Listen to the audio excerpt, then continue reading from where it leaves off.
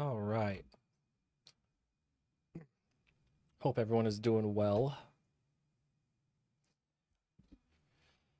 So we are gonna play a bit of catch up today.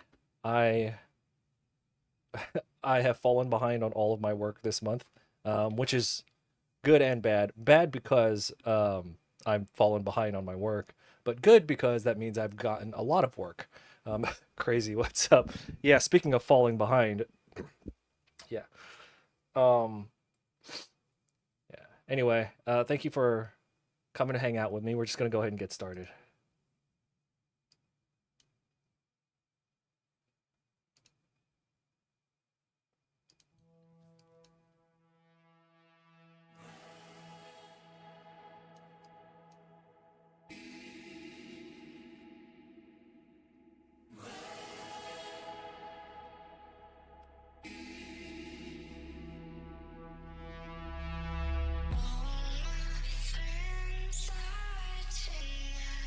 Yeah, how's it going?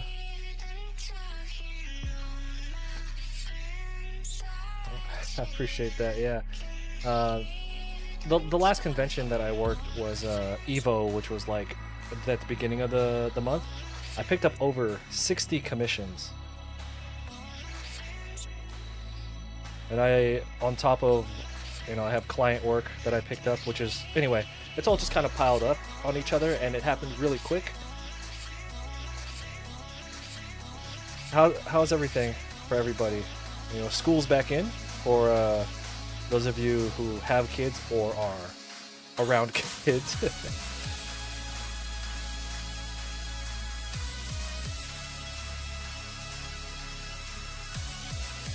Oops, my bad. That music is loud. Let me turn that down. Sorry about that.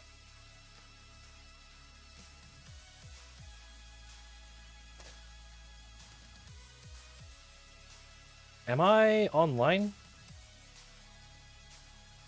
for you guys? Is this working?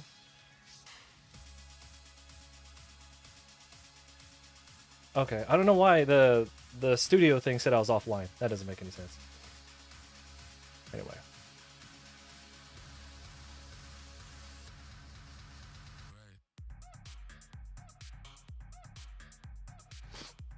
Jordan, what's going on? I'm doing well. I was just talking about how I became buried under a lot of work really quickly, good and bad, you know. Over in the YouTube chat, hey, what's going on?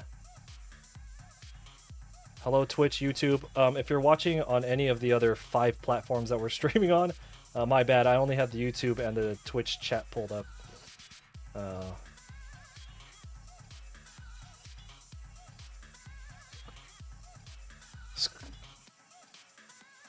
oh, the music's too low.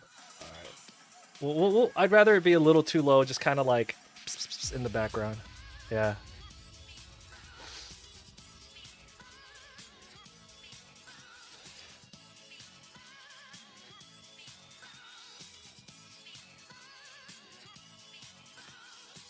Yeah, Instagram is being really weird right now. Like it's not letting me stream on there, which is fine. I got you guys. I don't need Instagram. 5 platform. It's Twitch, Kick, YouTube, Trovo, Picarto, and then it would be Instagram. And I have to use a different. I have to use a different broadcaster for TikTok. I forgot. I should have set that up earlier. It's too late now. It's fine. We'll do that later. Next time.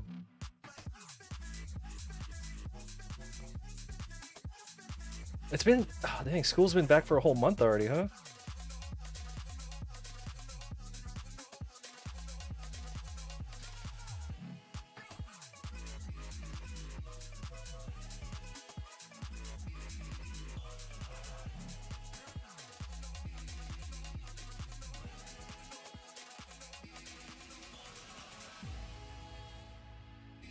How has everyone's August been? I haven't been around for a while. Black Mist, what's up?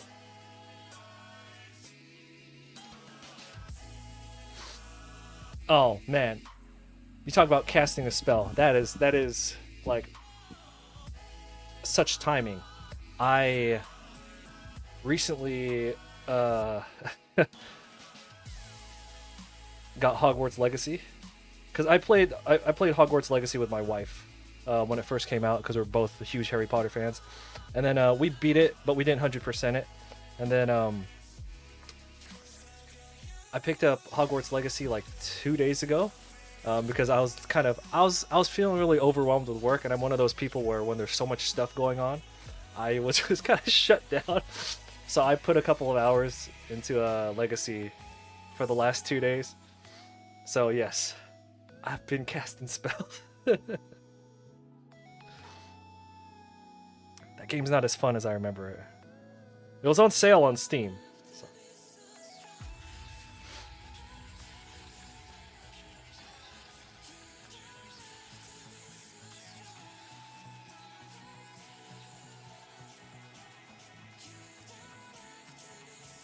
Yeah, so I still have about, I think, 20 commissions or 20 pencil commissions to complete. A mixture of commissions from online and Evo.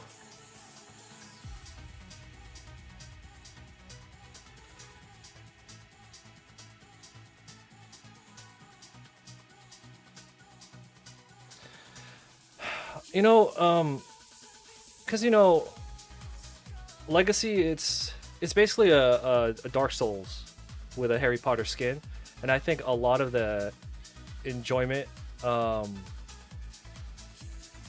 What's 80%? I think a lot of the enjoyment I had from. Oh my bad. My mic keeps getting. Sorry. I think a lot of the enjoyment I got from the first time I was playing Legacy. Oh yeah, 80% sale. Yeah, that's the only reason. I don't pay full price for games.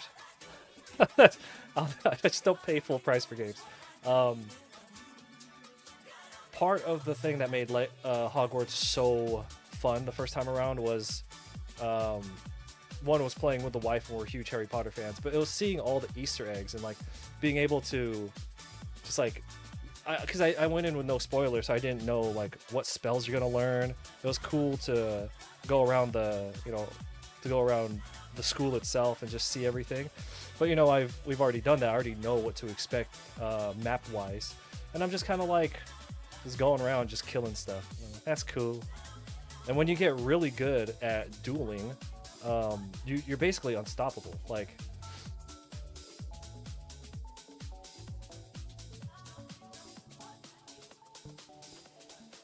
as long as you could time your counter. You could time your counter and your dodge. You're basically invincible. And every camp, every area where there's bad guys, it's obviously designed that there's a high point there. So all you have to do is find the high ground, Levioso or Accio everyone to you, and then release them and drop them off the cliff, and then you just can clear out all the camps. Like, oh, you haven't played it yet.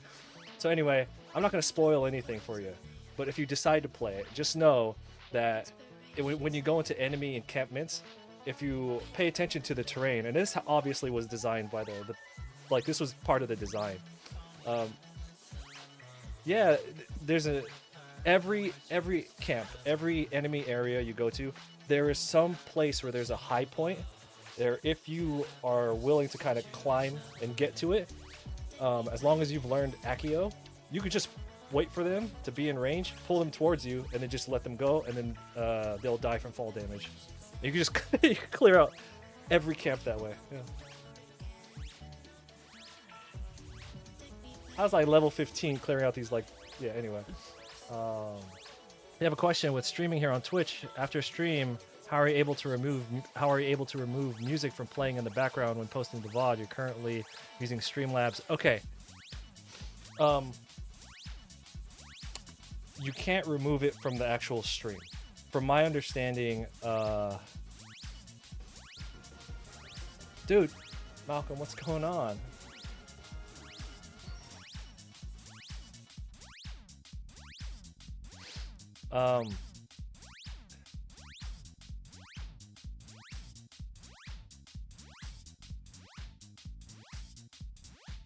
I know how to record the video. Like say let's say you're streaming and then you want to record at the same time, right? I know how to stream with multiple audio, like your mic, background music, and alerts.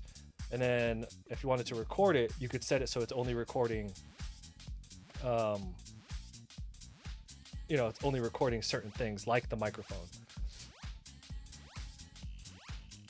But as for what's broadcast already, I think what you broadcast and that's stored on like YouTube or Twitch, I think it's stuck like that. So if you stream it, whatever you're streaming, it's stuck like that. But you can record it locally and cut out certain audio tracks.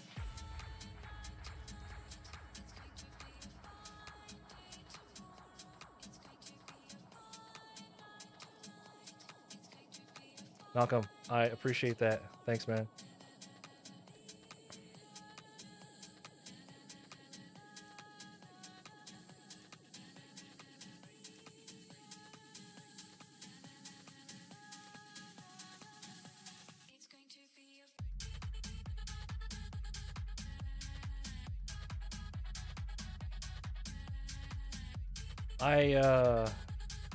For those who just joined, I'm catching up on some commissions from like Evo. At Evo, at the show, I did 38 commissions. And I picked up over 60 to take home. And we're clearing those right now. I'm almost done.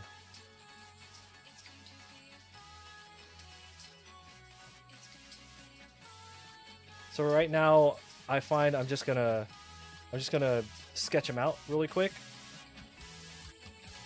I'm gonna do the sketches of everything, and then I'm gonna go in and like smudge everything.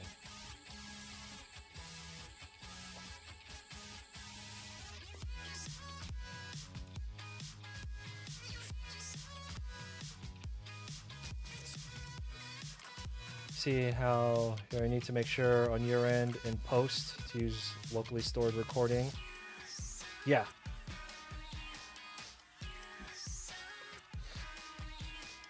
You said you're using Streamlabs.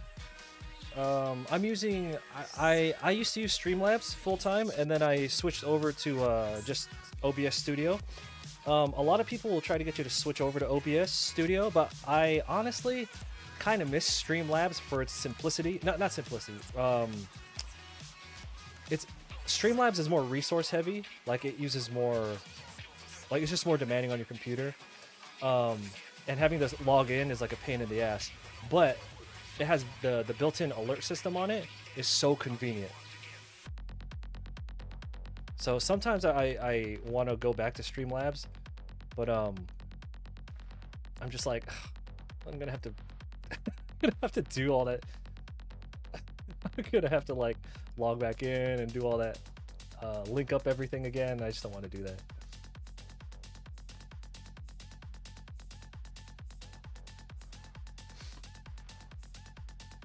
Okay, hold on. I have a window here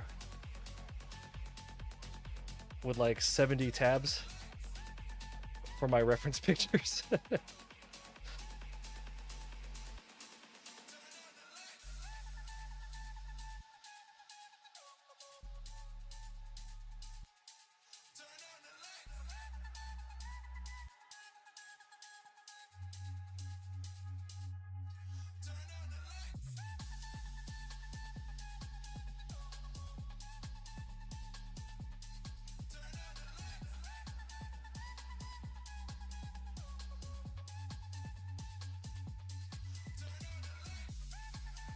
I like how we're talking about streaming, and then you're just like, so anyway, I need to get back into the gym.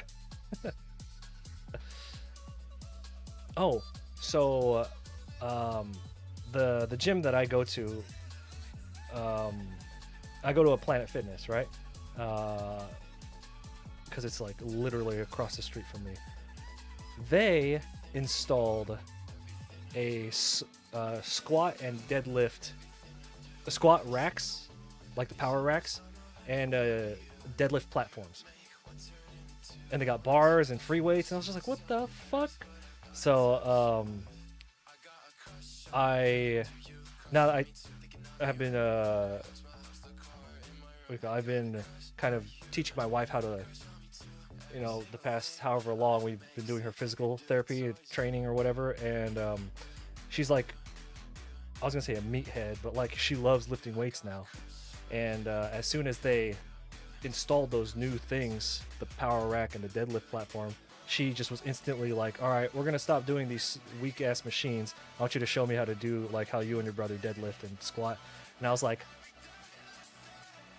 shit. So so I got her like knee sleeves and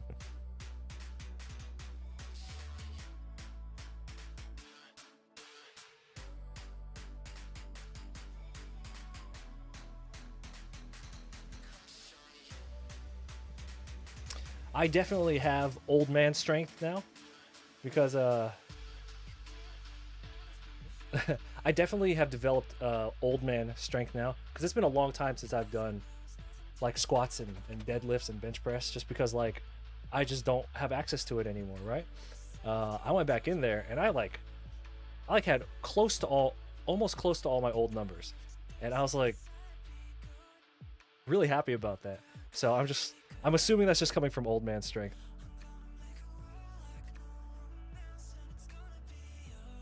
Anyway.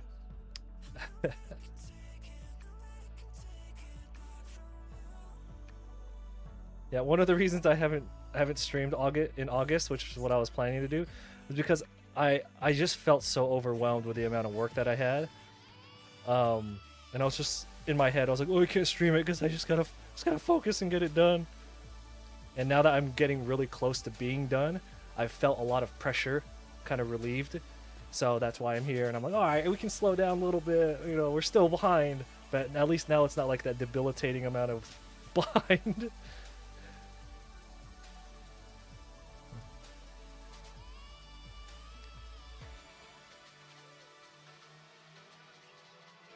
But yeah, I hope everyone's doing well. And you guys showed up real quick when I came back online. I appreciate that.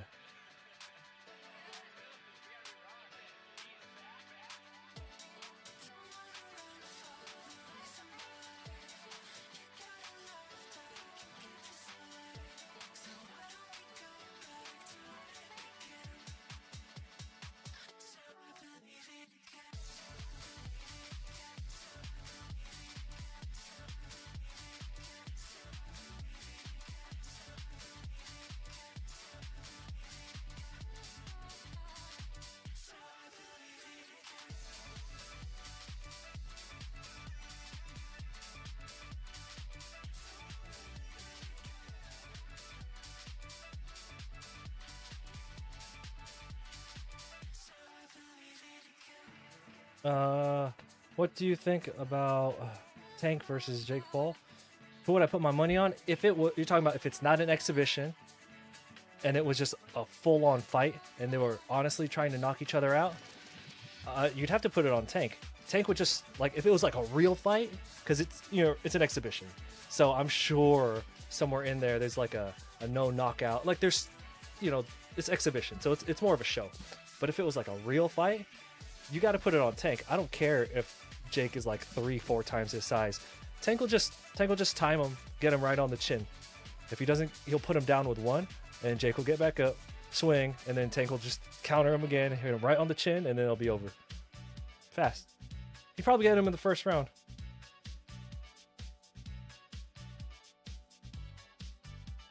Nah, Tank's too good. If it was a real fight, Tank's too good. It wouldn't matter. Yeah.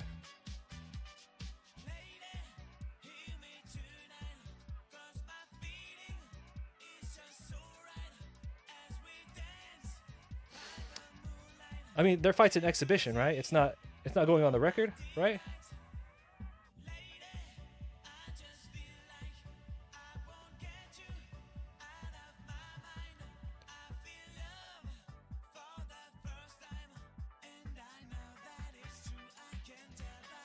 Yeah, okay, there you go.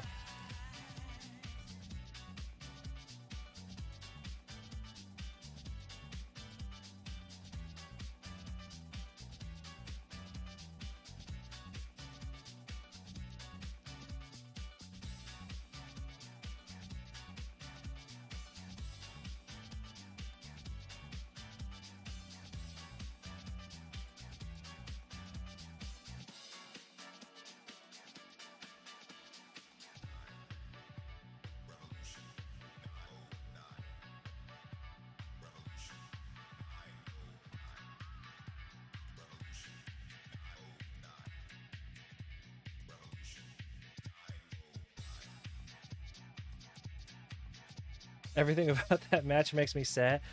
So I mean, okay, like entertainment is entertainment, right? I get it.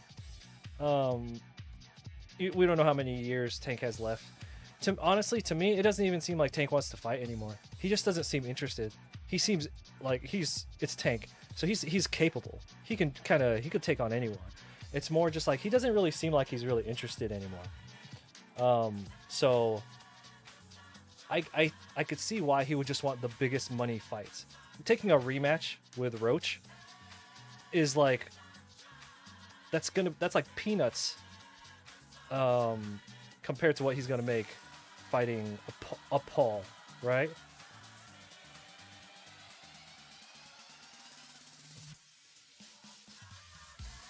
He's just doing.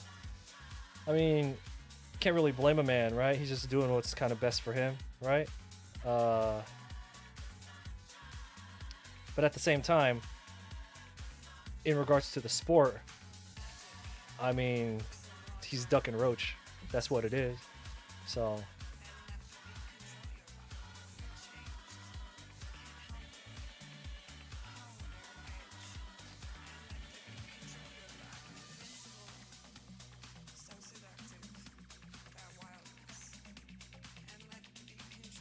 yeah, and I think in regards to the sport of boxing, the reason why I'm not a fan of what he's doing, like I don't, it doesn't affect me. I'm not getting paid, so I'm also not going to pay for it. Is that he has a belt? You know, he has a belt, and he should rematch Roach, because I think if they rematch Roach, I think Tank would get him. Tank didn't seem, like I said, he doesn't seem really interested anymore, and definitely didn't seem interested in that last fight. But I think like if he got it, you know, if he like got back on it and really wanted it, I think he'd take it. But anyway, it is what it is. But at the same time, if any of us were offered X amount of money to go into a fight where you know like you guys have shook hands and agreed to not knock each other out, I don't know. I don't think that's a good deal, right? That's pretty good.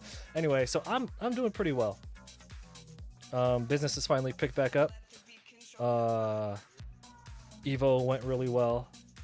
I have more projects than I could handle.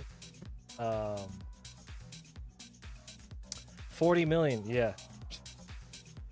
And what do you think that paycheck for a rematch with Roach would do? A fraction. And the thing is, he could do this, get 40 million, and then still go rematch Roach, and probably still get the same amount as he would have before. So collect the paycheck, and then go rematch him, get that money that's probably going to be the same amount whether you did it before and after, and then go knock out Roach. There you go.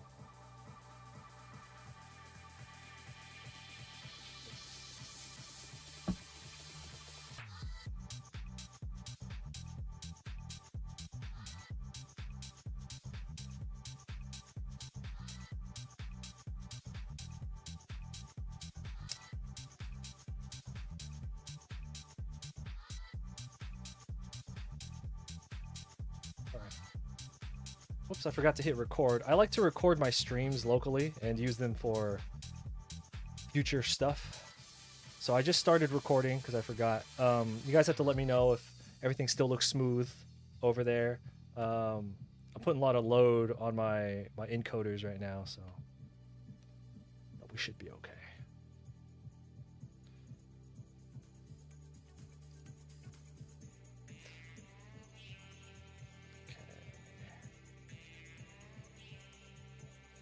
I'm going through the reference pictures right now for the commissions because I have them all pulled up, but I'm picking the ones that are like the easiest. I'm trying to find the ones that will require like the least amount of like effort. Like I'm like Guile, I could do Guile.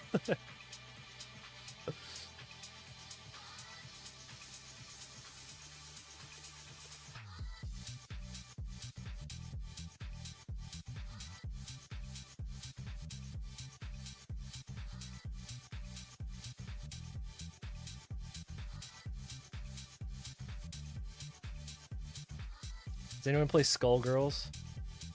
I have Misfortune from Skullgirls here that I have to draw.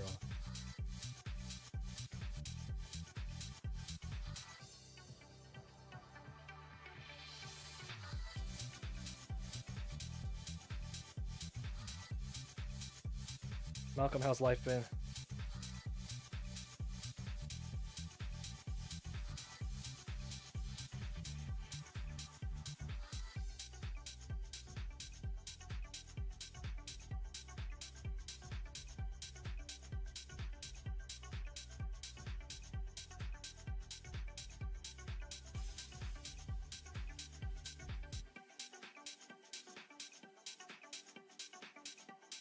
So I've been pulling like crazy hours of work this month because I have so much to do.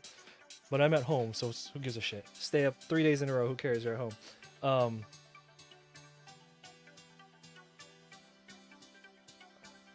so my wife was really pushing me to like treat myself, and so anyway, I picked up a new graphics card, and it was really, I picked one up, and I was really happy with it, and that was maybe not even 2 weeks ago, and then I get a notice that Best Buy has the actual card that I wanted. So, this is only funny if you're in the Discord, because in the Discord people see that I've swapped graphics cards like 3 times this month, and they're just telling me to. Oh, in the YouTube chat, Tiago, what's going on? It's been a while since I posted anything. Tiago, I haven't been in the YouTube chat. I have not been active online that much, so I haven't posted anything in a while, and if anyone else has posted anything, I have also not seen any of that. So anyway, I got notice from Best Buy, and I was able to pick up a 5080, and I'm pretty happy with that. Nobody is gonna rip this 5080 out of my hands.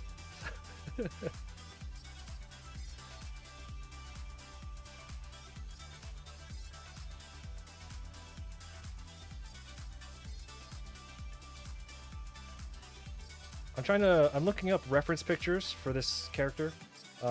It's Misfortune from Skullgirls. I'm trying to look up reference. Well, I have some reference pictures pulled up. It's just a big Google sheet. For a while, I thought a lot of this was just fan art because it looks a little, crappy. And then I just realized this is like official art. I was like, huh, hopefully you guys didn't pay too much for this.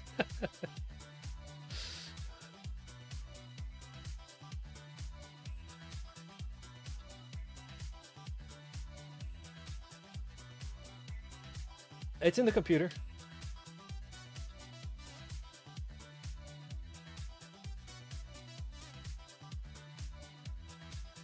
So, I had picked up a Prime 5070 Ti, and this is in here right now. The card is in here. I have to go return it. I picked this up like less than 2 weeks ago, and I was really happy with it. I was like, ah, that's cool. And then I got notice from Best Buy.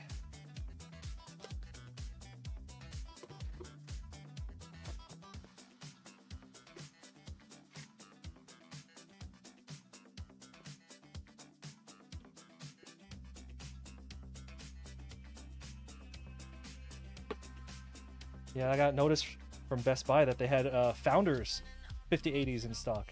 And I was just like, excuse me? I may, but I have the 5080 in there right now. Yeah. I have it installed right now. Yeah. I think the packaging to this is like incredible. And it would be in there. But, spoiler, it's in the computer now.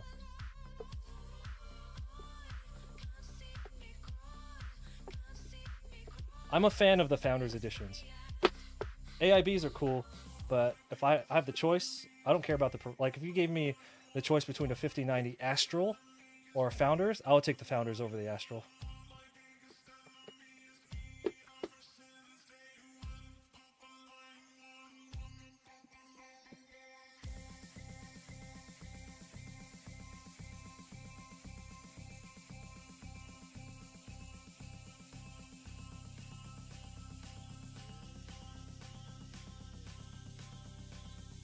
Cut the crap.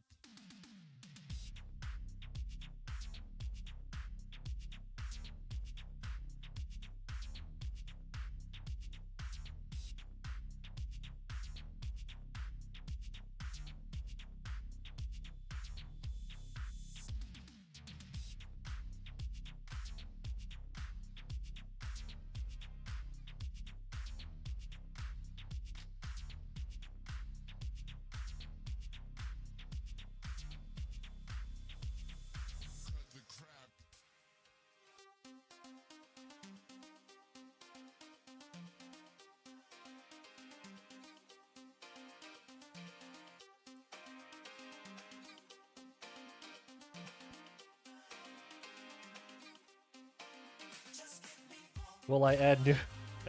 You talking about my big Pokemon drawing? No. That project is gonna take a break. We're gonna take a break from that project. Maybe minimum 5 years. We'll come back to it in maybe 5 years. There's a few reasons. One, I need to go do other things with my life.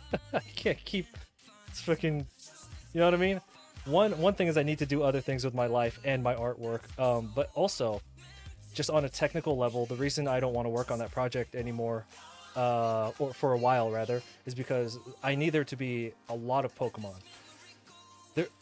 That drawing right now, if you go look at it, there's so many Pokemon on there that even if I added, let's say I added 300 Pokemon to it right now, where it's because there's so many characters, you wouldn't even notice if I added like 300 Pokemon. It would still look like the same drawing. So any update I do to it has to be substantial. I need it to look different, which means you got to give me at least like 4 or 5 generations, or like 4 or 5 or 6 games worth of Pokemon to add on there. Or if we get like, because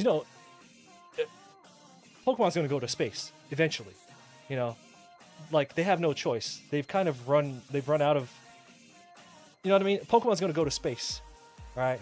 If Fast and Furious went to space, Pokemon's about to go to space. I got to wait for there to be space Pokemon. And then when we get the space Pokemon, that's because that's where we're going, right?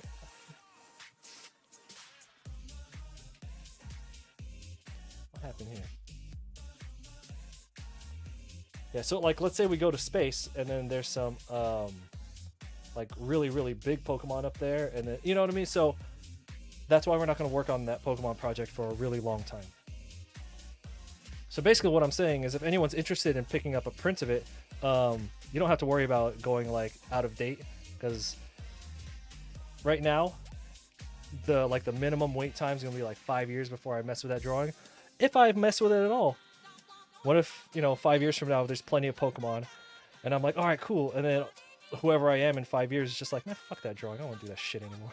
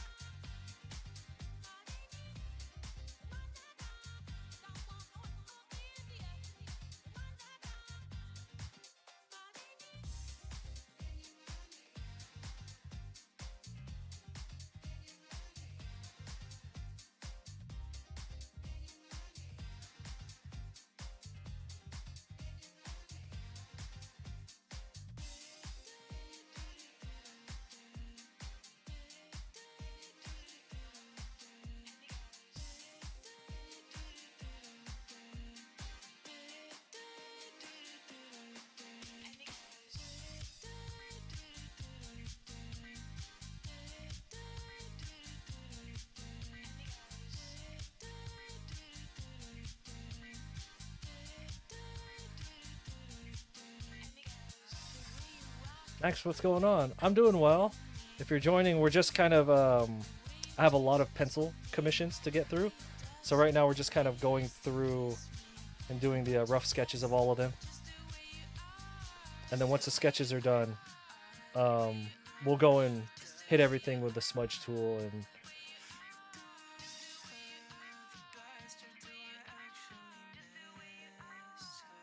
yeah. But I'm doing really well.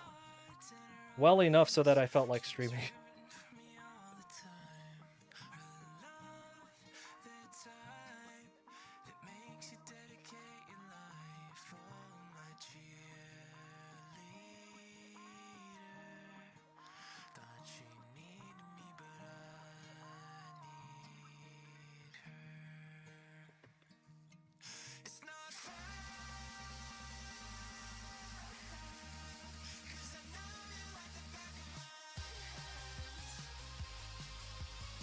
Yeah, I appreciate you coming through. Okay, I have fallen off the wagon. So I went to Vegas for Evo to work my artist table. Whatever, right? I did really well. And it was the morning that I had to load out and leave. It was like 6:30 a.m. and in my head I was like, okay, Don't go pick up cigarettes. Don't go pick up cigarettes. You're fine.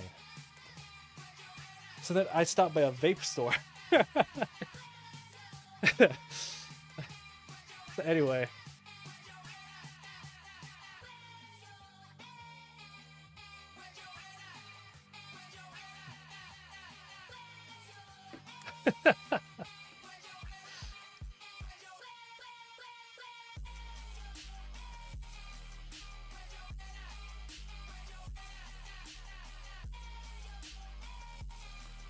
I gotta say, y'all in Nevada have it pretty sweet when it comes to, because the vapes there are like super cheap.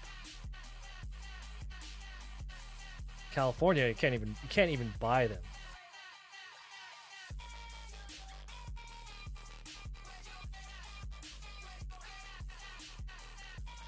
Let's see.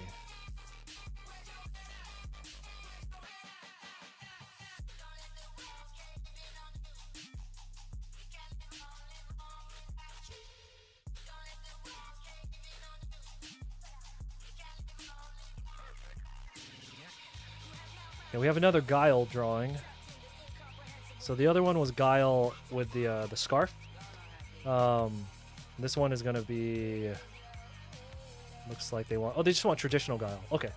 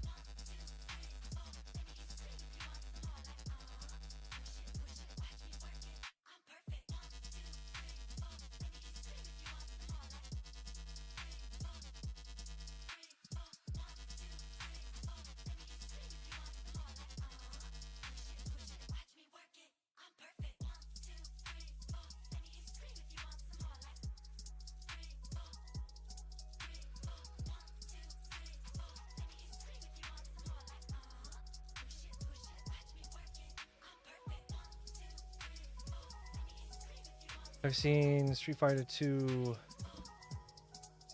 series, 25 episode series. When did that come out? If it came out like after the year 2000, then no. I watched every Street Fighter animated. Let's see, 1997. Let me see. Hold on. I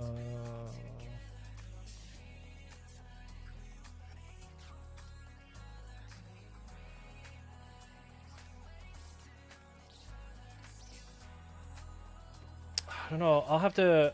It's hard to say. I'm just gonna say no, even though this looks really familiar. But then again, I might be confusing it. I think there were two movies, and then there was a I believe it was a U.S. produced Street Fighter cartoon that aired on USA, the USA Network. I'm pretty sure I'm not confusing it with that one. It's the one where the Bison Yes meme comes from. I'm guessing this is not that one. No. This one's different. Okay.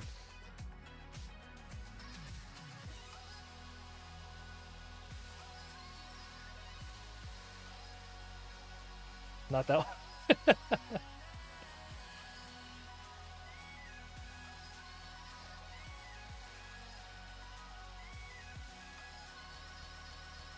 Just like that American produced Mega Man cartoon. And Mega Man is jacked as fuck.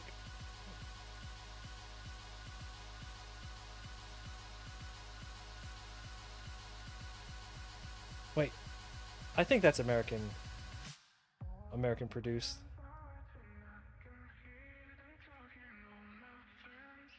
The one where Mega Man X shows up in the last episode?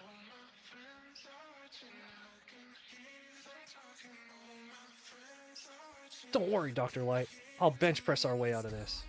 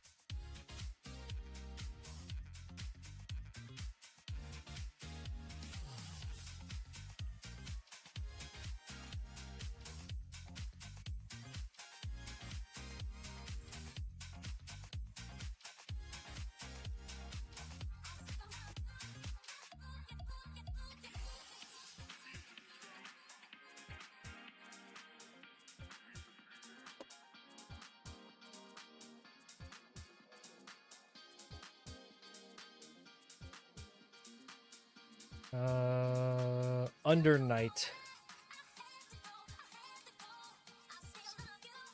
Carmen from Under Night is the next one.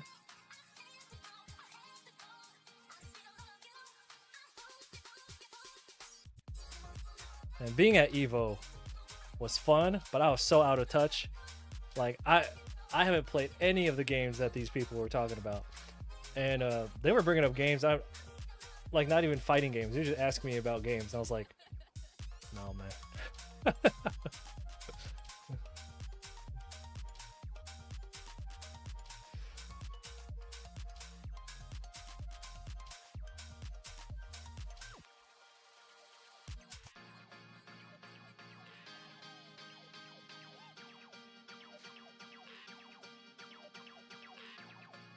Oh, well, you know what's speaking of games, you know what's really fun is now that I have this 5080, I can play Hogwarts at 4K with everything cranked up, including and all ray tracing cranked all the way up.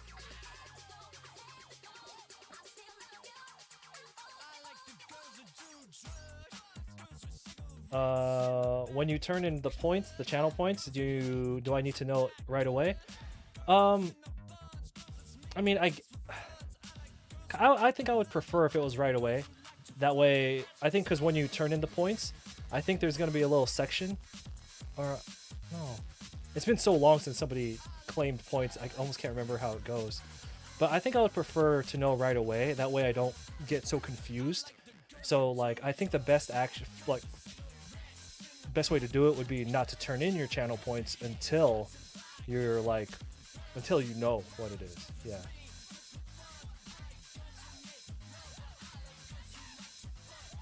My God, it's been a long time since somebody has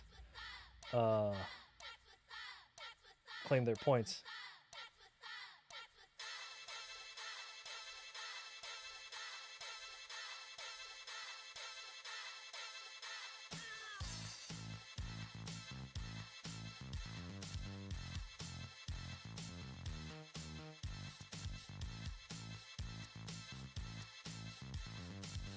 Yeah, if anybody here commissioned something for me at Evo, I apologize for the long wait. Can only do so much.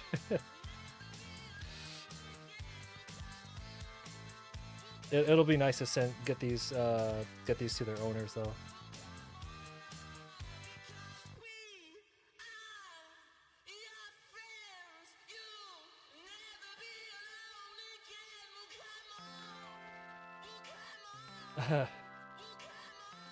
Yeah, that's one of those things where, well, where are you at right now?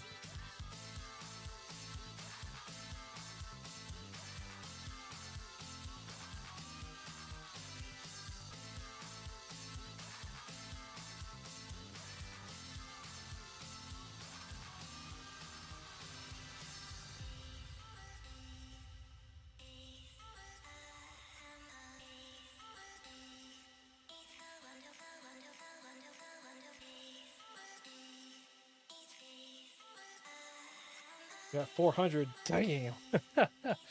See, that's the thing though. If I start streaming again, you will rack that up real quick.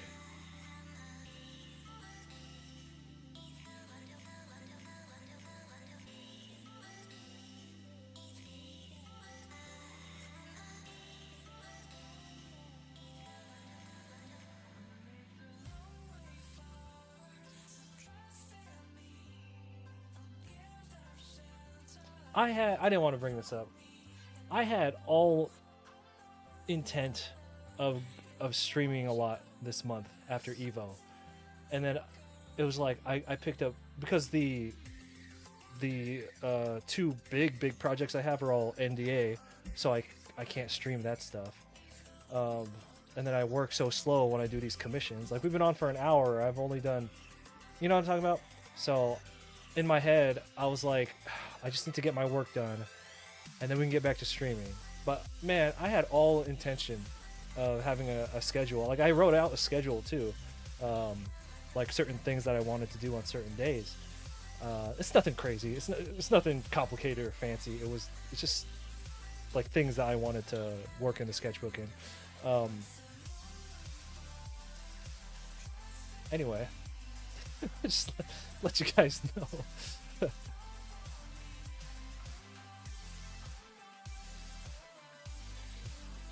Yeah.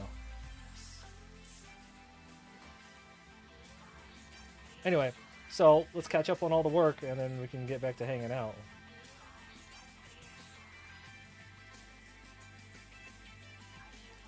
Yeah, I know. Do what you gotta do for sure.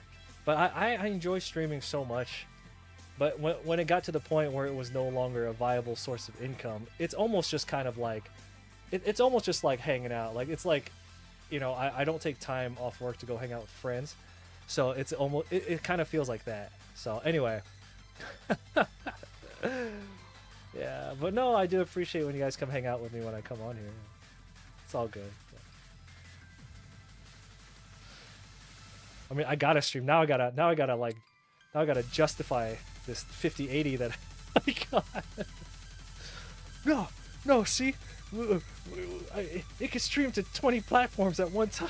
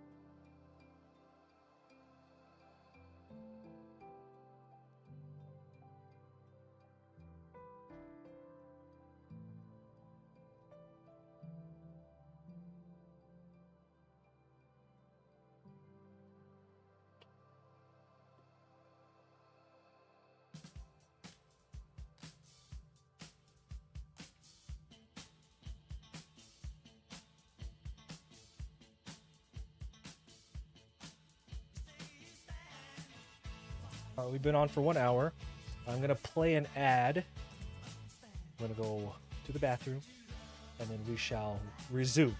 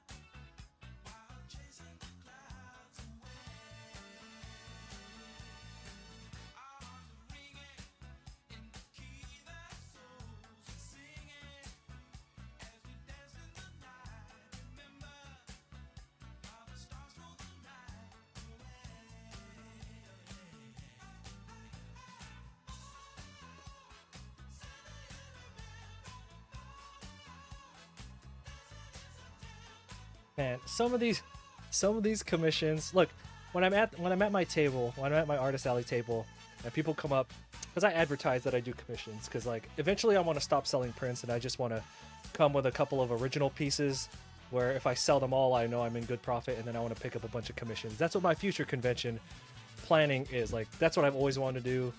I'm not getting any younger, so that's what we're gonna do. Anyway, so I have a big sign that advertises that I take commissions when I'm at my table, and I don't even look at what they want. They're just like, "Hey, can you do this character?" I'm like, "Shit, yeah." So then I come home and I look up some of these characters, and they're so complicated. Like, there's a lot of Grand Blue characters that I got commissioned, and I was just like, "Fuck, this crazy armor on everybody." I mean, it's my fault, and I'm not complaining because it's not a big deal. But it's funny how it's just like, it always, like, I should know better, but it always catches me off guard. Anytime I see Grand Blue, I'm just like, God damn it, I know what's coming. Oh, here. Espeon. Somebody just wants a normal ass Espeon.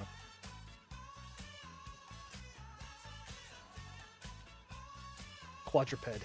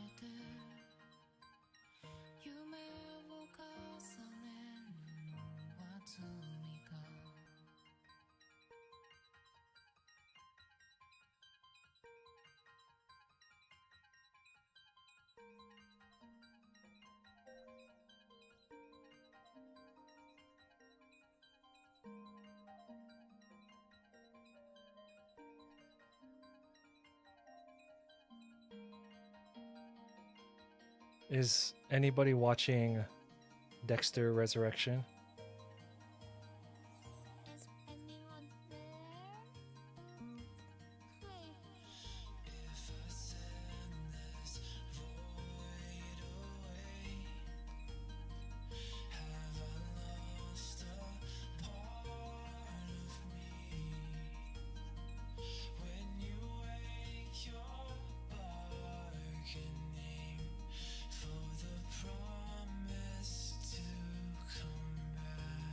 Check, check, check, hey!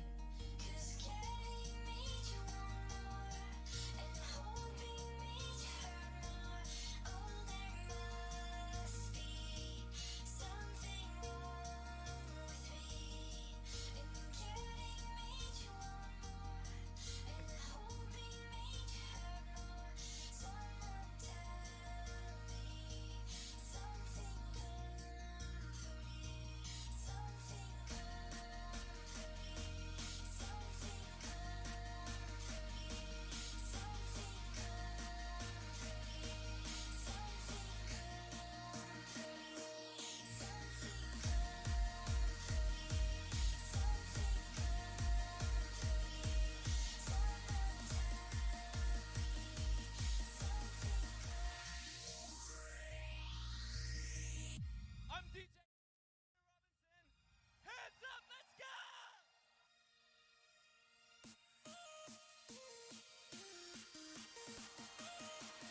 1, 2, 3, let's go!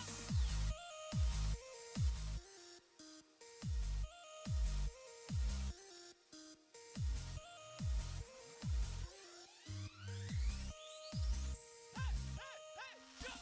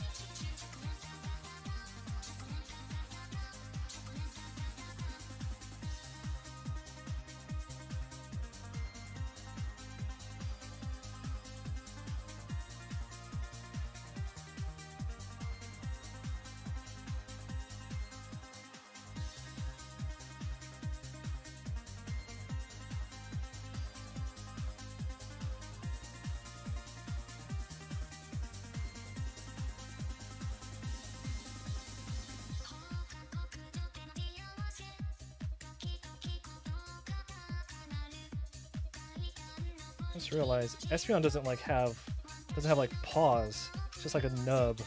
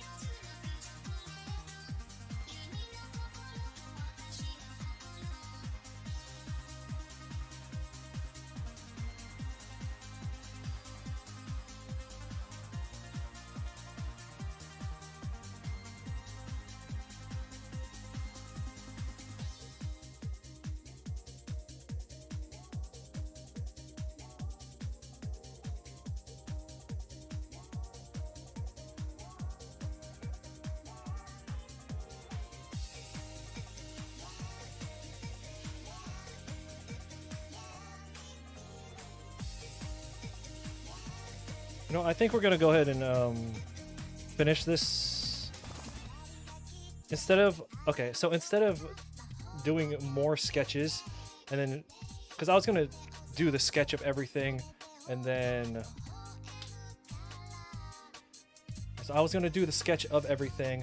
then do like the shading on all of them. But I think we've done enough sketches, so I'm gonna go ahead and we're gonna shade all of the sketches that we have right now, finish those, package those up, and then we'll get those out tomorrow. That way I can at least get some of them pushed out to the clients. Yeah, so that's what we'll do. Okay, so all the sketches that I have here, we're gonna go ahead and shade and finish those here on stream today, and then we'll call it after that, okay? And that way I could package those and get them moved out of here.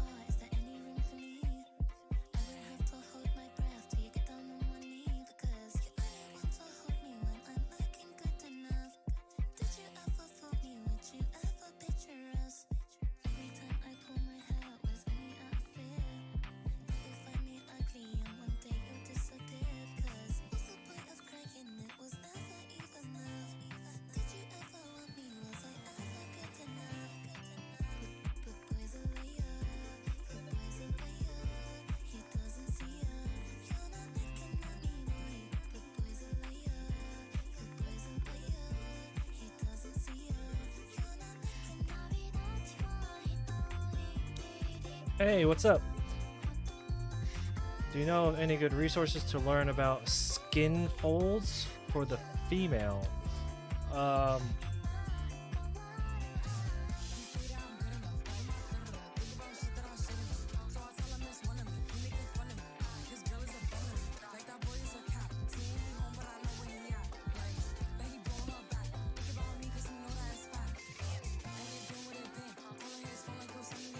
Skin, right? Not fabric.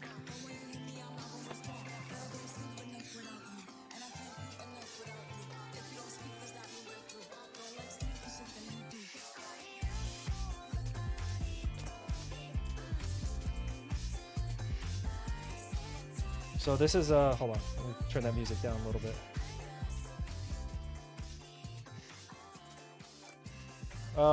So I'm a big fan. Well, Googling resources for free, obviously the best first option. If you are a physical media type of person like me, I need a book. I like these Morpho books, the whole series of Morpho books. Okay, yeah. So for what I almost consider secondary subjects, like skin folds, I like Morpho, like the series of Morpho books, very comprehensive. These books are really inexpensive. It goes into like, when skin, or not skin, muscles always have like a direction on them. It goes into how those respond with how the skin on top of the muscle responds based on so this is fat and skin folds.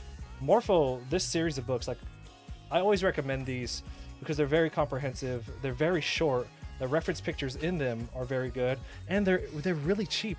They're not fucking super expensive books. You should be able to find this on Amazon if you have Amazon where you are. But yeah, I think this is a really good place to start.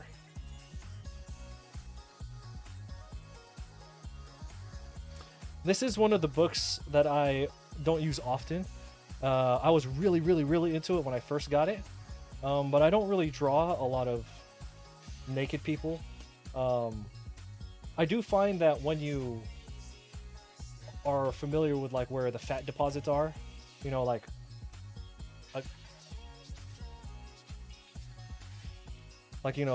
humans, both male and female, carry a lot of fat deposits in certain areas, like to the side, almost like to where the lats start on the side. Anyway, once you kind of figure out where a lot of the fat deposits generally sit on people, it's a lot easier to see where the skin folds are going to be, because what you're essentially doing is just like, the skin's like a bag and it's just like holding the fat. So if you can kind of imagine where the fat deposits are, and this book shows you where a lot of them are, it makes it a lot easier to visualize the skin folds. Anyway, this book should not be very expensive. I recommend this if you're a physical type of person, a physical media type of person.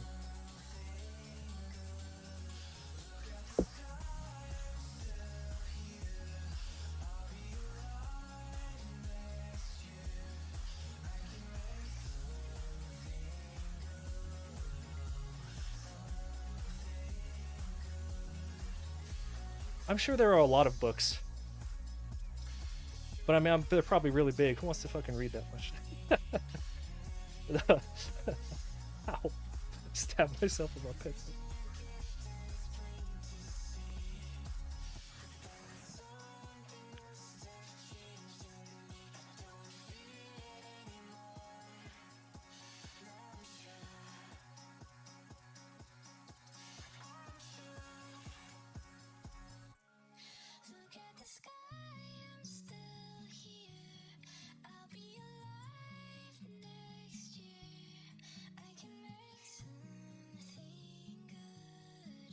Best of luck.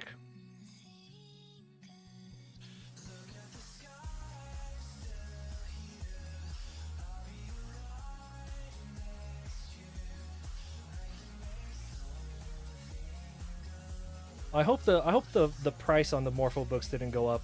See, I bought them before they were cool, so I got them real cheap, right? I wasn't. No, I did. But anyway, I hope that like they didn't go up in price. Do you know what's really high in price now? The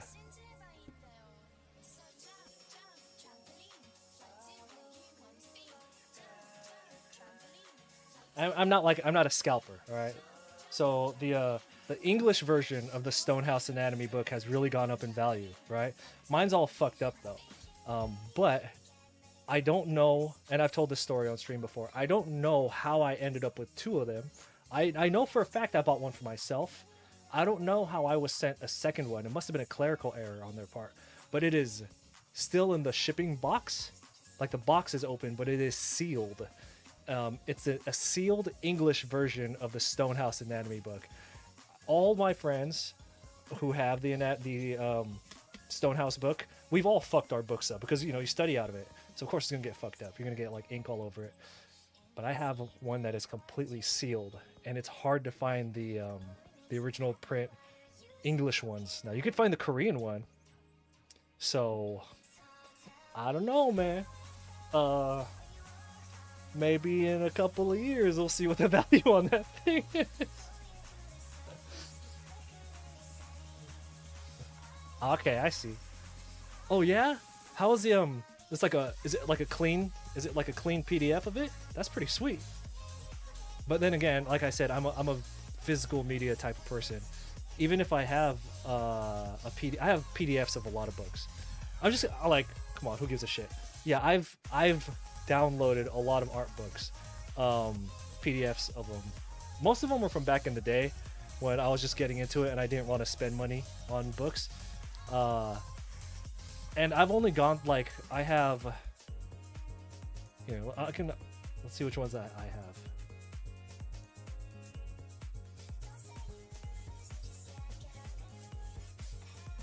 Give me a second. It's loading right now.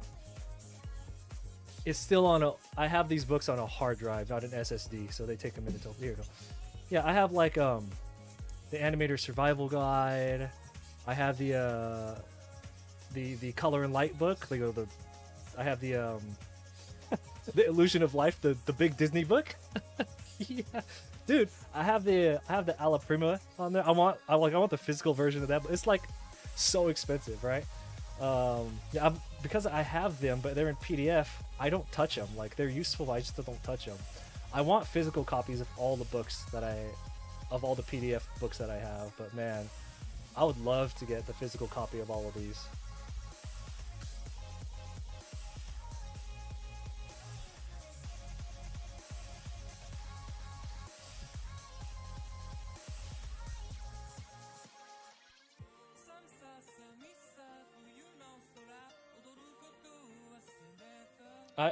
It's. I always figured it's because of like. I don't know how old you are, but like, I always assume it's because I grew up with nothing but physical stuff. I always read physical books. I always kept a physical planner, which I still do. I don't use my phone or anything.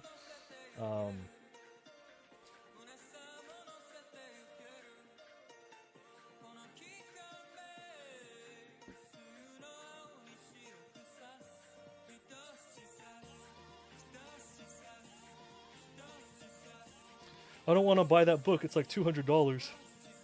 So anyway, I bought this graphics card for $1,000.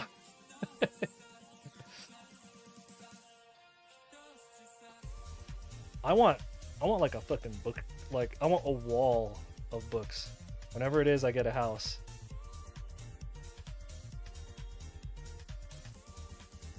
One entire wall of my office is just gonna be like a big ass bookshelf.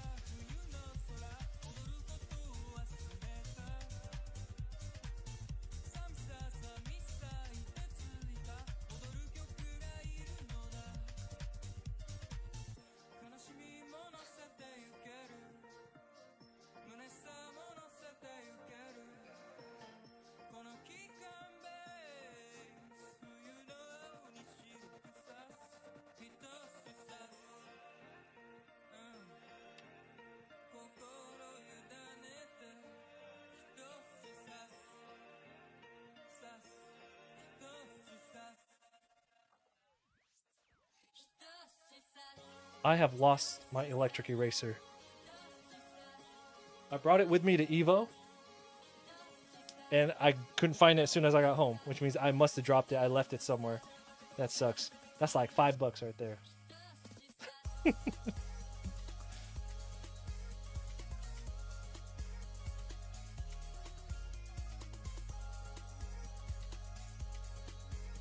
You're old school. You have to get print images from the school internet. Yeah. Remember that old school Dragon Ball AF stuff that we used to find? If you showed those old school Dragon Ball AF pictures, if you showed them to somebody now, they would just think it's from the new series.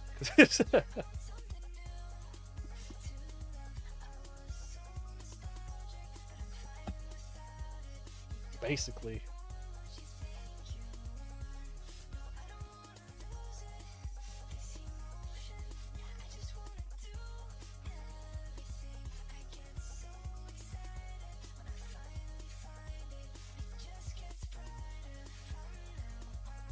So for these pencil sketches, these client pencil sketches, you don't want to clean it up too much. I'm just kind of cleaning up the scribbles around the outside, kind of. But a lot of the charm that comes from pencil work is kind of the scribbles.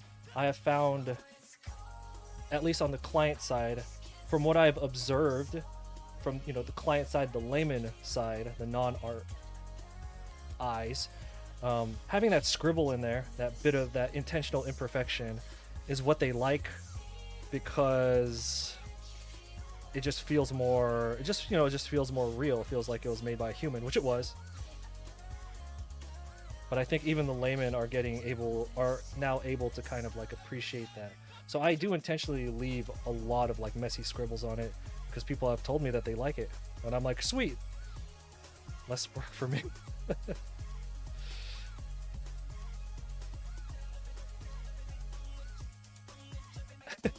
Yeah.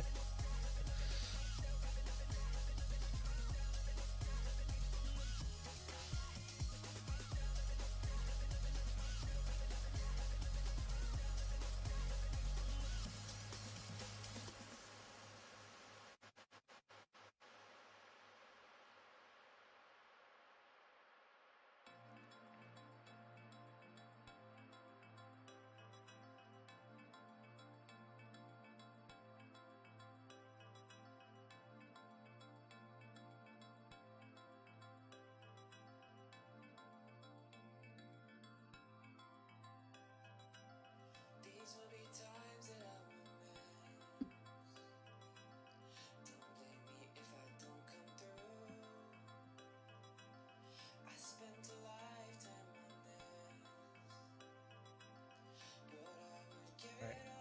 Now I can close that tab. Oh, we have a Doctor Doom. No, let's finish these ones. Do you think scribbles are more of a collector thing? From what I've found, when people commission big, expensive projects, they are doing that because they want to get that thing made. Like they want something done a certain way, and they'll pay a lot of money to get it done. But people who come by and get these scribble type of commissions, they are more interested in having art from an artist. Does that make sense? Like, just kind of what I've observed, and like it just has always felt and sounded like, I like you as an artist, I like what you do, here's a character that I like, I don't want to pay a shit ton of money because like I don't want to, I just want to own something from you, so I will pick your lowest tier of commission, even if it's kind of scribbly, just because I want to have something from you. That's the same reason why people will pay $400 to get a Sharpie like profile sketch from Adam Hughes, because they don't care about the sketch, they want something from Adam Hughes. That's what it is. So I find people who want the scribble stuff are more want that art as, like you said, collector. But people who hit me up and are like, look, I'll give you like $3,000, but I got this project, I need this shit done this way, you're at that point, you're just a hired gun. They'll take anybody. Does that make sense? So I think for me that I've noticed a bit of a difference there.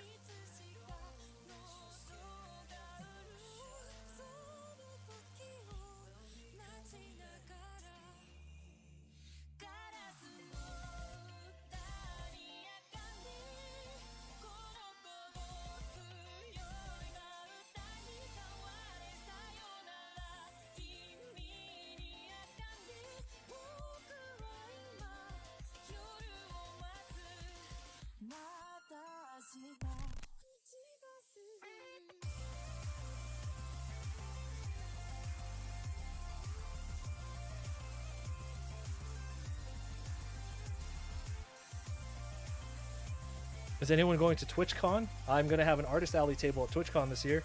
I did not get in last year, which, to be fair, I didn't really stream last year. I'm actually surprised.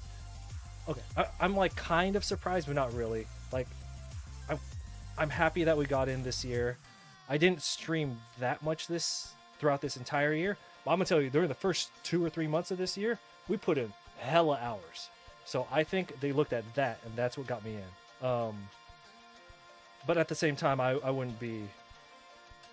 actually wouldn't be surprised or upset if I didn't get into TwitchCon this year. But I did, which is great. So it's back in San Diego. I'm very excited about that.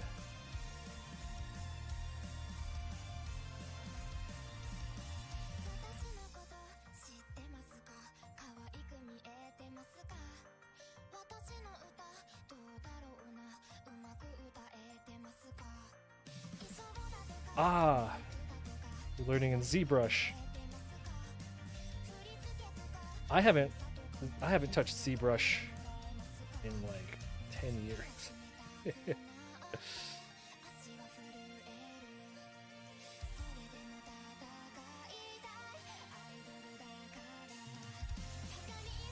How are you liking it? Oh, so what makes you want to kind of touch into 2D stuff?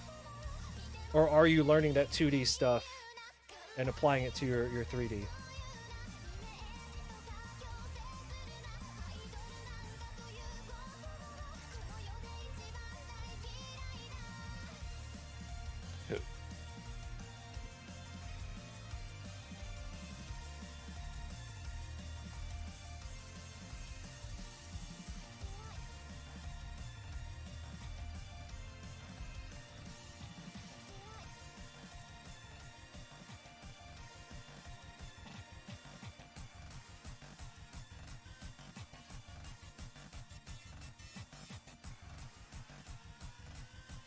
And we gonna kick it for y'all up in the crowd. Kick it.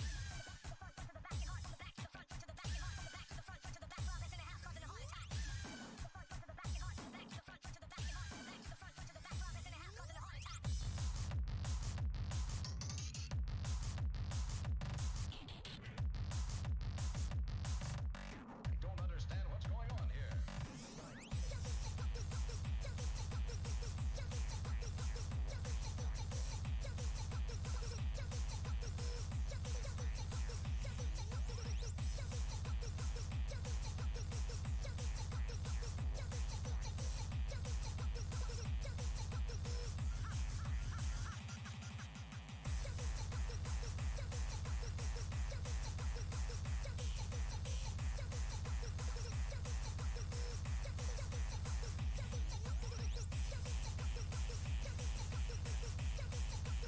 Gotta find Guile.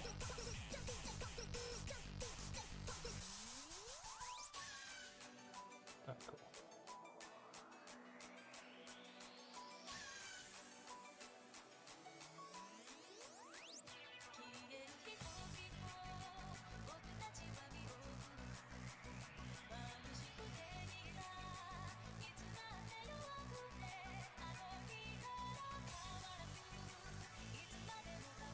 Try to apply 2D to 3D. Feel like there's some important information in 2D that is not explained in 3D. Okay, that's fair.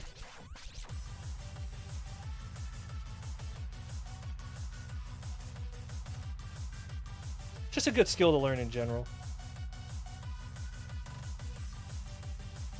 It's been a few weeks since I've done any oil painting. I suck at oil painting, but I like to practice it. It sucks that it's so expensive even to practice it. But you have to, like, before I do an oil painting, before you do any kind of painting, you should, be doing some kind of sketch underneath, just a light pencil sketch, right? And that, like, the quality of that pencil sketch it's like the foundation of the painting. So like if you can get good at drawing and understanding 2D concepts, that will automatically translate into a better painting. So I'm assuming that would like it fundamental stuff carries over to everything the same way it would carry over to your 3D work. My dog is snoring.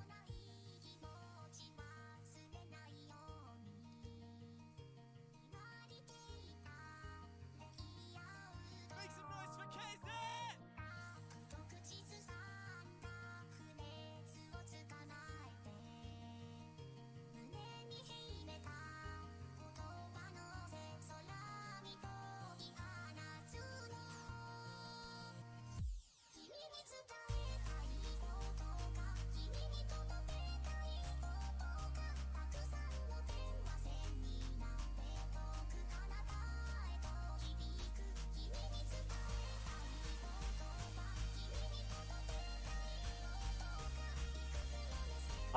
I when I was first learning to draw, no, well, not at the first. I think my biggest leap in skill was when I started hardcore studying industrial design, which, shit ton of form, perspective, shapes, and learning how to like reverse engineer things into shapes and rotating them and applying them into like perspective. And yeah, so anyway, I think the biggest leap in my skill was the period where I was just like nothing but like industrial design work.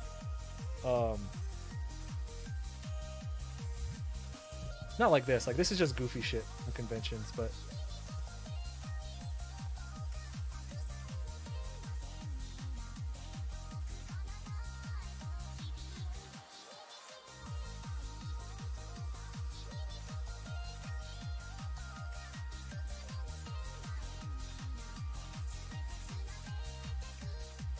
so what's the plan with your 3D stuff, or if you're already working in the in the field,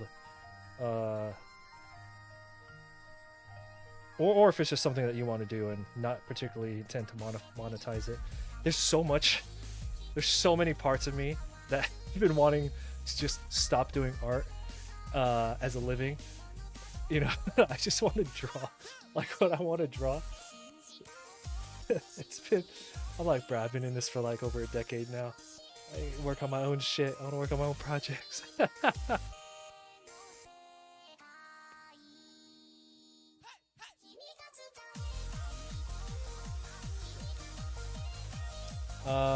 You're saying you got better from hard surf? Yeah.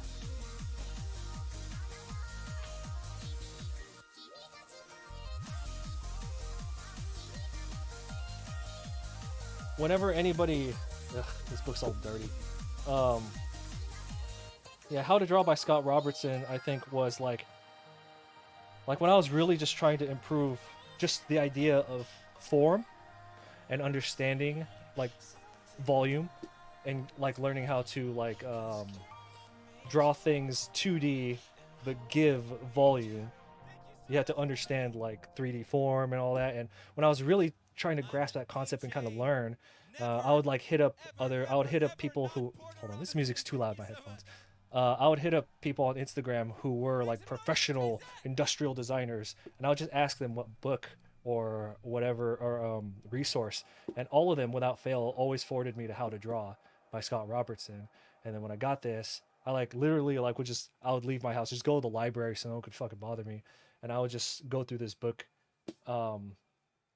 And that's why anyone who's in the chat who's been around knows that this is the book I always recommend to people. But a lot of people find this book really boring.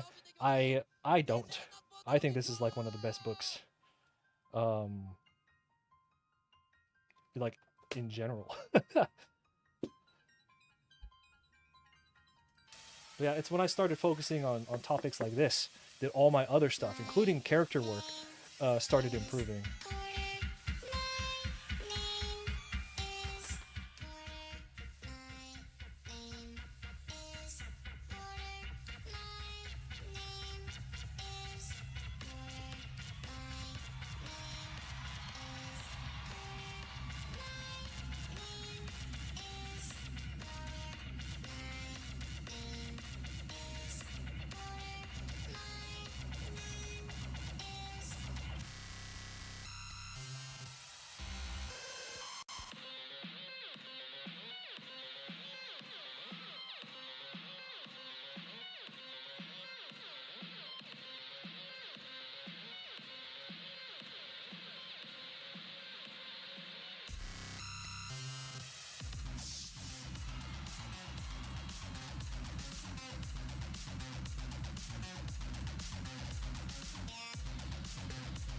If any of our regulars were here, they'd probably roll their eyes because I bring up that book so much. You're like, put that thing down for a second.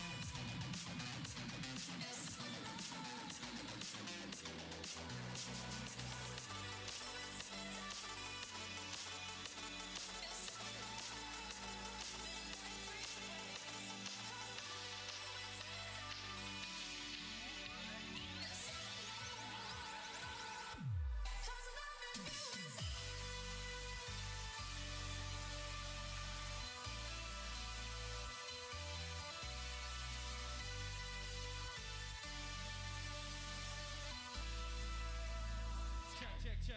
What's up, y'all? My name is Porter Robinson. How y'all feeling? Oh, you just enjoyed your digital skull? That's awesome. Let's go one time. Let's go. I am a big. What's the word?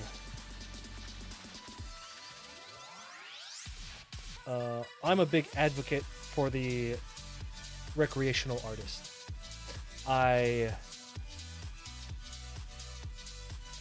think too many people try to get into the field without really thinking about the consequences of it.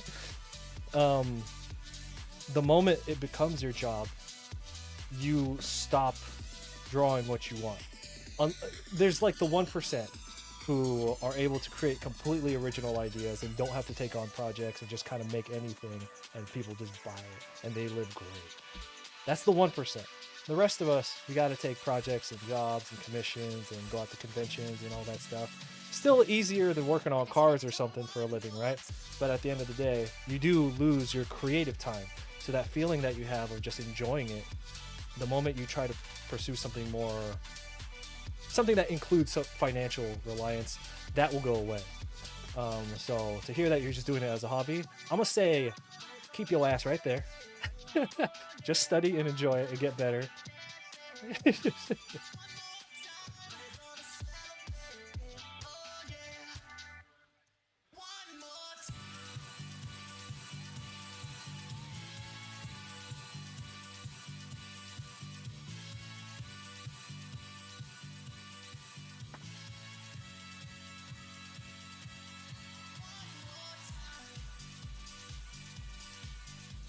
Yeah, not trying to bring up old shit, but back in the day, I used to do anime and comic book conventions full time. I only do them part time now. It's just a habit now. I'm just in an abusive relationship with it, but it would eat into my study time so much. So I always had my sketchbook with me. So the only times I had, because I was doing conventions like traveling like all the time.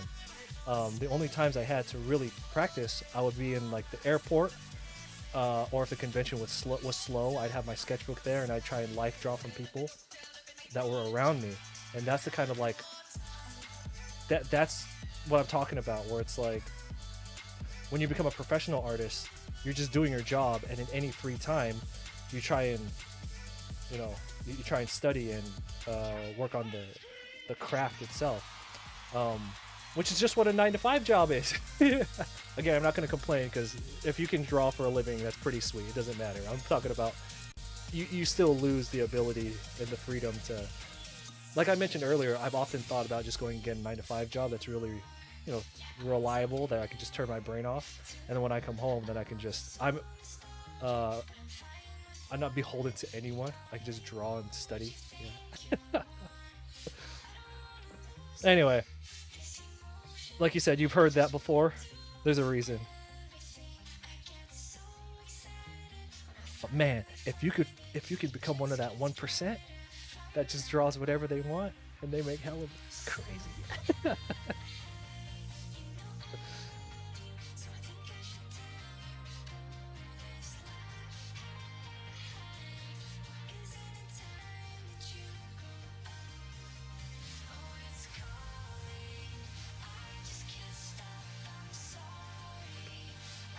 Anyway, I think that's really cool. That makes me happy to hear someone who's learning because they just want to learn it. I have been I haven't touched my guitar in like 5 weeks, but I've been practicing, and I don't plan to do anything with it other than I just want to learn it. So that's my version of that.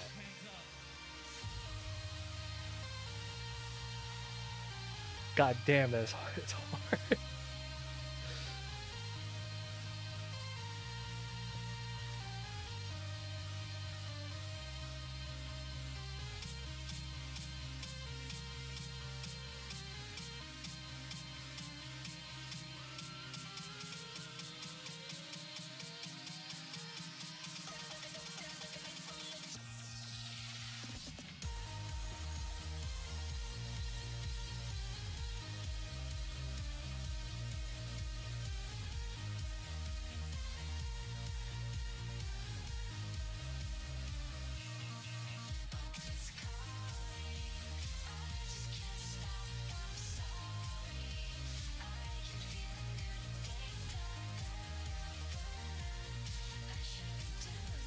Always pursuing artistic freedom, being able to just make what you think and have it accurate, so satisfying.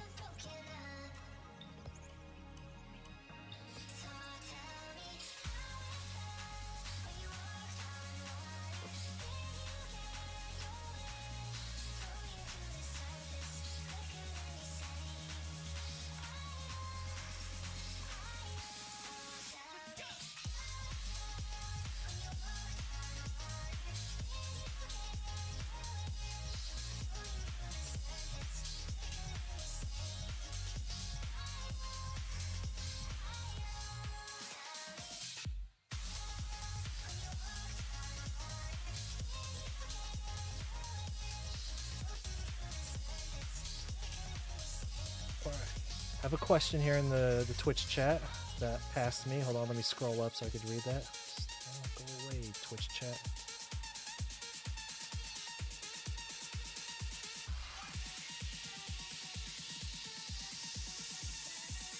So I'm trying to get to your comment.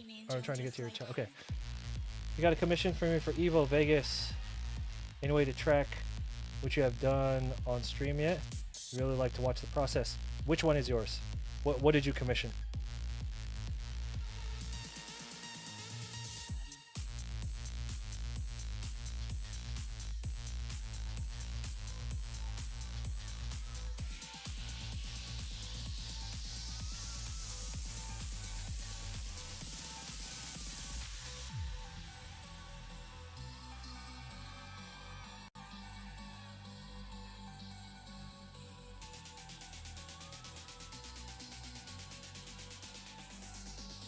Okay, that one I have not done yet because I have the, I have a, I have a window that has all the tabs up. So you know what? Since I have you here, after Guile, I'll just do that one right now. Once I finish this Guile, we'll just do that one. Because I'm not doing them in any particular order. I was doing them from easiest. Yeah, I was doing them from easiest to most complicated. Yeah. Okay. I'll let me cue this one up real quick. I'm gonna move that tab out of the browser so I don't get it all mixed up. But yeah, we'll do that. Easy squeezy.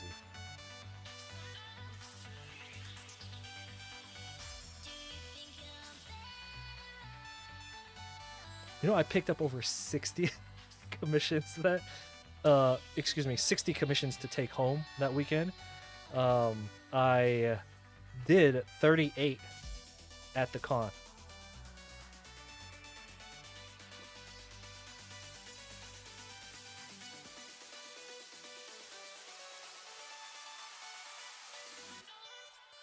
I've never, so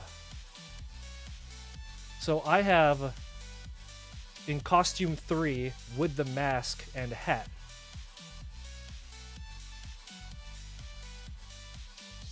That's what I have in my notes here.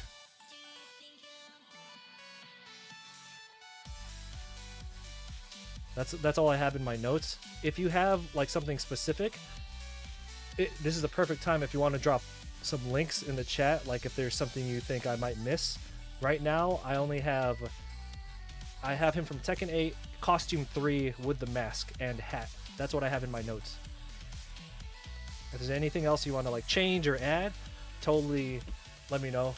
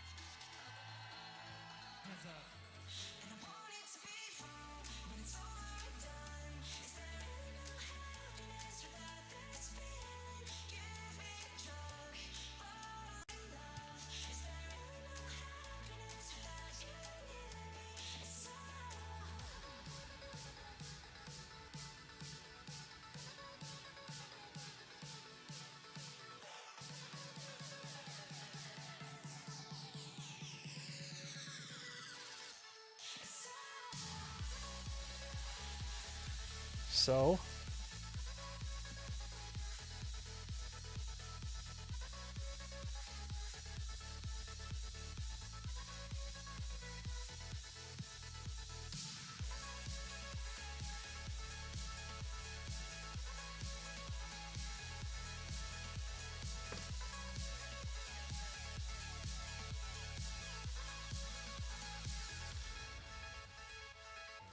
yeah, I have a lot of mileage on me. Yeah.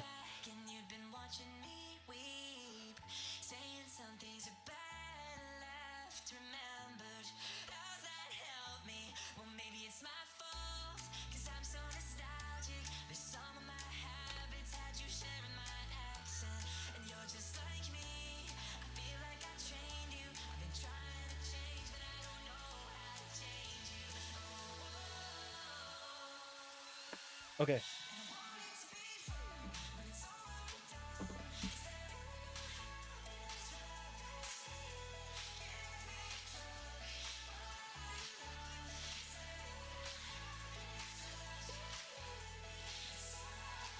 All right, so we've been on for 2 hours. Yeah, about 2 hours now.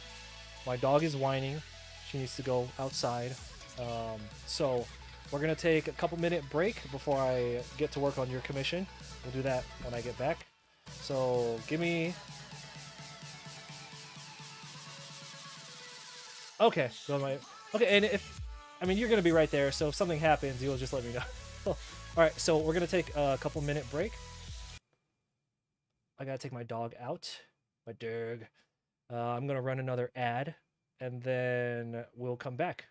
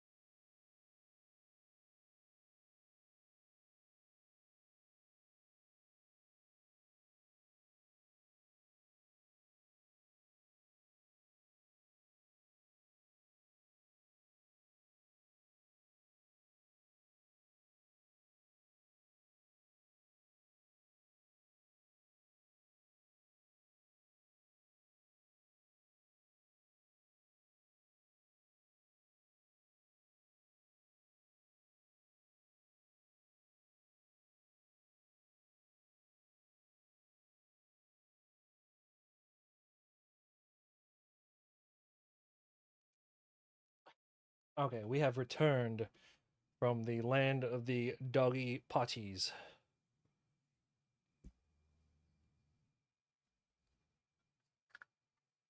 and the human potties.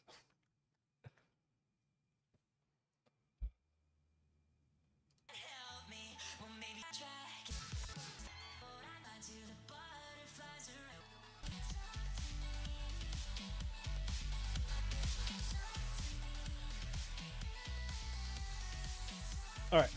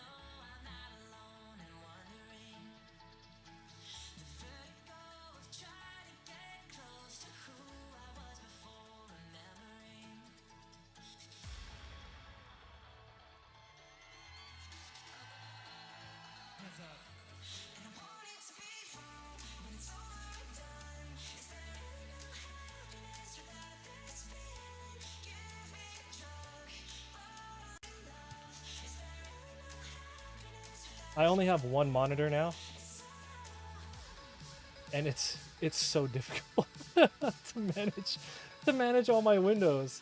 I swear to God, I used to I used to have two 32-inch 4Ks, but when I reorganized my office, it got to the point where I was just like, man, it's gonna be really inconvenient to have two of them up, and I regret it so fucking much. I can't. I can't wait till like when I have time to kind of reconfigure and put that second monitor back up. That's like first world problems, but it's still a problem. Like, okay,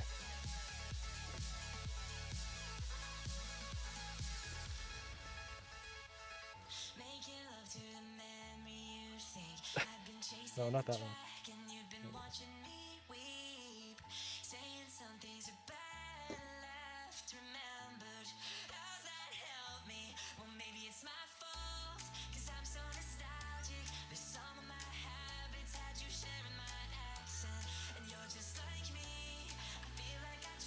I always start really low. Like you see that guile, there was so much negative space on top. Start here.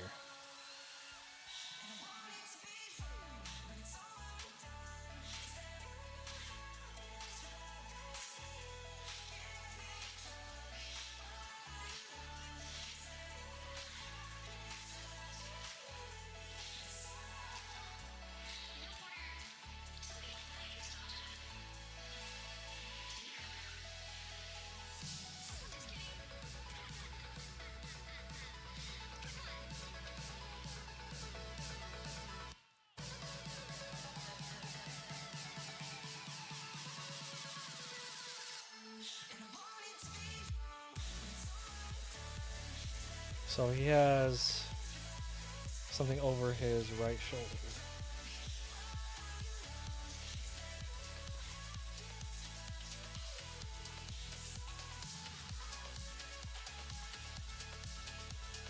Around his around his biceps.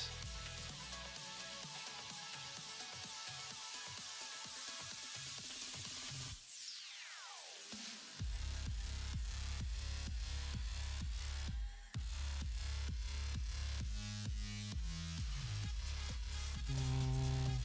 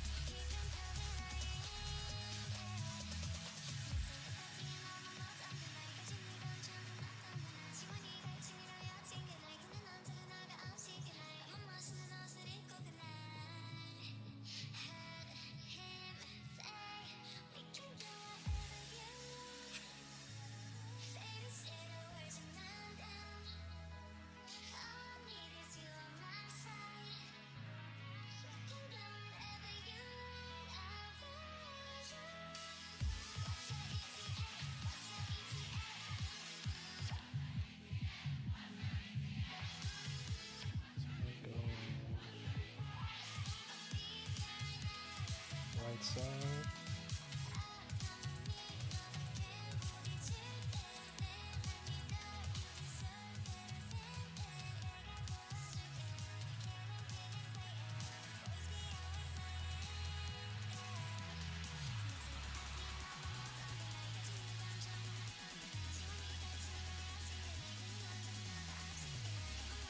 I had a pose in mind, but it doesn't really look. It looks like more. It was like a pose, something more like King would do. I was gonna have his hand like this. I was like, that doesn't really look right. Now, normally, if I wasn't streaming, I would take the time to erase this, start over. But I'll just save this paper for later. Use that later. Okay.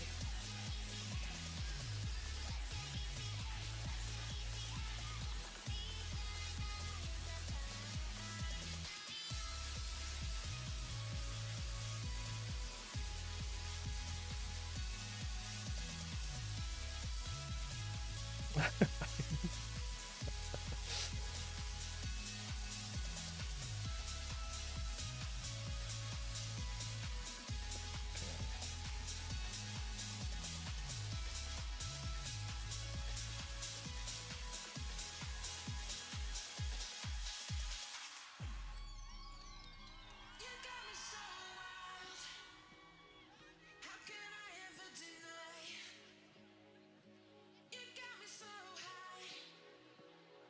high I cannot feel the fire. And you keep telling me that you'll be sweet, and you never wanna leave my side. As long as I don't break these promises, and they still feel all so wasted on myself. Promises, and they still feel all so wasted on myself.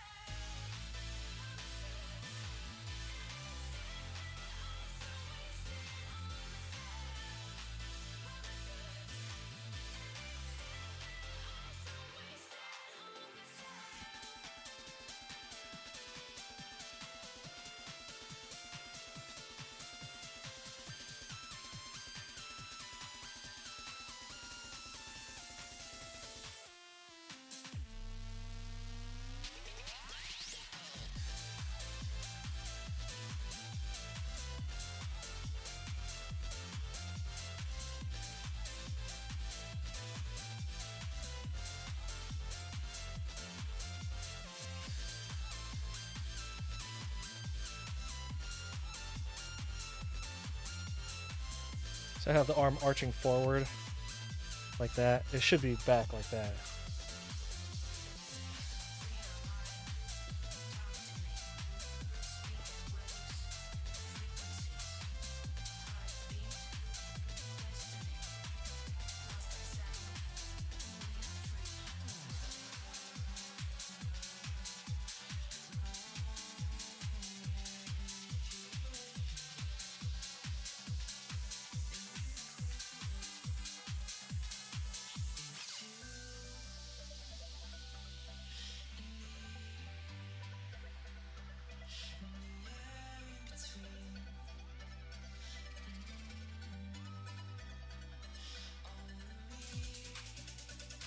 Damn it.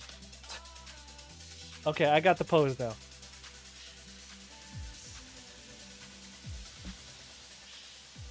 You know what it is? I'm looking at too many pose, like I have different reference pictures of him up. So in my head I can't decide what like the vibe I want. So I keep fucking it up. So what I'm going to do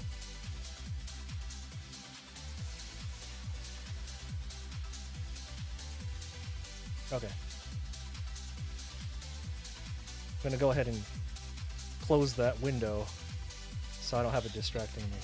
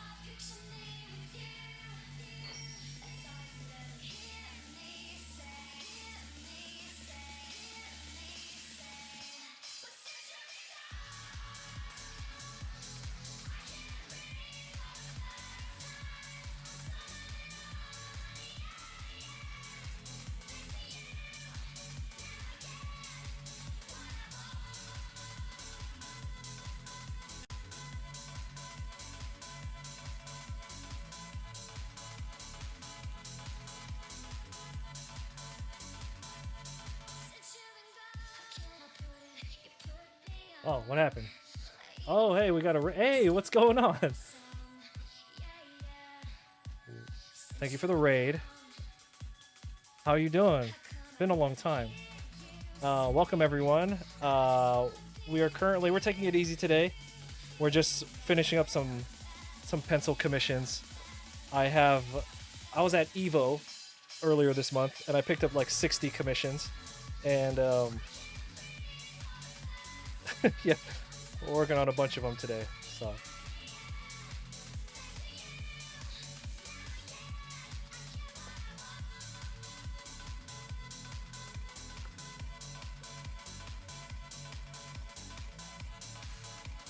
yeah, I know. Thank you for the raid. I appreciate it. Yeah, so right now I'm just doing like sketches of all of them. Like I don't want to go into too much detail on them.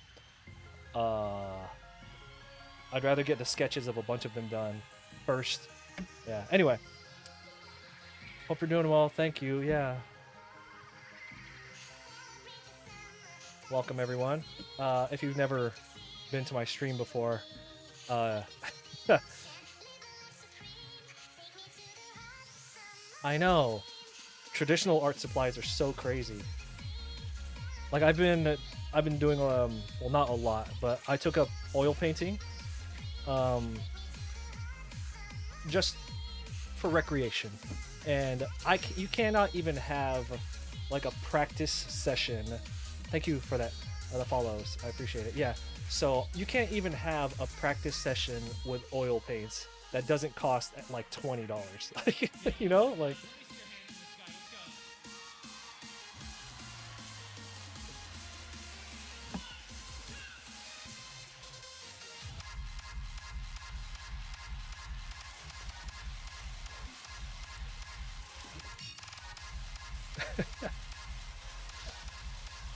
but I hope everything's going well for you.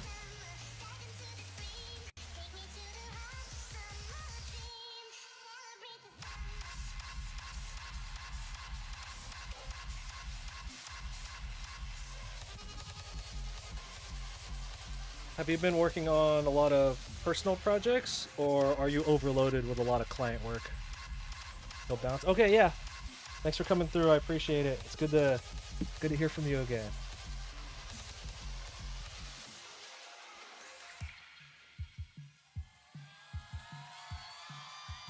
Oh, the good old DeviantArt days.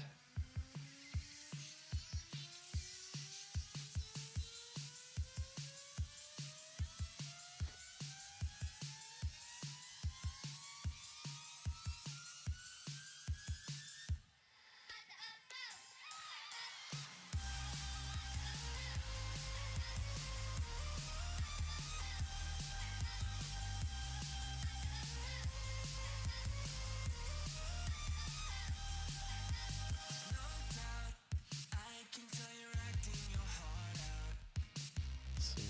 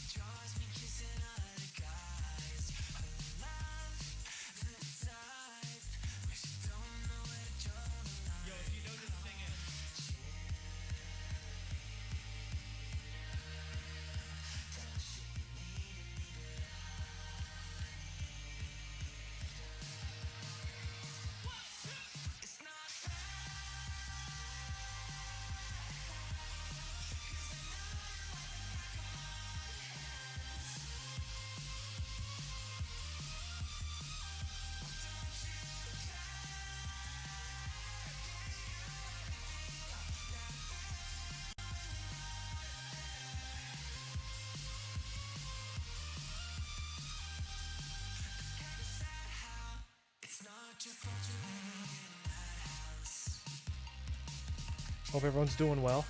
Happy weekend to everyone. If we have any artists in the chat, whether you came from the raid or otherwise, if you have an Instagram, you're more than welcome to drop it. I used to go to a lot of conventions, That's how I would meet new artists. But I'm trapped at home these days. I don't really do shows, so I think Twitch is kind of my only way of meeting new artists. So if you do have any of that online art stuff going on, feel free to drop it and share it with each other. But more so, share it with me.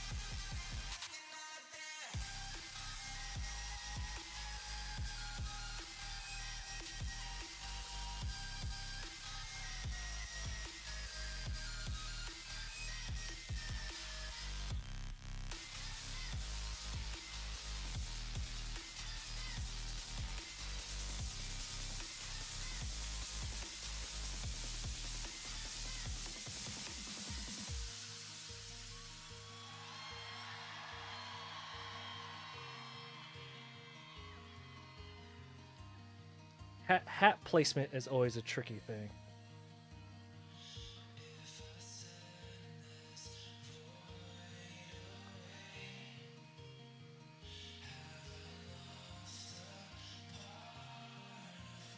It's like I'm good at drawing vehicles. Um, when I draw, if I draw the interior of a car, I could draw a person and then assemble the entire car around the person. Never ask me to start like with the dashboard, build, and then try and place a person into it. I can never get those proportions right.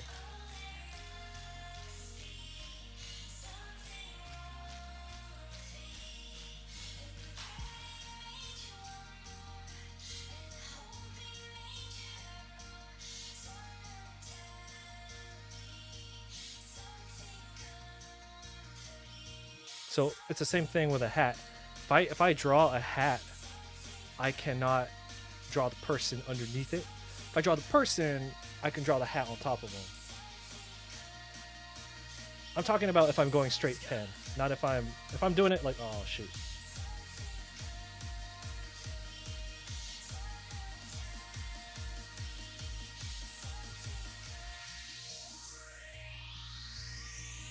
Yo, head in the clouds. If this music means That link didn't work. let me see your hands in the sky. Let's go.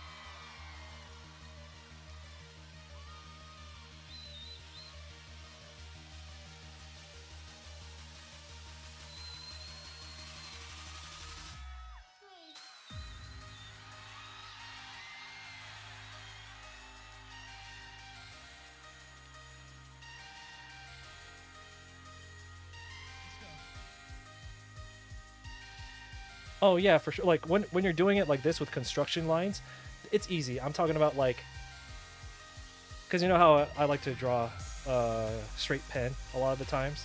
So when I'm doing some of those like more freestyle drawings where there's no construction lines, um, I've always had issues. Basically, any kind of cover, hat or motorcycle helmet.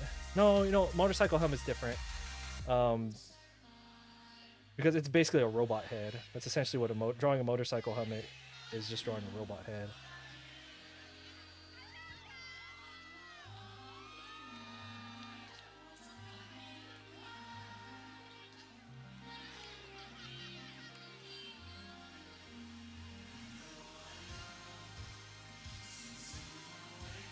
Say it.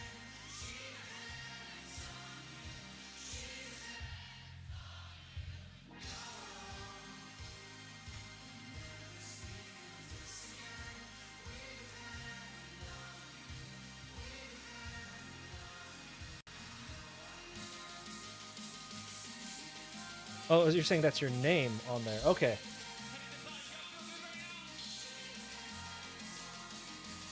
Let's go.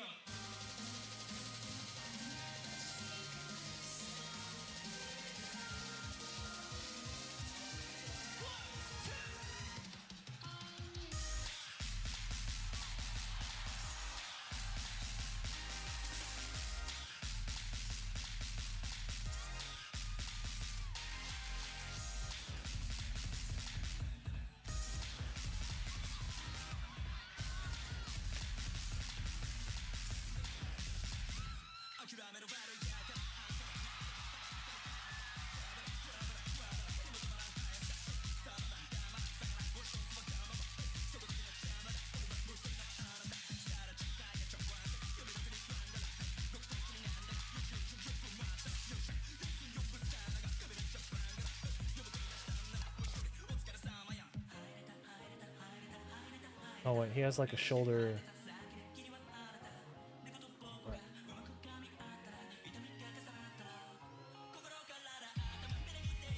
He has like a shoulder.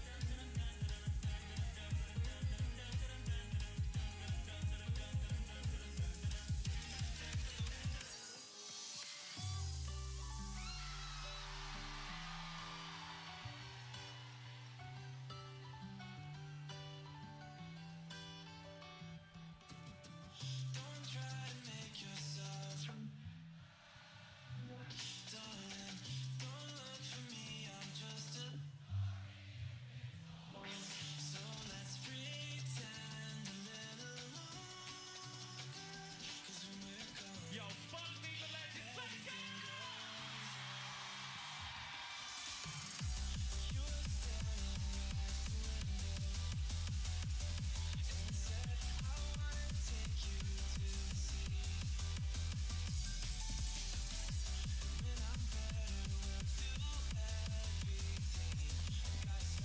And those other those other pages that I messed up, 100% I will repurpose that paper for future work.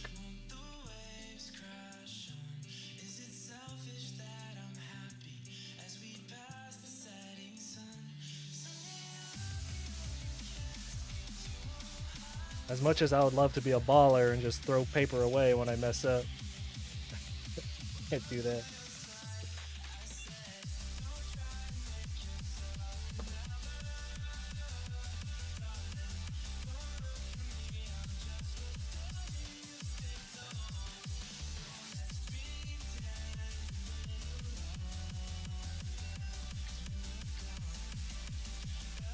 No, no, no.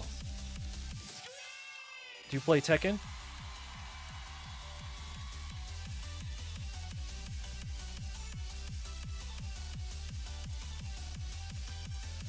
His head's a little big. We'll shrink that during the because right now we're just shading it. When I do the actual line work, we'll shrink his head a little bit. Something a little lollyish.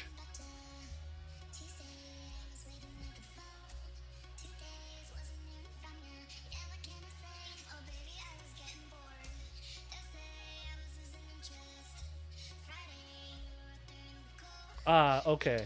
Well, this is an old guy in Tekken.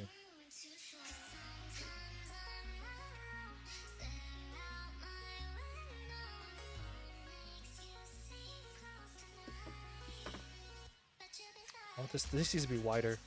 There's because his trap would stop right here.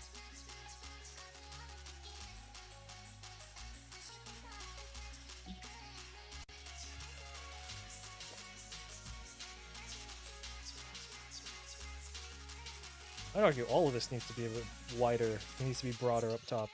Touch the sky.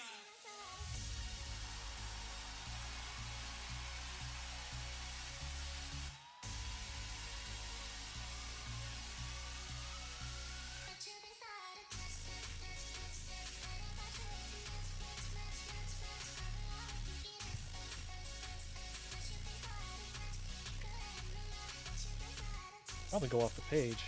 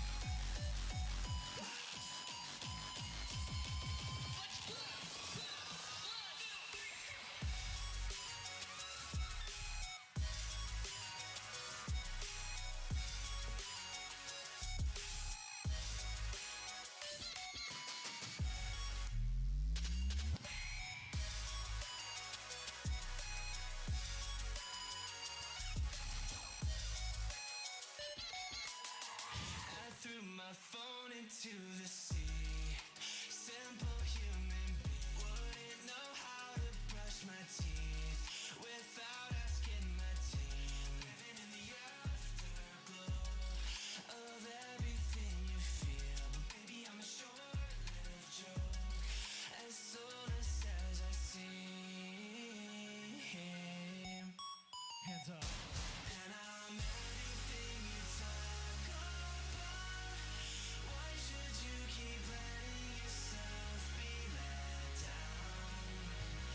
If I'm everything you talk about, I'm in the mirror, baby, knock yourself.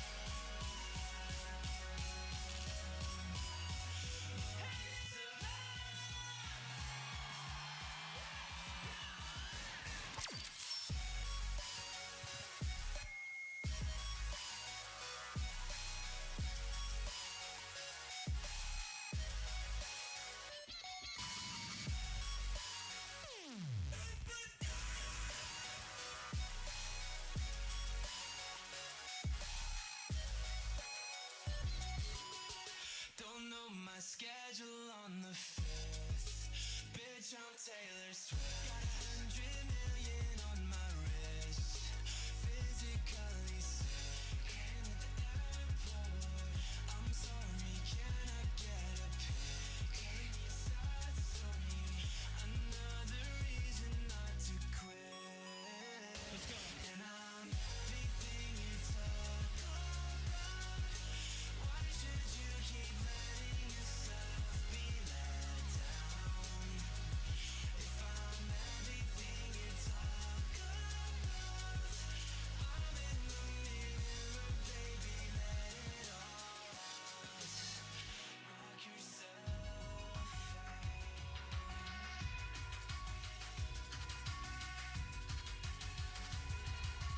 4, 3, 2. It's like I got a drink in my hand and got a face tattoo. I'm not making me mad. Hold on, take it back again. I got a brand new feeling in the back of my head. It's like I got a drink in my hand and driving new blue gun. Nothing to see, nothing to got it. Hold on, take it back again. I got a brand new feeling in the back of my head.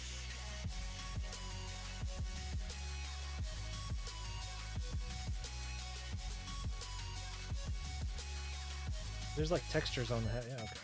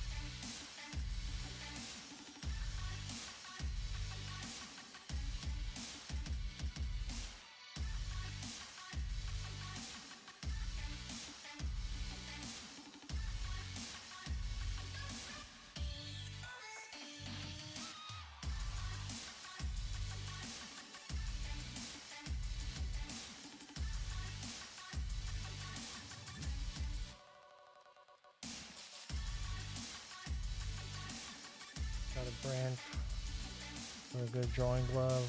See on the side. Looking for a new one. Ah, Y'all feel good?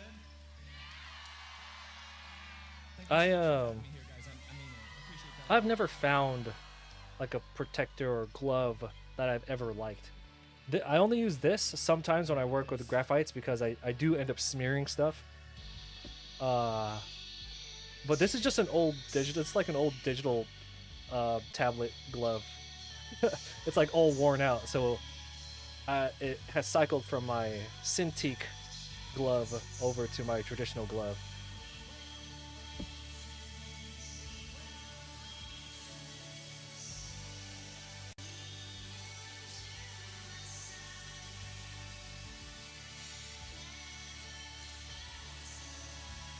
But I haven't found one that I like particularly like. Long time ago, I had a buddy who developed this drawing glove.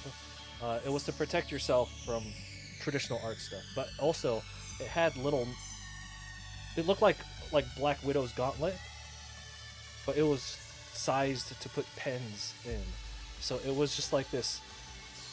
In hindsight, it's fucking stupid. But I did support, and I supported him, and I bought one. That's how I know it's stupid. Like in concept, it sounded cool, but I got it, and I was like, "This is the dumbest shit ever." But he was the homie, so I didn't say anything. I was like, yeah. So it was like a glove. It was a drawing glove, but it had like little ammunition where you could put all your pens and stuff.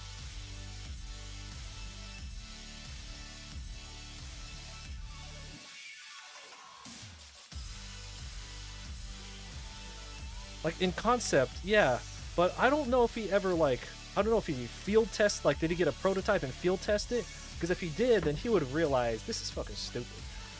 But like on paper, it sounds like a cool idea, right?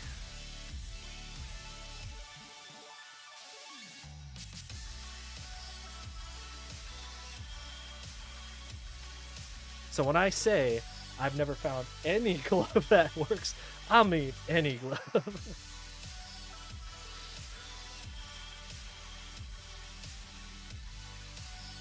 He got my $40 though. So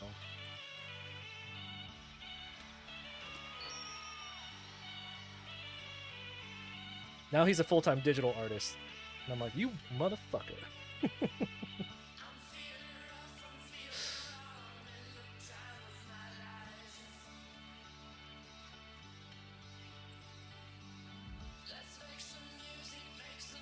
Actually, I don't know if he's full-time. I don't know if he's a full-time artist. I just know that he only does digital art now.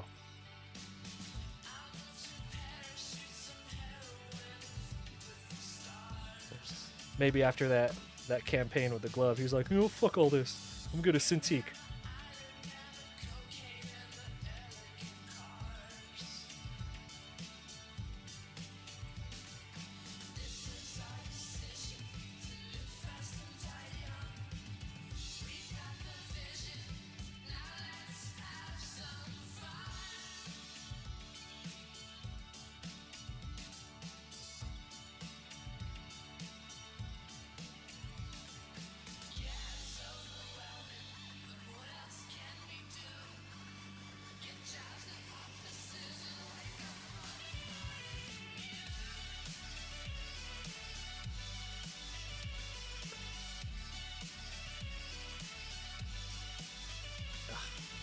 Why did I do that?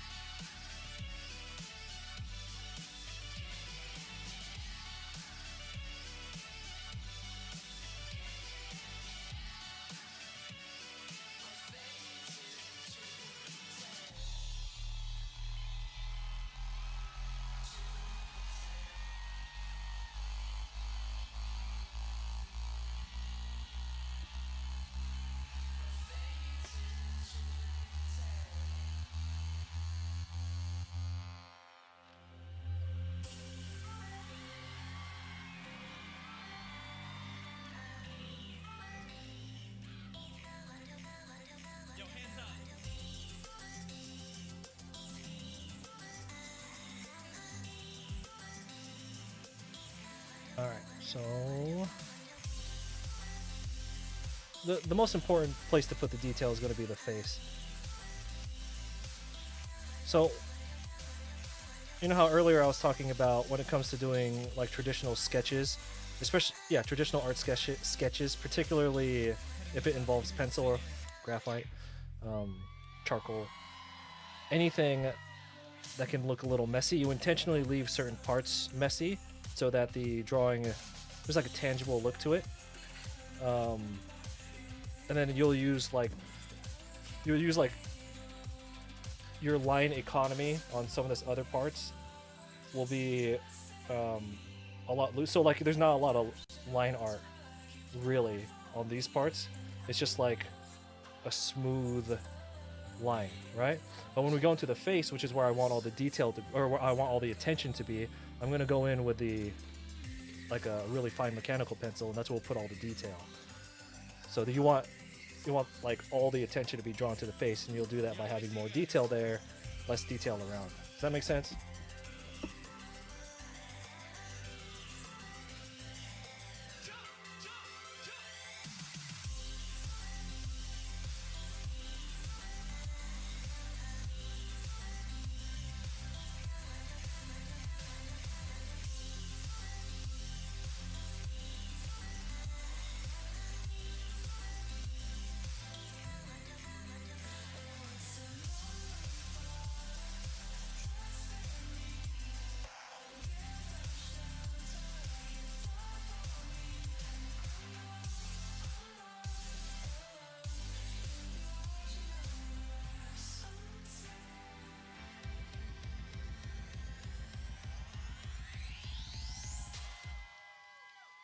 Thank you so much,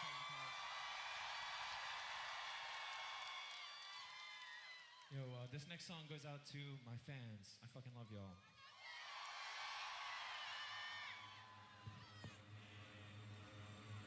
Don't kill yourself, you idiot. When you do a character, do you always put the attention to the face? Um, Usually, yeah. Like if it's something simple like this, like these sketchy commissions where it's just like one character, yeah. Usually you want to put all the fine stuff on the face.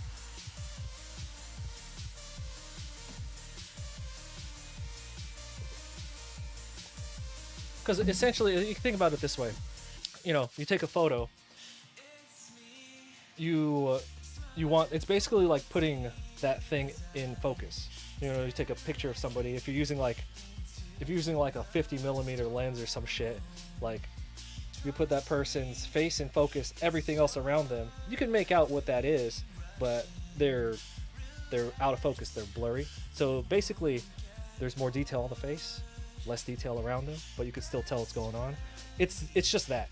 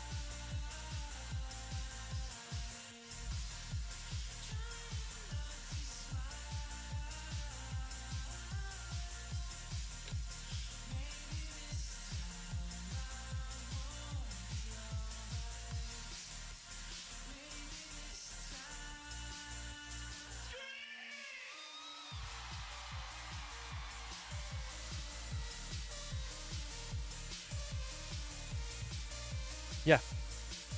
And usually, like, another way you can do that instead of putting less detail, one of the things you can do is make the lines, like the weight of the lines, thicker. So usually, like, if you're doing a kick, you want to, like, have the kick foreshortened a little closer to the camera, you know?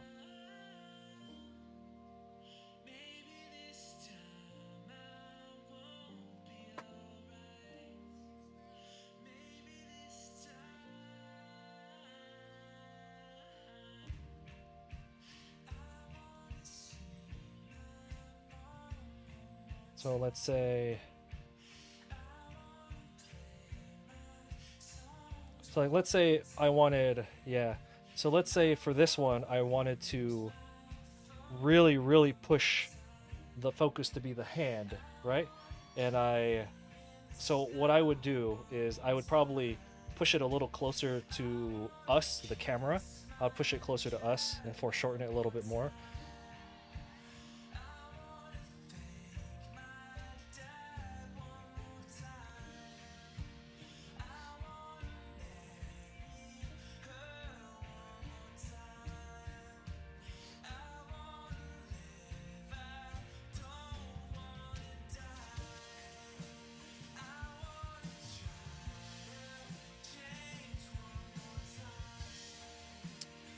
Let's see.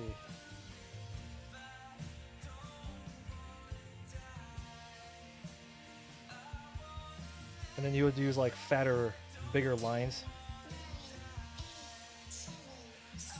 And then all the lines like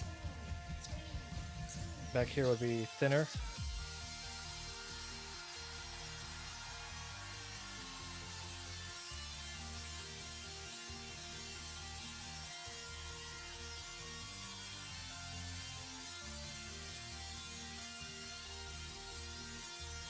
You see it in Yu-Gi-Oh a lot.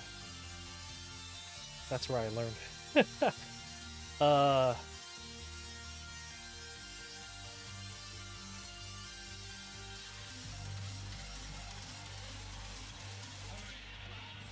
My name is Corey Robinson, and this is your very last chance to dance with me tonight, okay? So when this drops, I want to see every set of hands from the front to the back. I want to see y'all fucking jump. Y'all ready?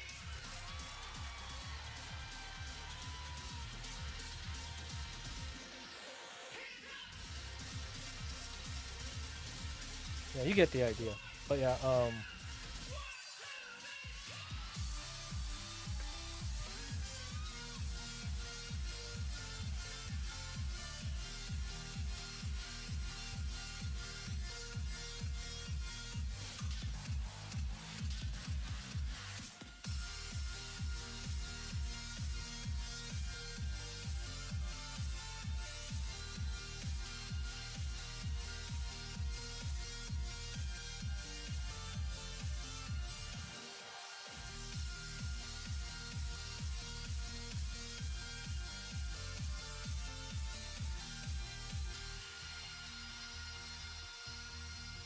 yeah, but if you look at like Yu-Gi-Oh, when they put their hand out, the line art on the hand is always like way thick. End the class. Thank you so much. My name is Porter Robinson. I love you guys. Thank you so much. See ya. That's a problem with art. There's always so many little things to fucking have to think about.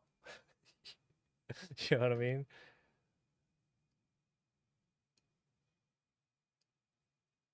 I need to get more jams going. Oh my god, there's so many windows here. I desperately need to, man, when I catch up on all my work, I cannot wait to put my second monitor back up. Trying to do all my work on one monitor is first world problem bullshit. It's such a pain in the ass.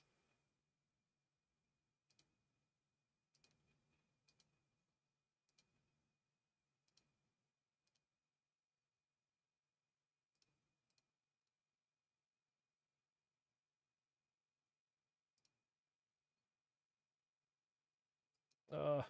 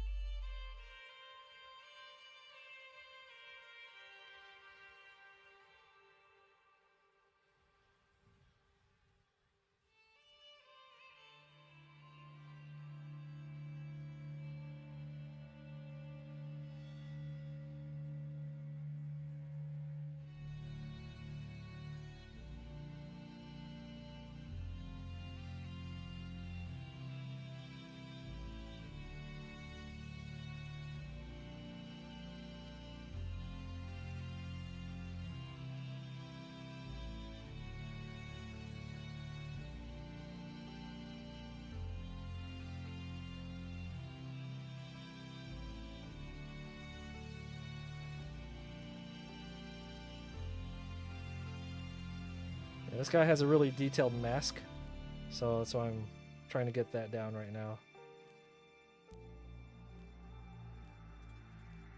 Check, check. Last lane, how are we feeling?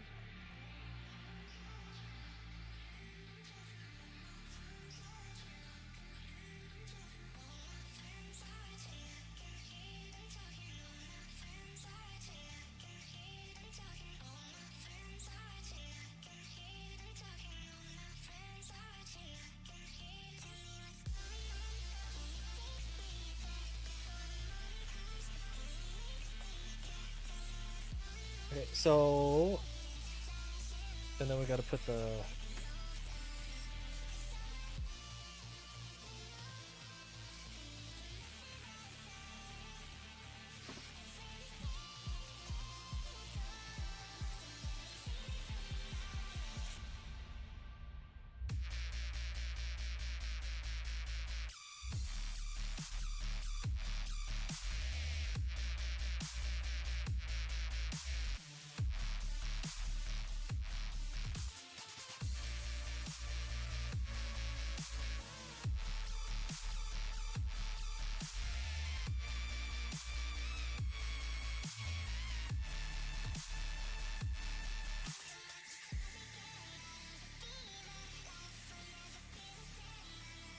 You ever think about crazy crossovers like obvious? Oh, I don't really think about that stuff. I leave that to people who commission me. I leave that stuff to that kind of stuff to people who hire me. I'm just a hired gun right now. 1, 2, 3, go!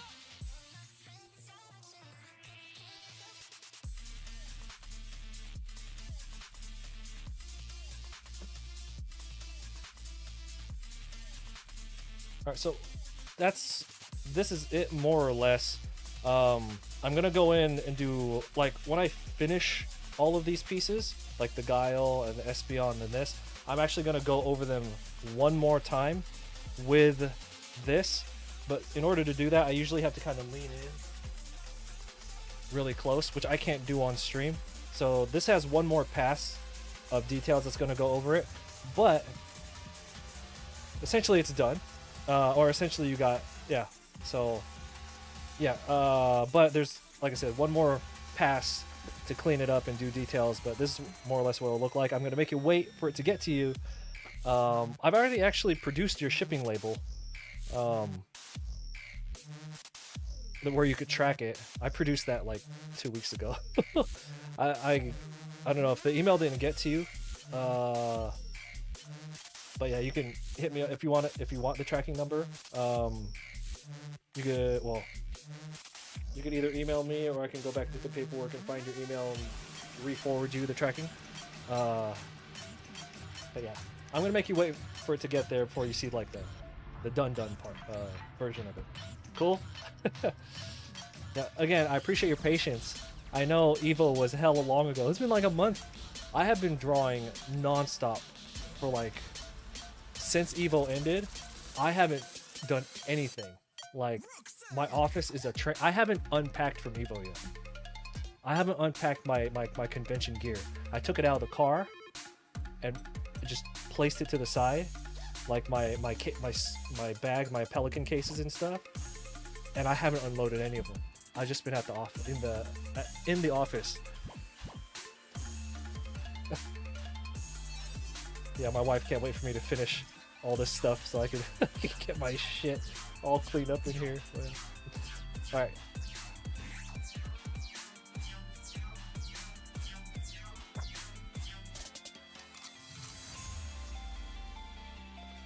Especially like this Guile definitely needs one or two, a complete one more whole pass on it to get some more details in there, because this is it's fine.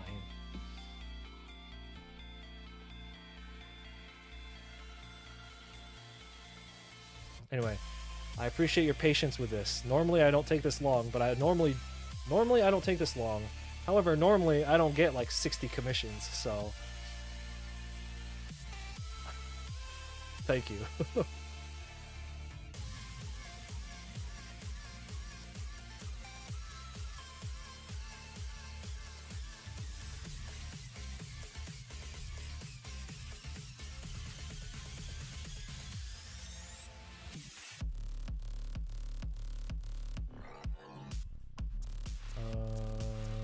it go?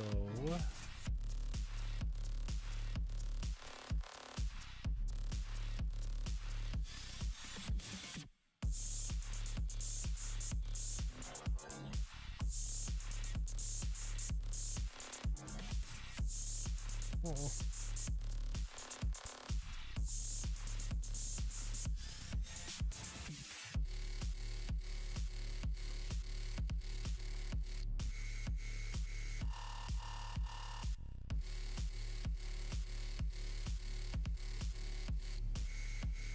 Okay, so we've been streaming for 3 hours. I'm trying to make a point every hour mark. I'm gonna go take like a 2 minute break. So let's go ahead and pause this. I'm gonna be back in like 1 or 2 minutes. Gotta go check on the wife. All right, and then we will continue to shade all of these. So, BRB. I'm gonna run an ad right now, so just prepare for that.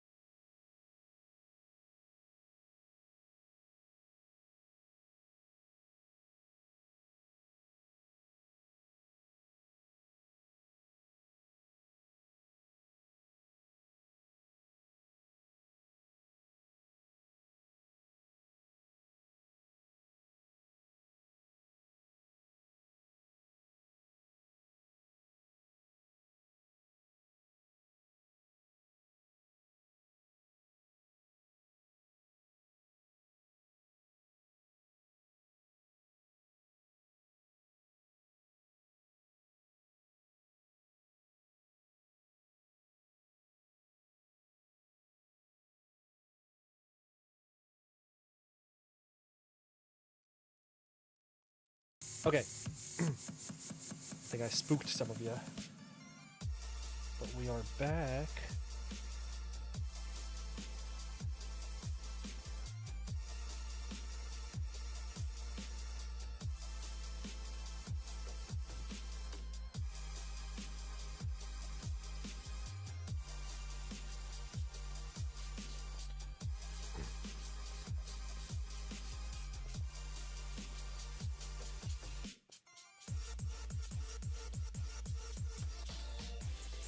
This is the lazy way to clean off. Clean up. This is the lazy way to clean these off. But how do you clean the sandpaper block? Just cut it.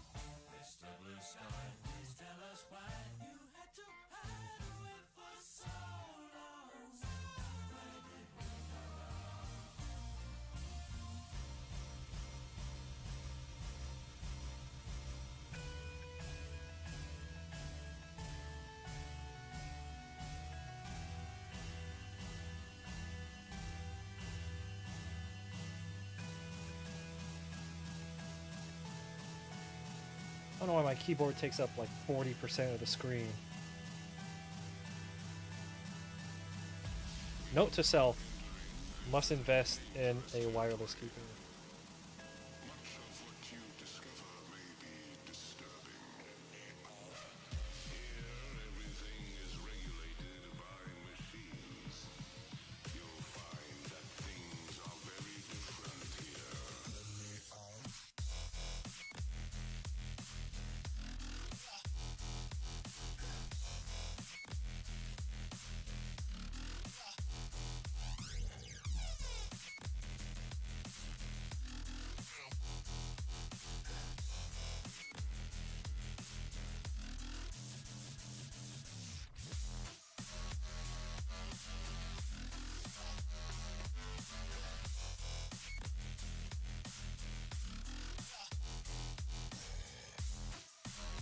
Logitech or Razer or whoever. If anyone's watching, send me a wireless keyboard.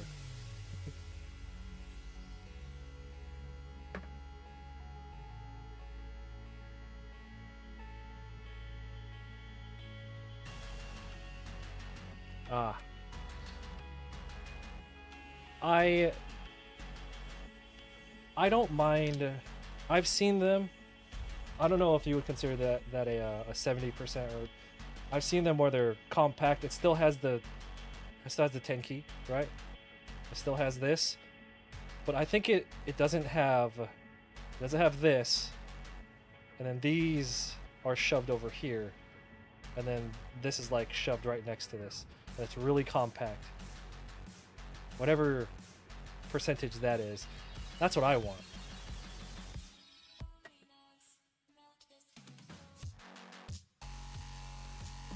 Isn't it weird the things that we'll budget for? I bought this Amazon wired keyboard for like $9, and I'm like, you can't get me to spend like this mouse right here. The only reason I got this is because if you were part of those who were in the Discord, you guys remember how many mouses I went through till I found one that like fit my hand.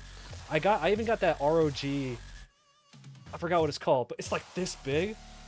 So the only reason I got this was because the wired one is only $35, and I was just like, all right, that's like my limit, and I like can't bring myself to spend like $30, $20 on a keyboard. You know what I mean? Spend $1,000 on a graphics card, but I can't drop like $50 on a good keyboard. I know it's so weird the things that like I just can't. You know what I'm talking? We all do that. There's something that we all do that with, but that's kind of where I am with that.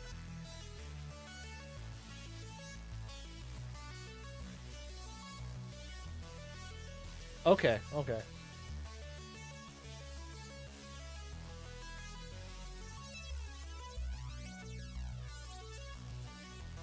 Yeah, I use the keypad too much. Like because I do a lot of because I run my I'm my own I'm like the one man crew with my business. Uh so I use this a lot.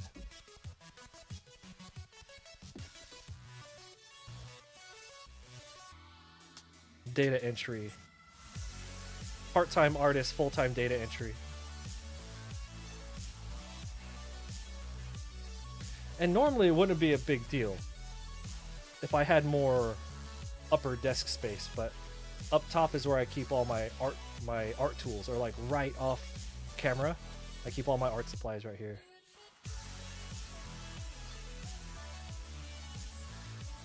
Maybe I should move them because I use my keyboard way more than I use these markers these days.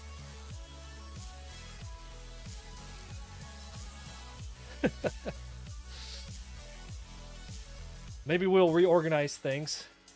Maybe I'll reorganize my entire office before I spend $30 on a keyboard.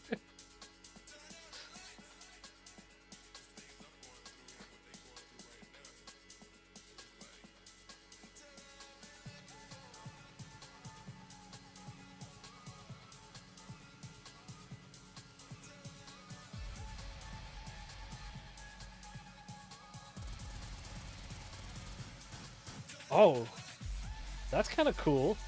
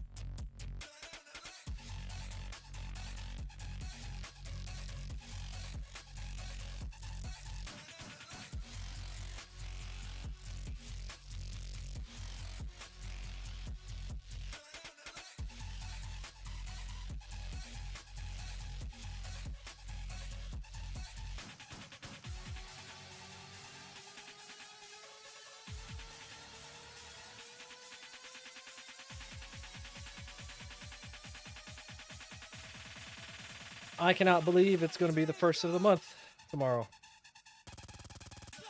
September. I don't know about y'all, but this year has just, and I know that everybody said, "Oh my god, I can't believe the year has gone so quickly." But seriously, I haven't accomplished a goddamn motherfucking thing this whole year. I've just been on like survival mode. This is the first year, I think, where I could honestly say I am a full I'm a I this is the first year where I could genuinely say I am a part-time convention artist, full-time freelance artist. Before, I was making a majority of my art or my income from conventions, and then I'll just take whatever projects on the side, and that's back when we were streaming more and the stream was actually bringing in decent revenue. Now, this year, like I'm just like NDA projects like back to back to back, which is cool, but it's just kind of like I don't know, it's just been different. It's been weird because like even when I'm doing conventions, there's no time to do anything, so there's no time to draw because you're more of a traveling salesman. But you feel like you're doing your own thing more because it's like your own thing. It's your own hustle, right? I much prefer this. I get to just be home. But this is my first year where I can honestly say I'm a part-time convention artist, full-time freelance artist. I prefer this. I'll stay home.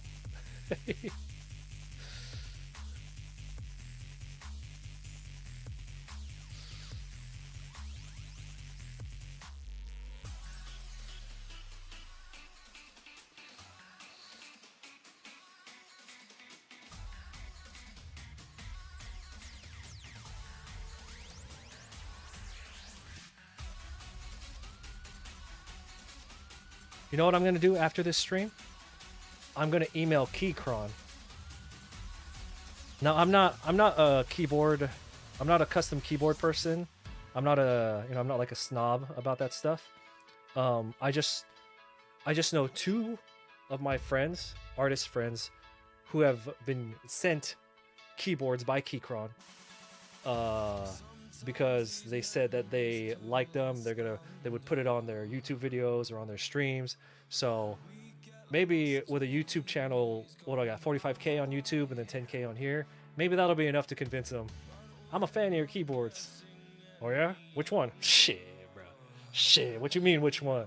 All of them are good. Watch, they send me a big ass full keyboard. 100%.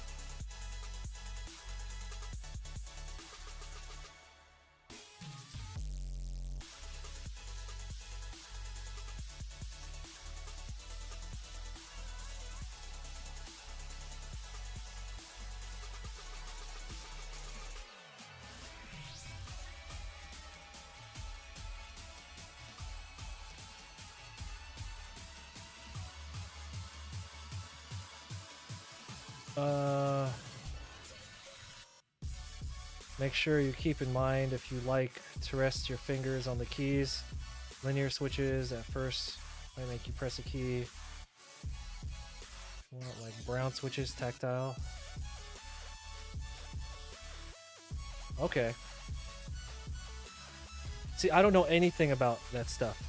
The like um the use case or functionality of the different switches. I actually don't understand any of that, and I know that's on me for not looking it up either. So, but yeah, I don't know the difference between those. So like when I'm shopping, or when I look at keyboards that I know I'm not gonna buy because I'm too cheap, uh, I'll see all the different options, and I'm just like, all right.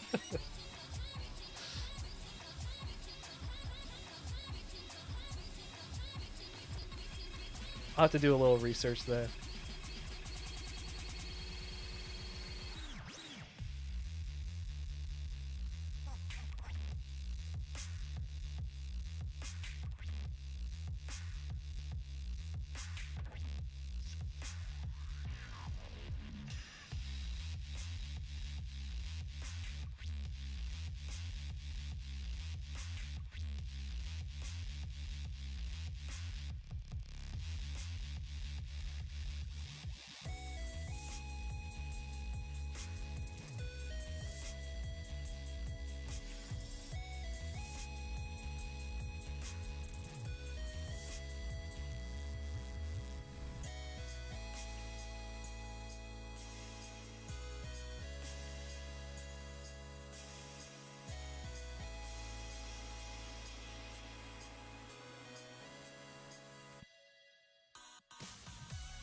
See, it might be one of those things where because I've only ever used like basic, you know, what are they called, membrane keyboards.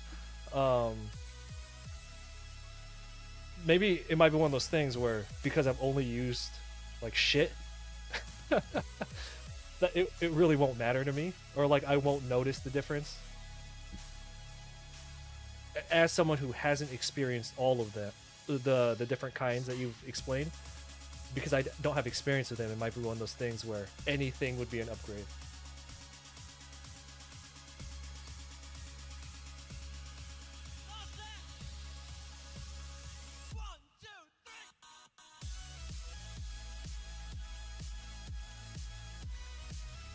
So like, it's like similar to this. So I recently, well, not recently, I guess it's been a while now. I converted my wife to a PC gamer, and she loves video games. Um, she's doing the whole thing where she's recording now and making long play videos and putting them on YouTube and all that stuff. But I am never going to expose her to a monitor that has a higher refresh rate than 60, because when we were building, and if you guys were in that one stream a couple of weeks ago where I tore her computer apart to add more storage onto it, because the moment, okay, when we built it, I was asking her about the frame rate that she wanted to play at, and she said she doesn't care. And she was just like, well, when I play on the Xbox, what am I at? I'm like 60. And she's like, just do that. So it's one of those things where I'm never going to expose her to a higher refresh rate monitor, because then there's no going back. I think this could be like that with a keyboard. Tactile. Okay. What color? So you're saying red or brown? You said brown. I'll just take your advice, because like I said, anything will be an upgrade. And as long as I don't have anything to compare it to, I'll be happy. So. Brown, okay. Easy. So when I go and panhandle to Keychron, I'll let them know.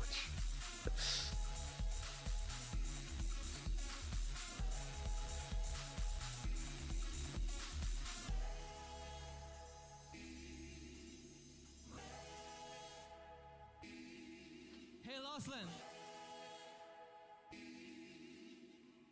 How you feeling right now?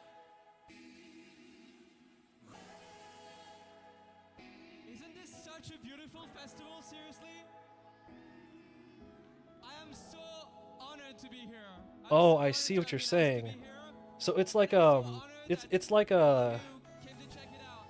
Thank you so much. I don't know who here drives a manual transmission, but it's like the difference between like a normal clutch and then something like a sport clutch, where with a sport clutch, or if you drive like a Corvette, there's no like easing on the clutch. It's always just like you touch it and it releases the clutch immediately.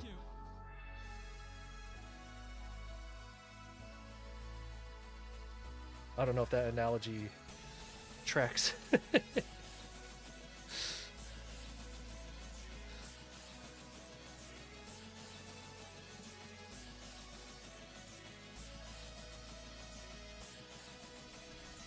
Oh, okay.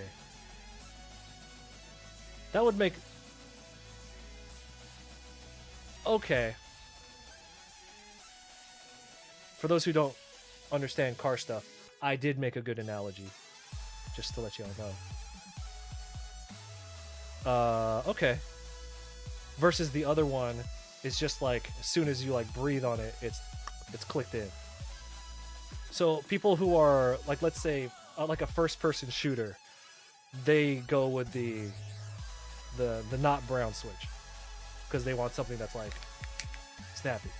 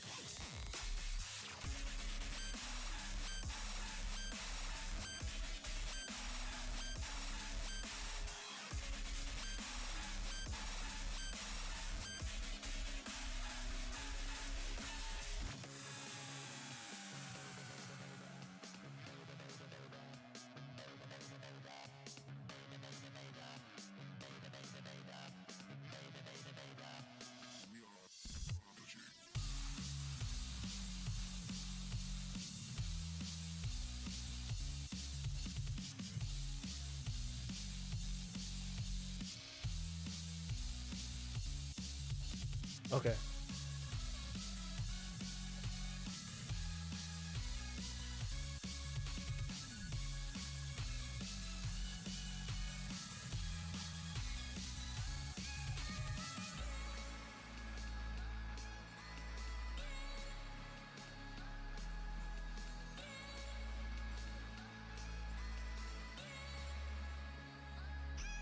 Well, I appreciate you breaking that down for me. That does. I guess it makes more sense to me now, the different use cases of them and why people would be.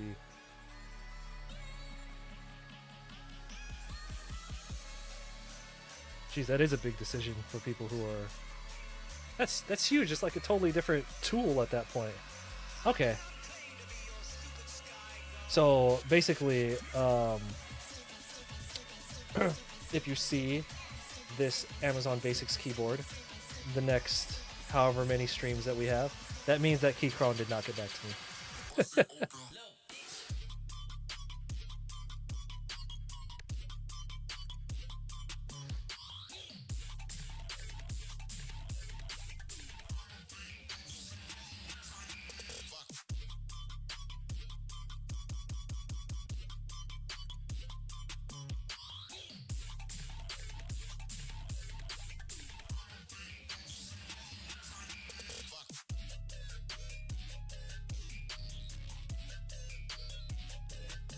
See, that can go for like one more really quick, maybe like 2 or 3 minute pass on this one.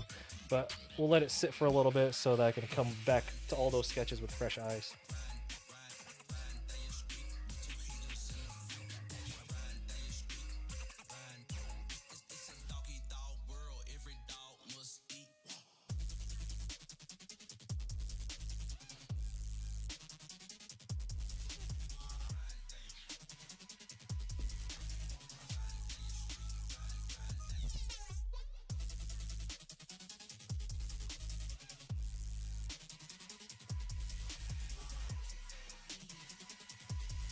Hey, Rio, welcome. So for those of you who are not here at the beginning of the stream, I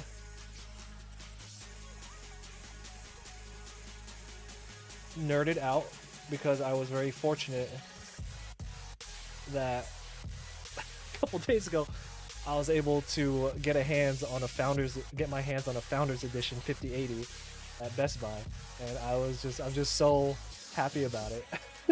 And I don't have any like computer friends or nerd friends to talk to about this. So you're all gonna have to suffer me celebrating this thing for like the next, like at least the next couple of streams.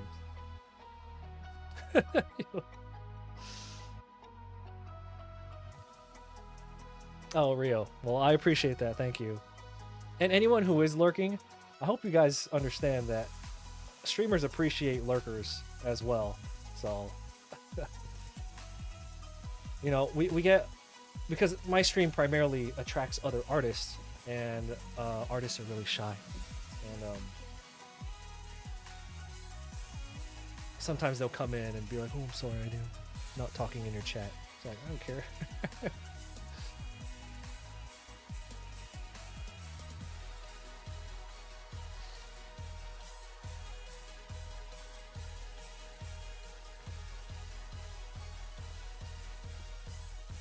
As in, happy to have everyone here. And I know that my streaming this year has been really inconsistent. And like I mentioned earlier, we'll touch on some old topics for those who weren't here earlier. Oh, you're always watching an art stream? That's a good habit. I tend to I don't watch other people's stream artwork, and I don't watch art videos while I work because I find that I always get distracted. Like I'm always like if I put on an art stream, so what I'm saying is you have a good habit. I suck because when I put on an art stream, I'll just stop what I'm doing and just watch, or I'll interact. Or if I put on an art video, like a YouTube video, I'll just sit there and watch it. So I have to put on something not boring, but something that like is more just white noise rather. ambient sound like you described. So I'll usually put on like a movie that I've seen a million times, or if I need to get hyped, I'll put on some music. But even music distracts me.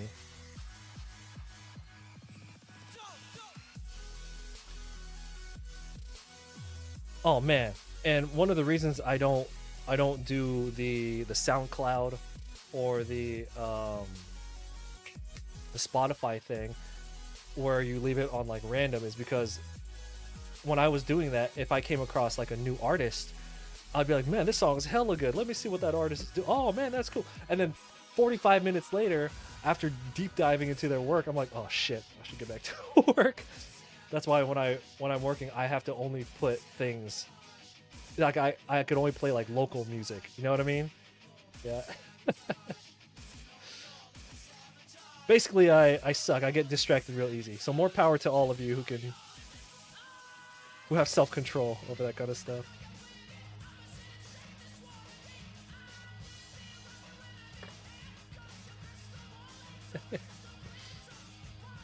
I know. That's why sometimes my friends hit me up and um okay, because like I don't get to see my friends a lot, so when we meet up every couple of months, they always have all this new music, and there's like, "What do you got?" I'm like, "I got nothing. I don't. I just don't find new music."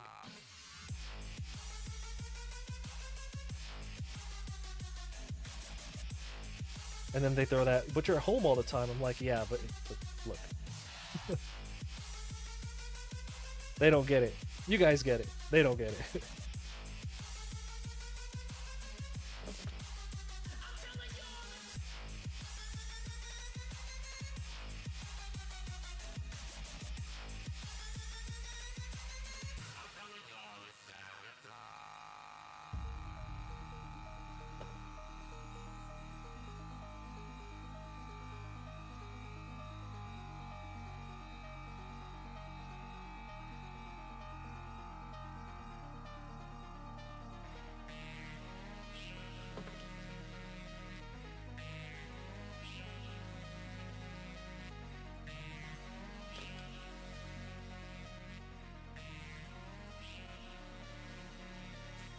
Which drawing artists are you most excited to see release new work? Um, if I could be honest, I don't really look at a lot of other people's artwork anymore. I'm barely on social media like at all anymore. Um, so I also, in the same way how I described, I don't really expose myself to new musicians. I don't. I haven't actually seen new artwork from anybody. So I guess to answer that would be me. And I'm not trying to be like I'm not trying to be all like goofy and cute here. I genuinely I'm just in my own little bubble these days.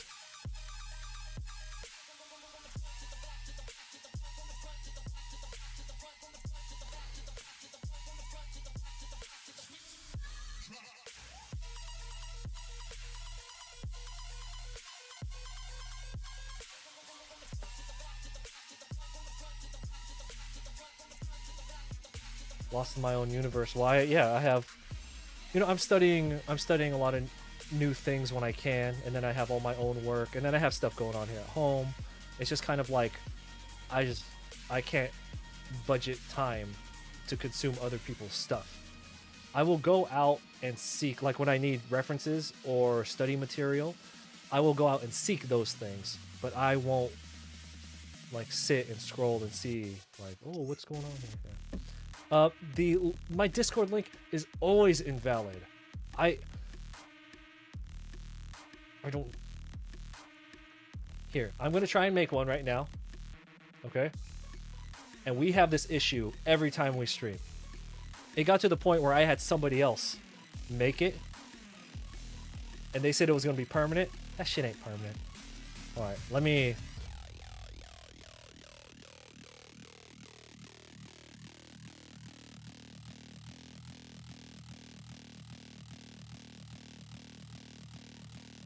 This keyboard.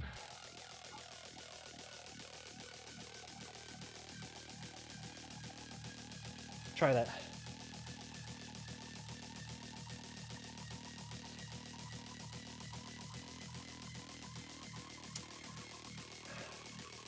Yeah, I mean, on top of the projects I have to finish, for the work part of my art, I have personal art projects that I want to work on, and it's just kind of like I don't I don't have time to look at other people's stuff because it has nothing to do with my stuff. No matter how good something is that somebody else releases, how good or it's just kind of like it doesn't affect me.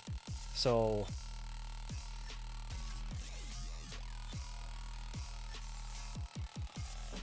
I've had this discussion many times. Works, thank God.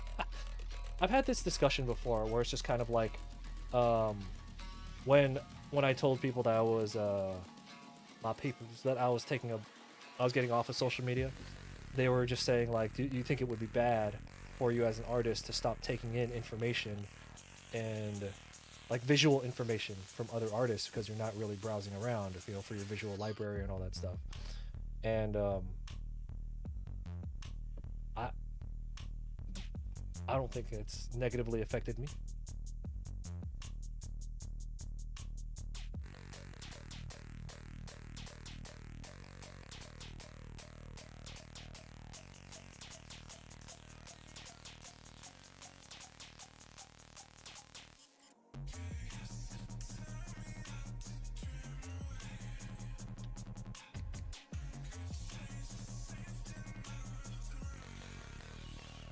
Well, I appreciate. Yeah, the Discord server's pretty small.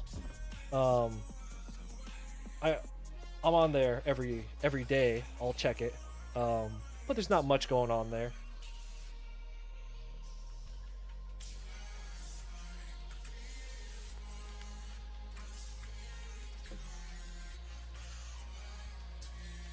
But if you ever needed to reach me for something, that's probably the easiest place to get me.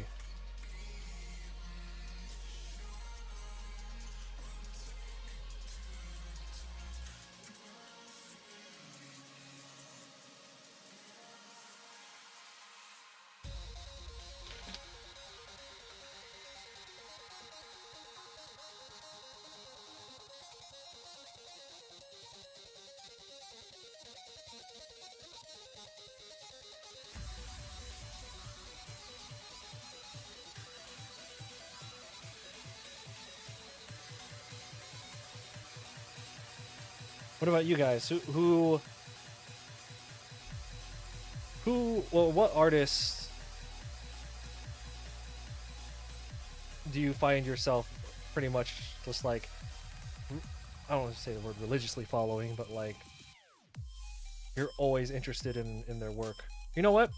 Okay, I do have an answer to that. Okay, you know what? I have an answer to that. Even though I don't actively seek out his work anymore.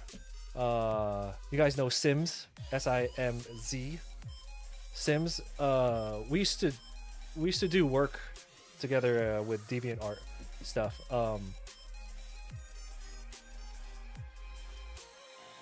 Yeah, he's very prolific. He releases artwork all the time. Um, I think if I had to answer that question, I would just say Sims would probably be the one. Yeah.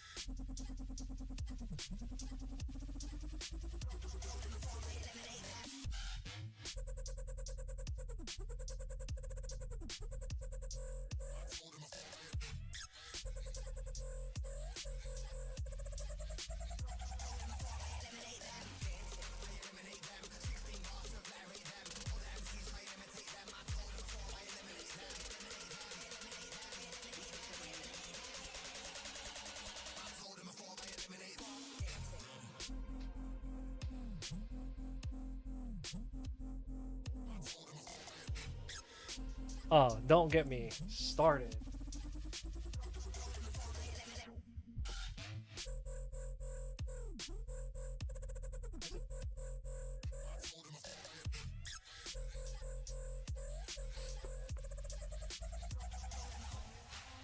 Always keep these things on me.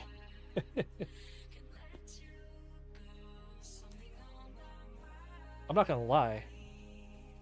This is still my favorite one.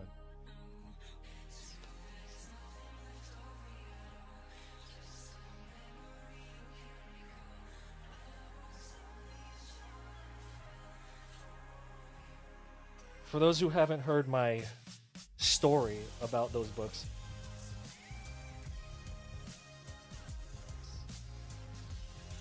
so I went to one of Kim Jong Il's lectures in 2017. So this was before he got like crazy popular, meaning that it was much easier to go to one of his lectures back then. Like, or when it got closer, especially post COVID, when everybody really found him. It got really hard to get into some of his lectures because the prices went up and then they'd sell out like that. But back in 2017, man, you can go to a weekend lecture. It was him and Hyunjin Kim who did like, it was a live drawing / lecture. It was 2 days long. I think it was like $70. It was fucking crazy. It was a hella, you know what I mean? So I went there on the first day. It was when he did the live drawing, and that's where I got the books. I didn't know that he wasn't doing, you used to buy, if you bought a book at like a convention, he would wait in line and then he'd do a little sketch. I didn't know that he wasn't doing sketches on that day if he bought a book, because he had already did his big live drawing and he was like tired. I think he was sick at the time. However, if on the second day, if you bought your books after the lecture at the end of the second day, you would wait in line and he'll do the sketch. So I bought these 3 books at a Kim Jong-il lecture on one of the only days when he wasn't doing sketches in them. So now I have these 3 books and no sketches, and now he's dead.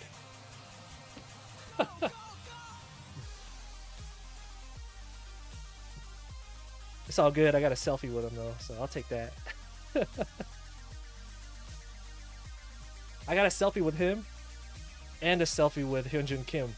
We were hanging out outside on the second day when it was like break time during the lecture, and Hyunjin Kim bummed my lighter, and we took a picture together.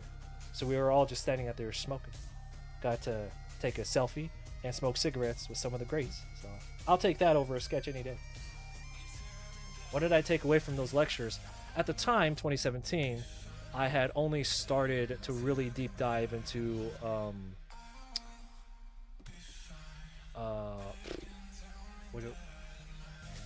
industrial design, because I was really obsessed with industrial design, because I used to be a mechanic before I started drawing, so I love machines and stuff, and that's why I'm always like obsessed with like computer stuff now. It's anyway, I was really getting into that kind of stuff, and his lecture, basically at the time, it was really interesting to see how he was applying like boxes, and you know what I mean? To me, it's like very, very simple stuff now, but it was interesting to see in real time how he was applying boxes and using that to rotate things in free space from memory. I mean, these days to me that's like easy work, but back then I was like, oh. Another thing I walked away with was something that Hyunjin Kim said, where he said at the lecture, he said, nobody will ever be better than Kim Jong-il. And I was in my 20s at the time, and I was just like, fuck that, give me like 10 years.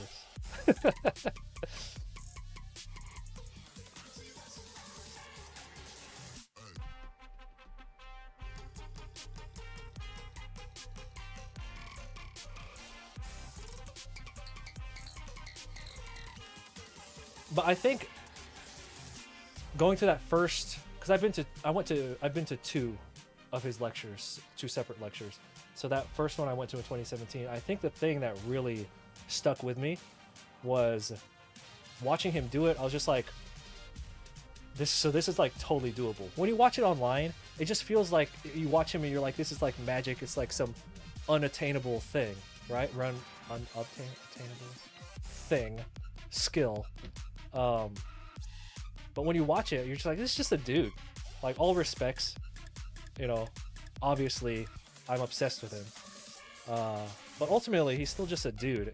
And for anyone who's been following me, I don't know, just like it gave me the confidence, I guess, to know that if I pursued that avenue, it could be done. Like, you could learn to do what he does. Kim Jong-gi, on a technical level, could be matched. But I think the thing that people get wrong when they try to study his work, the technical part of what he does is not complicated.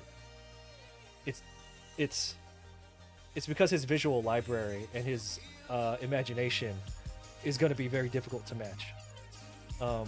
During the lecture, someone had asked him if he had an eidetic memory, and he was like, "No, I don't know. I just remember everything that I see." I was like, "That's what it is." So,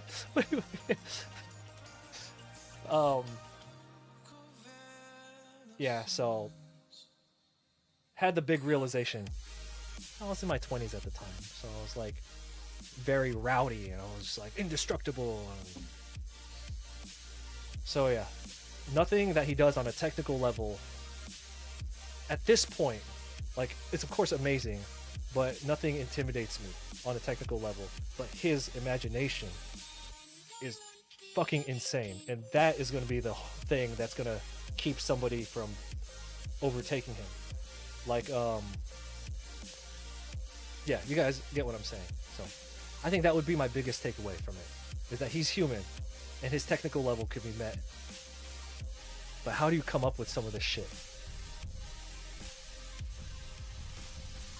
Comparing scars before dinner.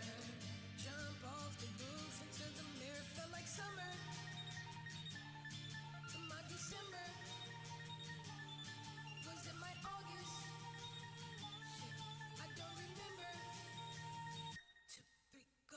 I know my temperature was set. You finally flew south. The bird gon' need a nest. So chromatic. At least I had it. Instead of never. Or maybe I'm too dramatic. 2, 3, go. It's rain or shine. I know I'm fine for now. My love's gone. My love's gone. Yep.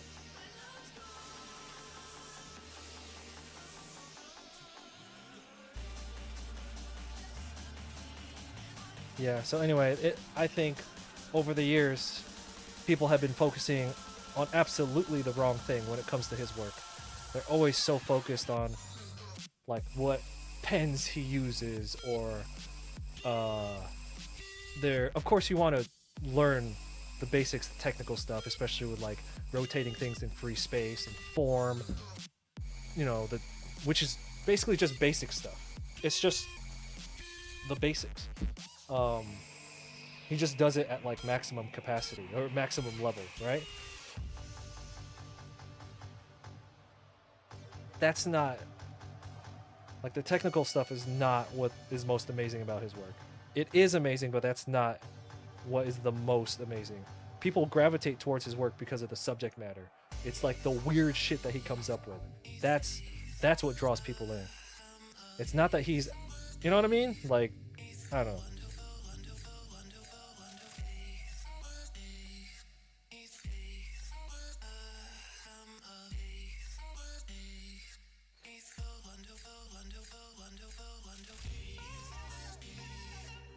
Because being able to draw without undersketching and doing it live in front of people, if it's a I don't want to say a parlor trick because that's too demeaning of a word, but you know, I've done that. A lot of other people have done that. Um, but it didn't really captivate people to the same degree of to what he does. So on a technical level, yeah. But the thing that captivates the audience when he draws that live is the subject matter. Anyway,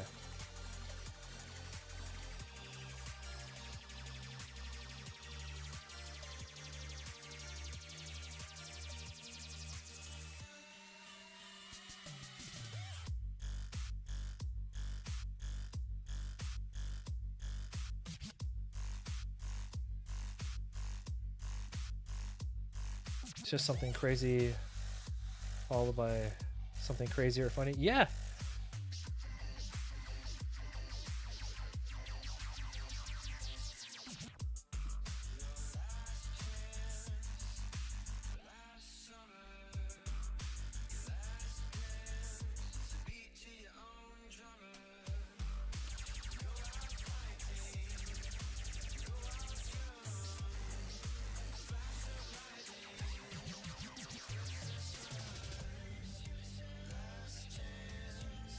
Anyway, that said, he is still my second favorite artist.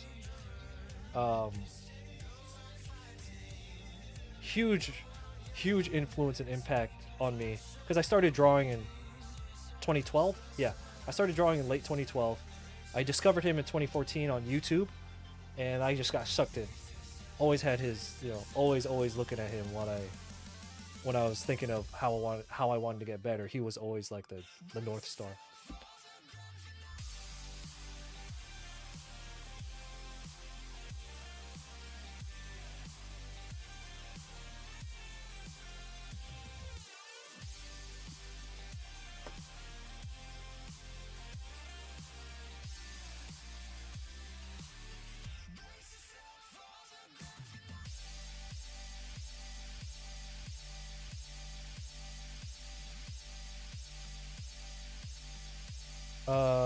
My favorite artist is Elisa Inanova.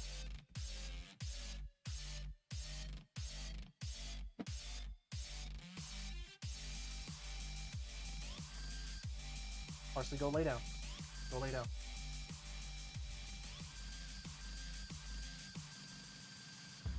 Kim Jung-gi had the most impact on me as an artist, but in regards to whose artwork do I find most visually interesting, and that yeah, it's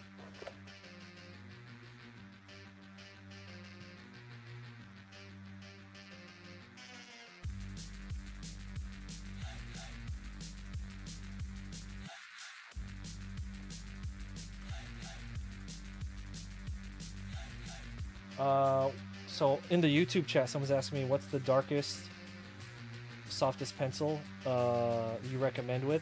I've played around with so many different pencils, and ultimately it comes down to 2B and 9B. Those are the only two I use now. 2B, 9B, and then you control. And I mean 9B is pretty dark, right? And then you just kind of control it with, you just kind of control it through smearing and smudging. And then I just use a regular mechanical pencil because this is mechanical pencil goes on pretty dark, but you just use this to add in little details like in the eyes or eyelashes or something. That's honestly all it's come down to for me. I've kind of pushed aside all the other ones, all the other pencils. Anyway, yeah. Oh man, so earlier this summer, I live in California. I'm about a 2.5 hour drive from Stockton, California, and this summer, she was at Stockton Con, which I don't know how she's way overqualified to be at that con. And I was no, it's not even 2.5 hours. It's like an hour and a half for me, or less. Anyway, Stockton. She was at Stockton Con, and I really, really wanted to go so I could kind of meet her in person. And then have her sign my book, and I was really really ready, but something happened. I'm not going to get into detail, but then I couldn't go, and I'm just like, oh. So now I have 3 Kim Jong-gi books that aren't signed or sketched by him, and then I missed my one shot to get her to sign this. And I'm just like, you know what? Fuck it.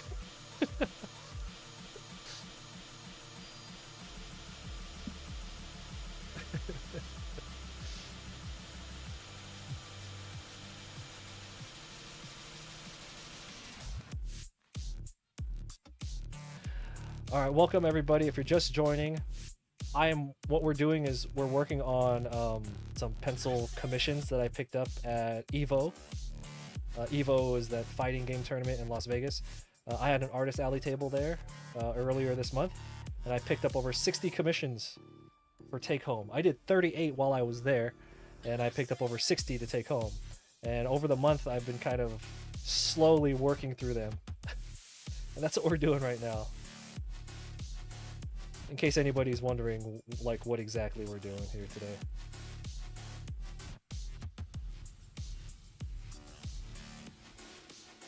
Because we are your friends. You'll never be alone again. Well, come on. Well, come on. Well, come on. Well, come on. Because we are your friends. You'll never be alone again. Well, come on. Well, come on. Well, come on. Yeah, so there was this. I really. Yeah, she's crazy. She used to work in animation, so I think a lot of there's a lot of energy and fluidity in her characters, and it's not the just the gesture that makes it have a lot of energy, right? There's just something about it. There's something about her line strokes, right? It's just you look at it, you know what you're talking, you know what you're looking at. It's fucking crazy, right? Yeah. Um,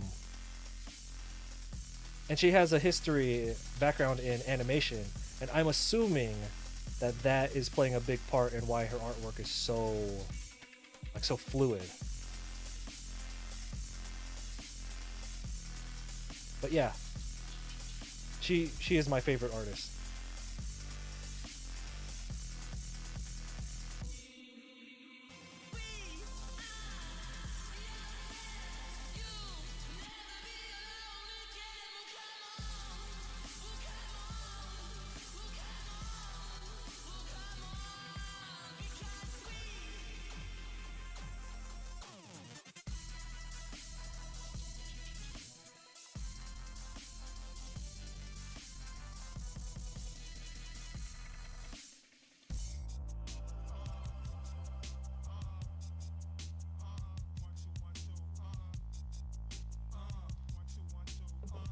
Oh yeah, yeah. In the YouTube chat, yes.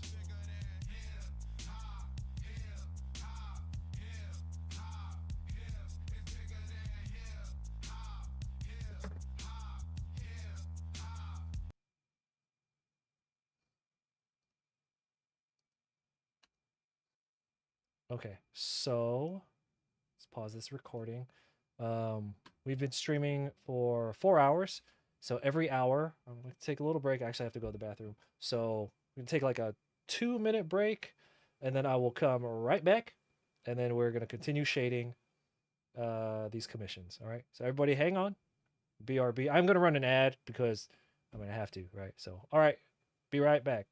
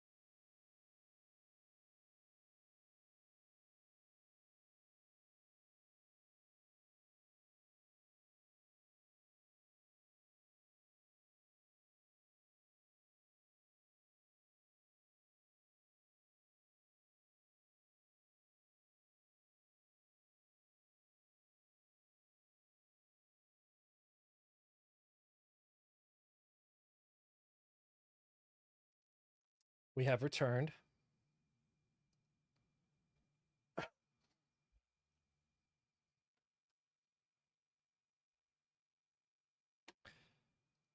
Oh shit.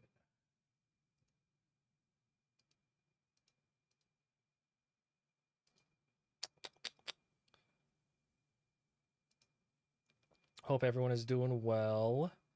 How has everybody's August been? How has everybody's year been? Super duper duper quick year, huh?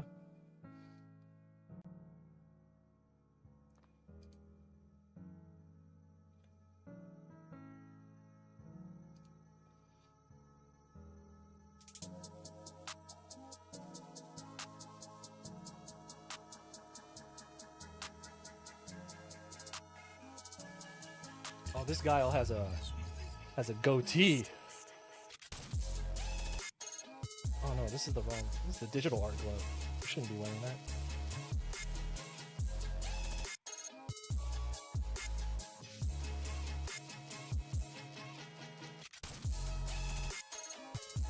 So I don't know who was here earlier and all that, but I will be at TwitchCon.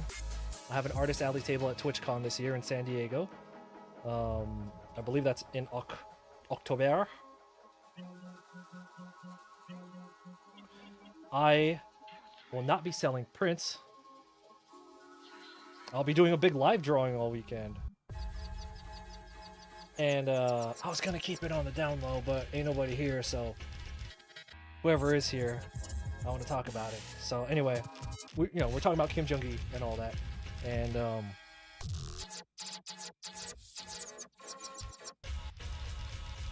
pre-COVID, I was doing big live drawings at like night markets and stuff, and conventions, and it was something that I really enjoyed doing. I had big plans and stuff, and then all of a sudden, the world shut down. And in the 5 years since then, my career has just kind of pivoted in a different direction.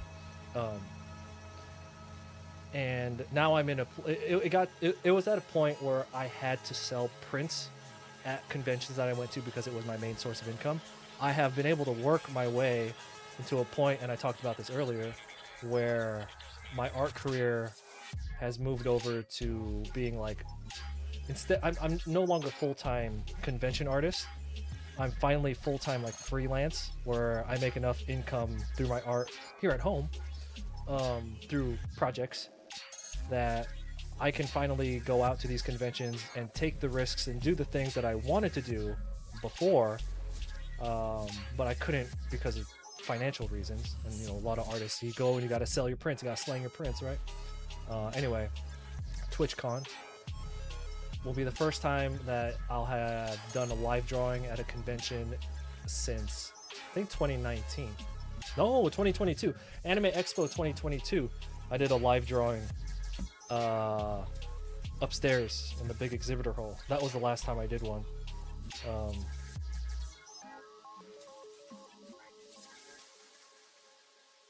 So I'm very excited.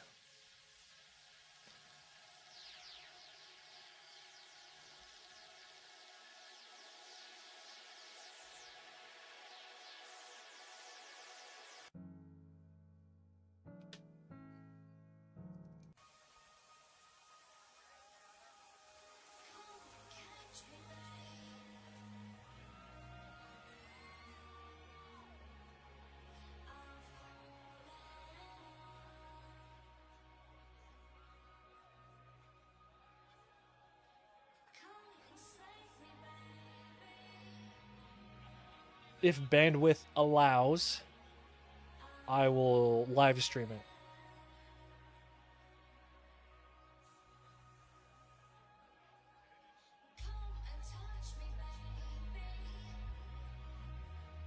Worst case, I will record it / probably vlog that one. I know it's been a long time since I've released an Artist Alley vlog.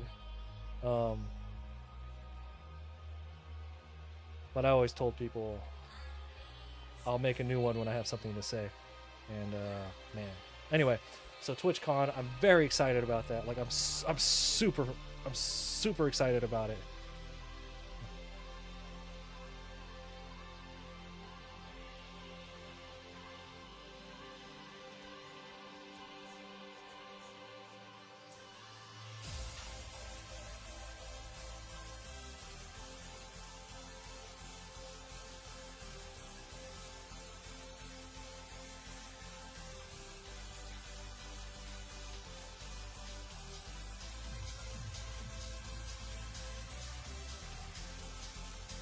Your streaming quality is insane.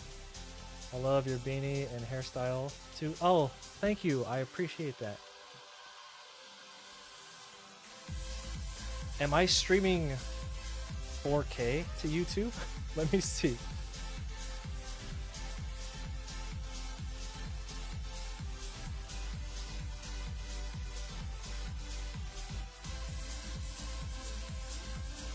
I am.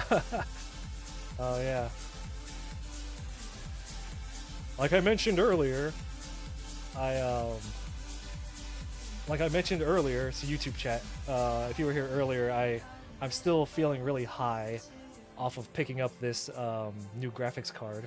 I'm a computer nerd, so I'm just really excited about it, and I talk about it because I talk about it a lot on stream because I have nobody in real life to nerd out this stuff with. So I set up. YouTube is the only streaming platform that could take 4K. So I appreciate you verifying with me that it is working. Thank you.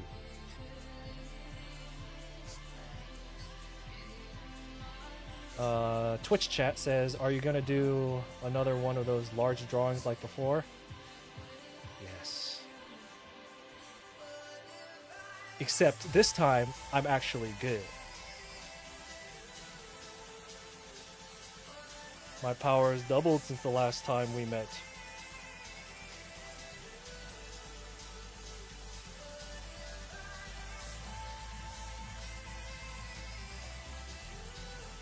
Because I would say, like I mentioned earlier, this year was the first time I've been able to just stay at home and work on projects.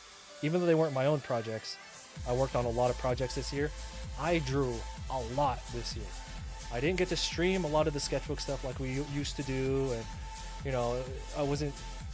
Anyway, while it was projects for other people, I took on a lot of different projects, a lot of NDA stuff I can't show you. I took on a lot of weird projects for other people, and I got so much mileage this year, and I can just feel it in my hands how much better I am now than I was even just a year ago, or you know, back the last time I did a big live drawing. So that's why I'm very excited.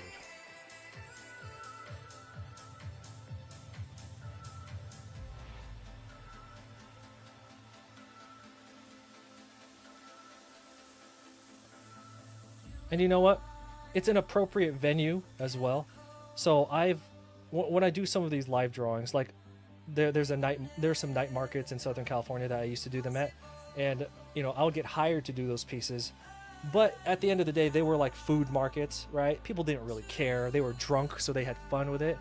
But it wasn't like it's not like a place for that. That's just a place where it happened. The live drawing. At like anime shows, like Anime Expo. I've done live drawings at Evo before. I've done live drawings at like comic conventions. And while that's cool, that's not really the place to do it. In my opinion, TwitchCon is a place for like live creative work, right? Doing shit in front of people. So to me, I feel like that's the perfect venue to do it.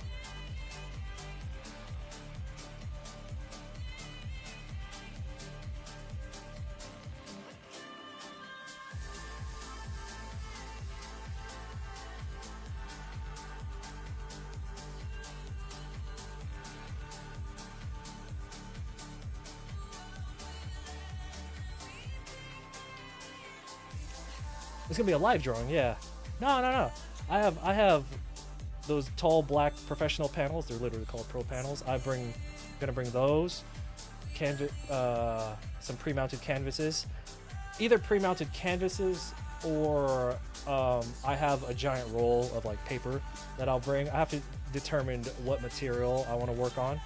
Canvases are easier to transport, but it's harder to draw on because they're porous. So when you go over it with like a brush pen, sometimes the bristles can catch.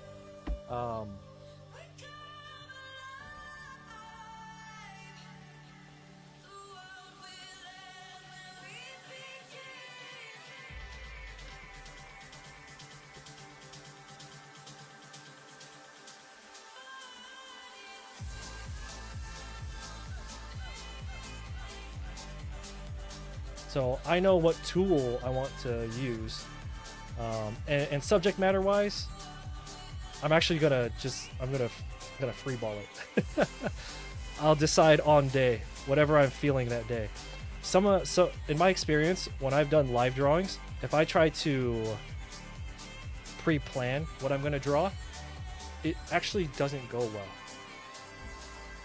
Because then I'm like committed to that thing, and then maybe on the day I'm not really feeling it. You know what I mean? So I have found it's actually for that kind of live drawing, especially since it is going to be freestyle, there's not going to be any undersketch, it's going to be straight brush pen. It's going to be better to just kind of see what I'm feeling that day.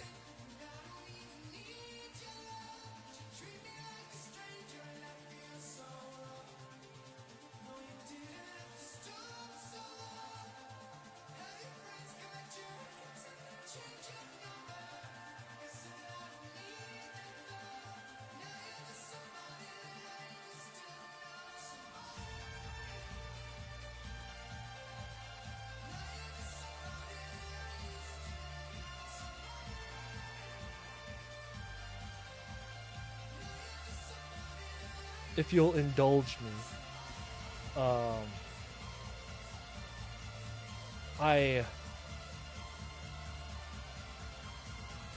there is a level of, and I've always believed this, even before AI.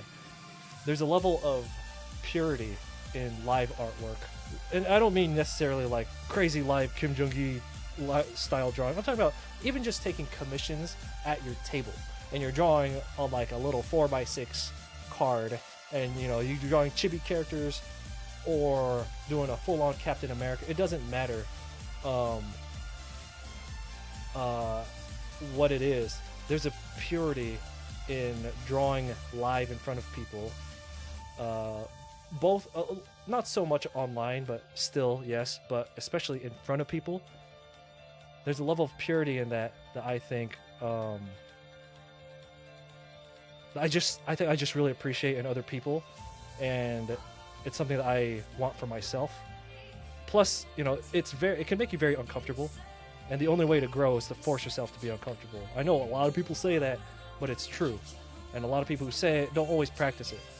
I always want to try to, I'd rather look like a dummy trying something cool than just sitting behind my fucking table trying to sell prints again.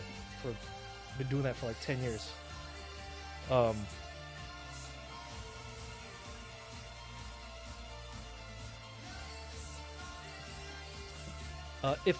So Twitch chat asks, if last minute you still don't know what to do, do One Punch Man. I don't know. I've never gotten into a point where I don't know. I think like, well, when I get stuck, I default to things that I like. So if I get stuck, what do I like? I like cars. I like computers. I like robots. Drawing people is really easy to me, so I can default to that because that's like, it's kind of mindless, And then once you really get into the flow of that, then your brain can kind of just go off from there. So like, let's say I drew a person, and then I'm just like, oh shit, what do I do? And then I put that person on top of standing on top of a car, and I draw the roof of the car.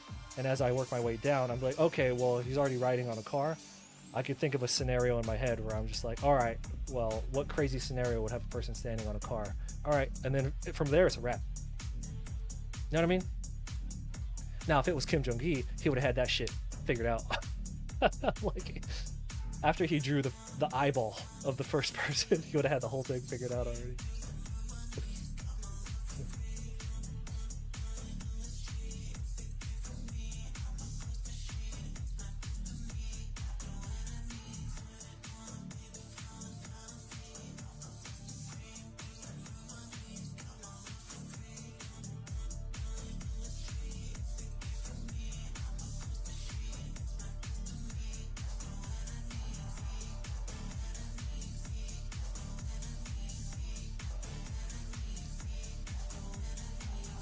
Yeah, as someone who has sold his artwork at markets, artist alleys for over a decade now, um, there has been a big push. Because back in the day, sound like an old ass head. What do you call us? Old heads.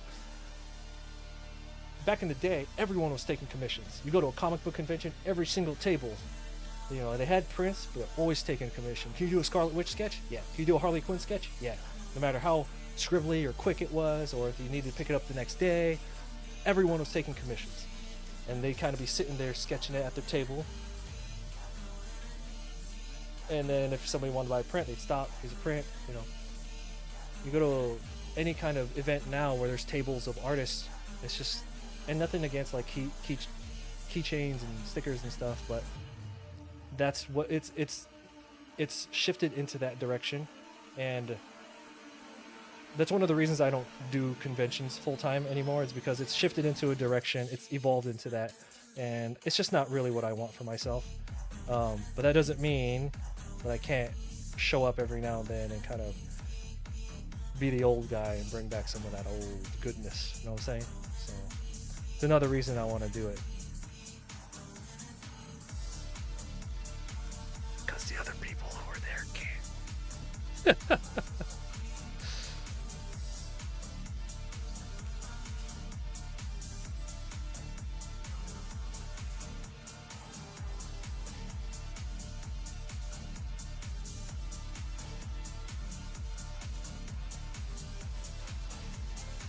See, thank you for coming through and talking with me and keeping me company and allowing me and indulging, allowing me to indulge in my you know, being able to talk about my beliefs and stuff. But yeah, appreciate it.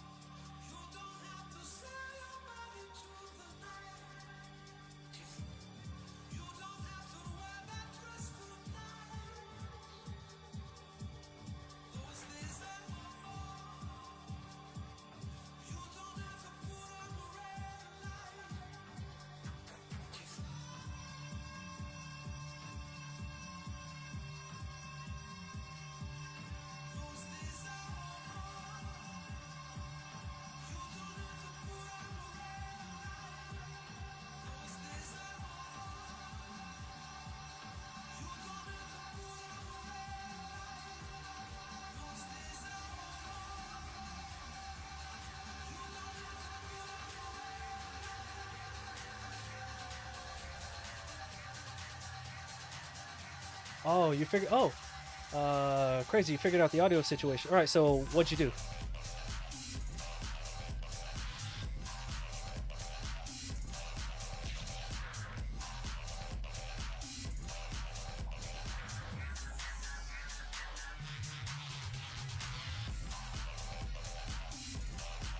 But anyway, I'm glad that you figured it out.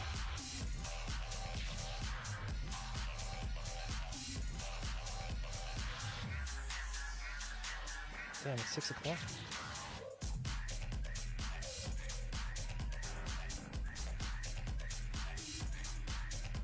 Yeah, you hungry?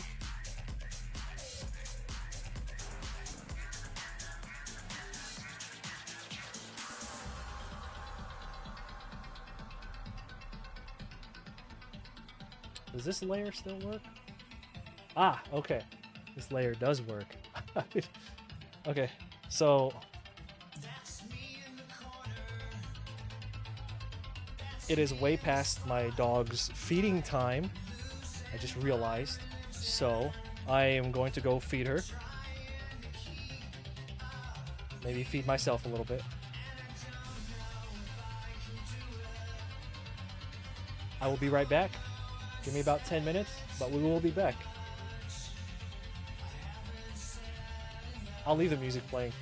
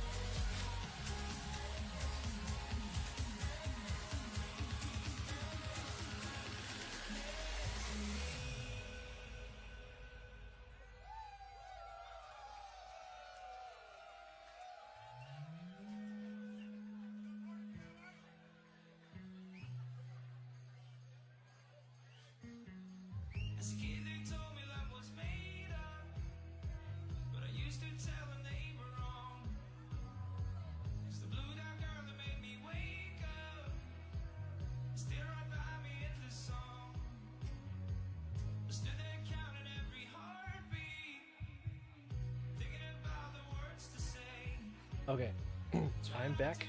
I had to just take the dog out a little bit. I had to take the dog out to use the restroom. Um,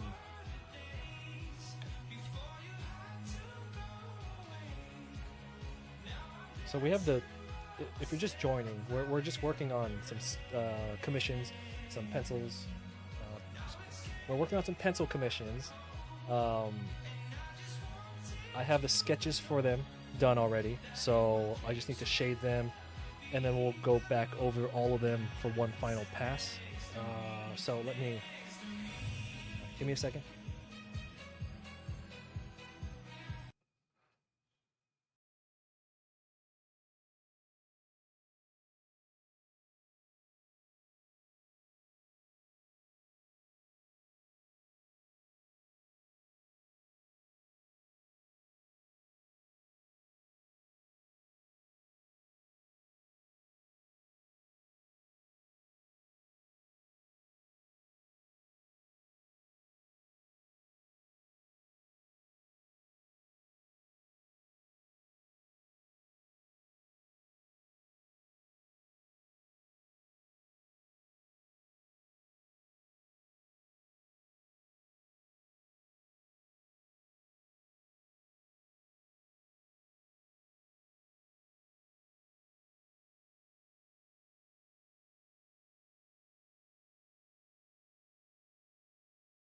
Okay, let's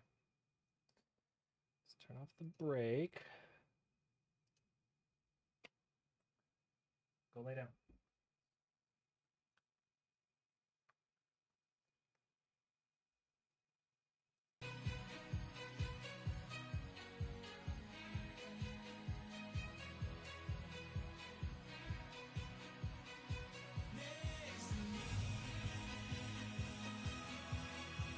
So all of these I would say are like 90% done.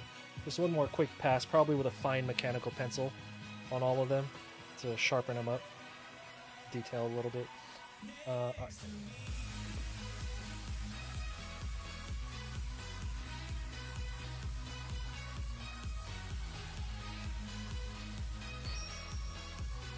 Thank you for the follow. I appreciate that. I don't know why we're not getting sound. I don't know why my alerts aren't making noise. They're supposed to make like a ding sound. I have trained my brain to get a dopamine hit anytime I hear that sound because it means I got to follow, and I'm not getting my hits. But thank you for the follow. I'll figure out what's going on with the sound next stream. Okay, so that's another commission. Let's close that.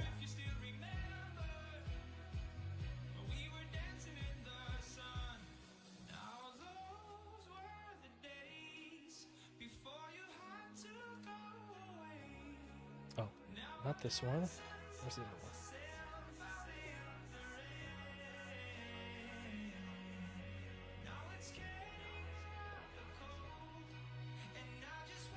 So she's from this character in the reference I have of this character is pretty cartoonish, but she's from a fighting game. So I think we're gonna make her a little bit more muscular, not large, but really lean, as you could already tell.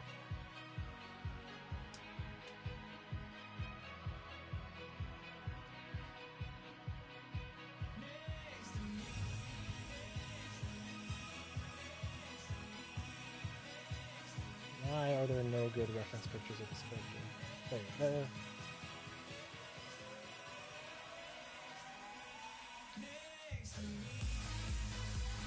Let's get it back.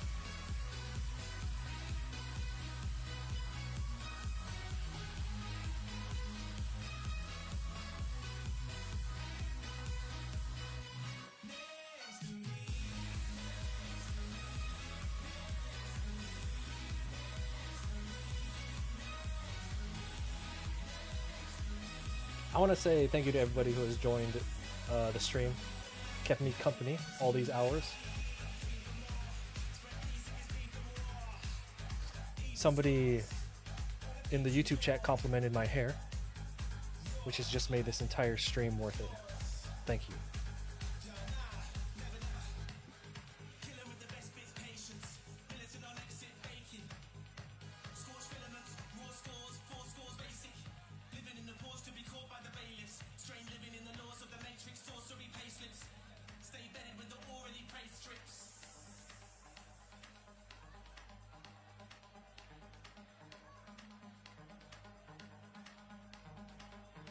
every convention that I've been to this year, which to be fair isn't a lot, um, somebody compliments my hair. It is a tradition that I hope people can keep going. This is the longest my roots I've this is the longest I've let my roots grow out in years. Um, I think I have one more blonde session in me, and then we're gonna move on to the next thing. We'll see. I think as of right now, that's how I'm feeling, but we'll see.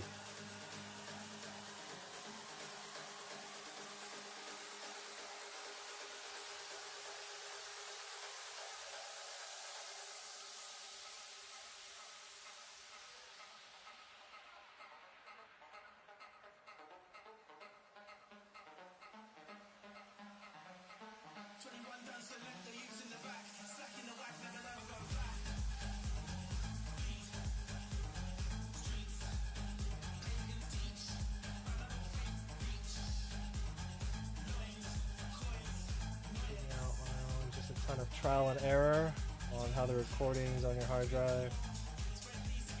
You can post those with no music. And your live stream has music now. Oh, that's good. Well, I'm glad you figured it out.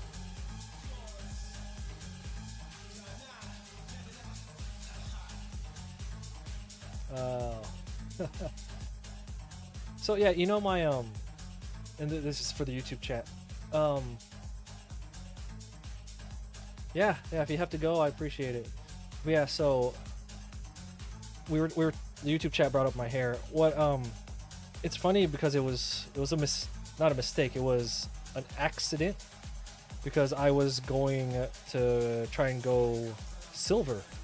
All intents was silver.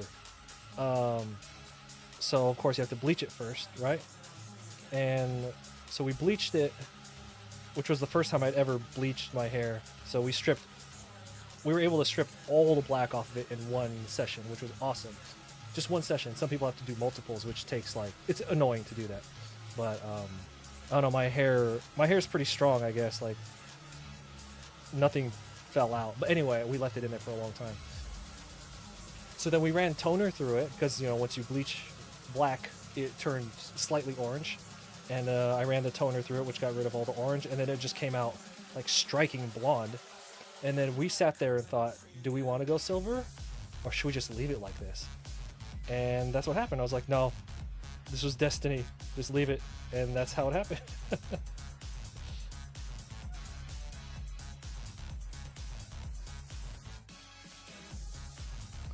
It seems like every good thing that happens to me is never through intention. It's always through accident. Anytime I try to do something according to my own plan, it does not work out. So when you Twitch chat, crazy, when you were trying to figure all that out, did you have to go through a bunch of YouTube videos, or were you just dicking around with the settings, hitting record, stop, going to the audio file, checking everything out? Because sometimes that's all you can do. You know what I mean? Sometimes you just gotta sit there and record, stop, record, and then just see what works best.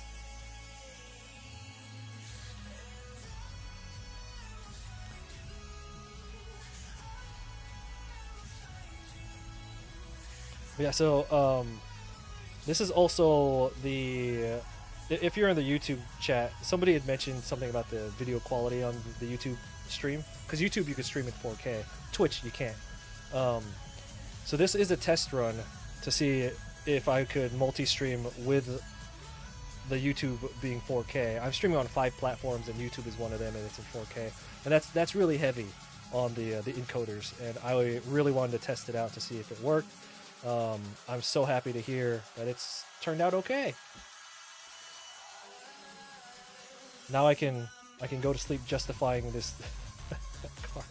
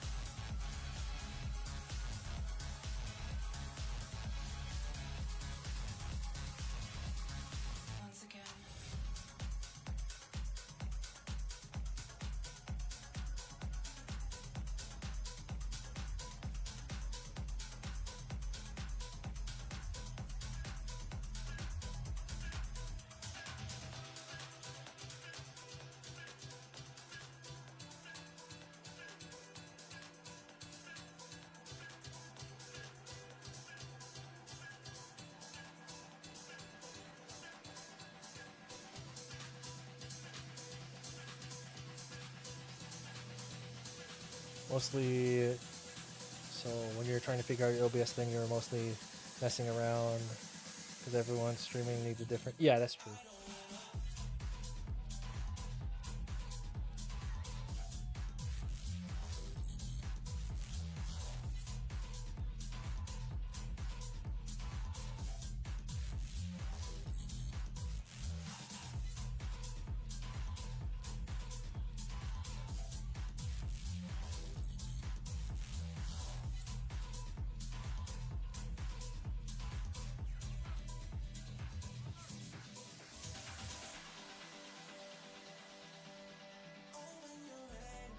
My wife is awake. One second, she's messaging me.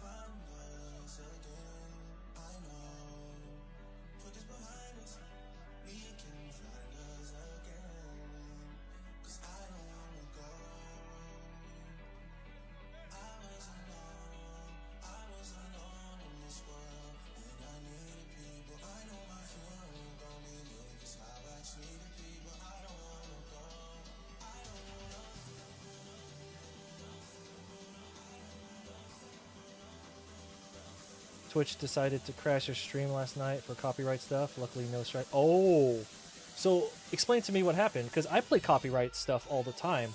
It's just it mutes it after the broadcast.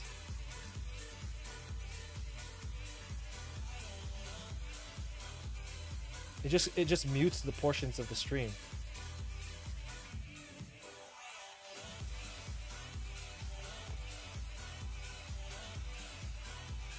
That's usually what happens. Not just with me, but that's usually what happens with everybody. That's why everyone plays like Spotify or whatever, and then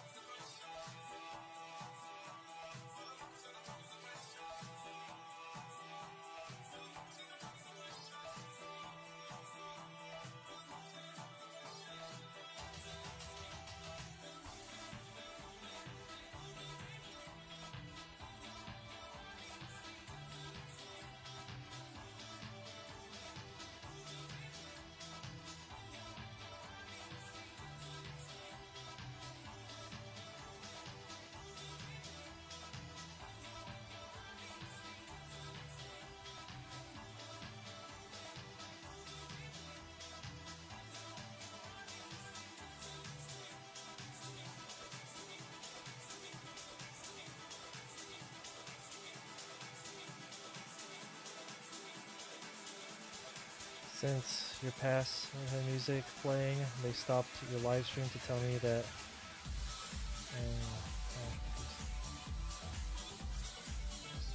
Oh, you know what? I tend to not publish.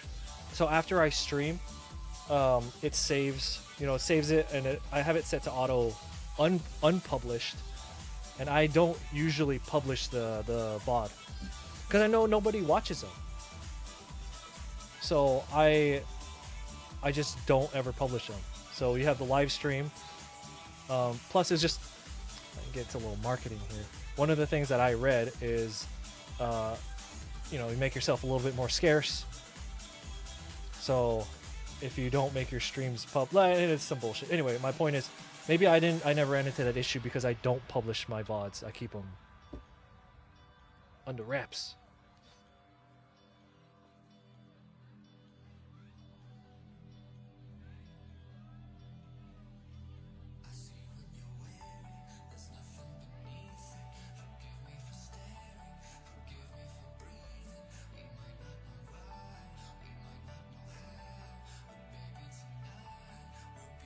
So the plan is the plan is to stream with music and everything.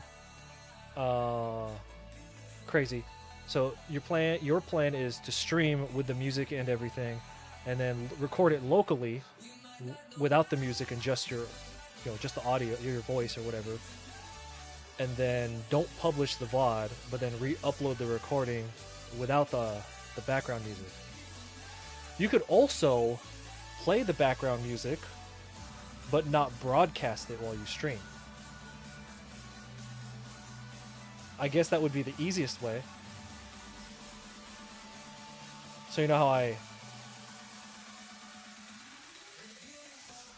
was gonna say, so like if we streamed right now, I have this music going, I just silenced it.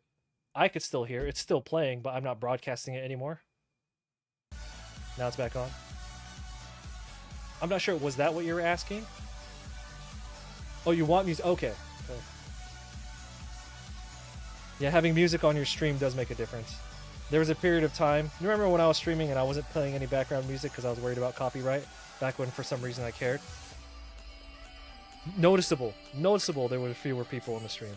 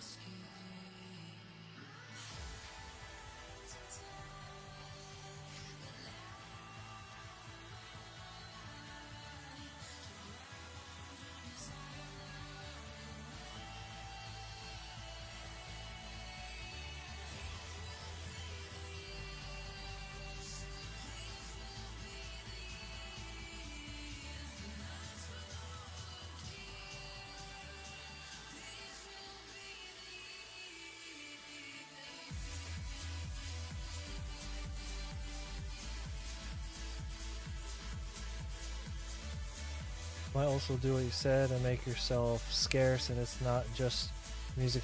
Implemented a bot to manage song requests during the live streams. Ah, okay. Didn't even know you could do that.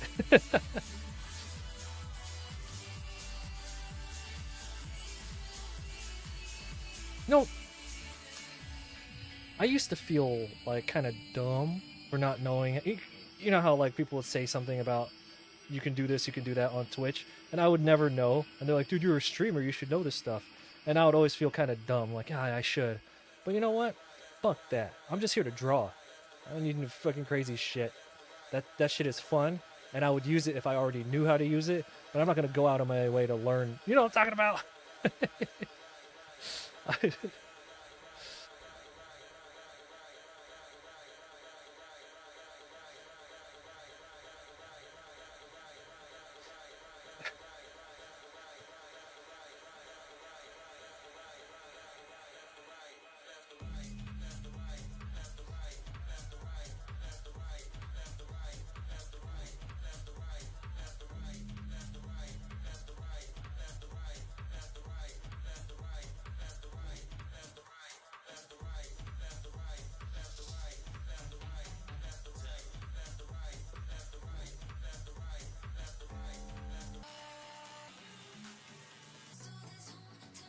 This music is trash.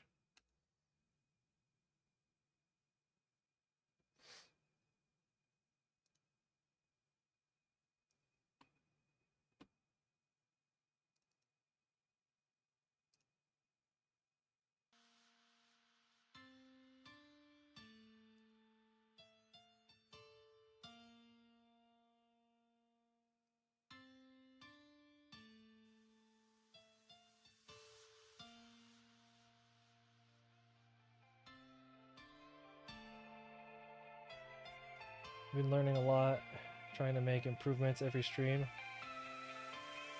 Well, I appreciate that, dude. Like for real. Yeah, but it's I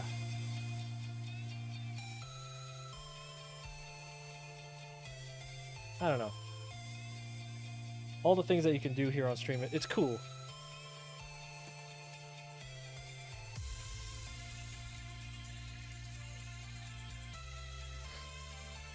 But you know me. It's hard for me to care about that stuff.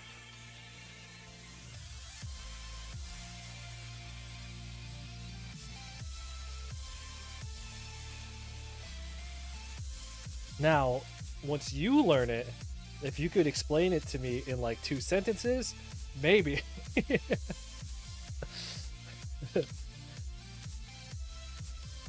So, what other things do you have? Like, I didn't know that people could request music like that. Do you do that through? Is it like a widget? How does that even work?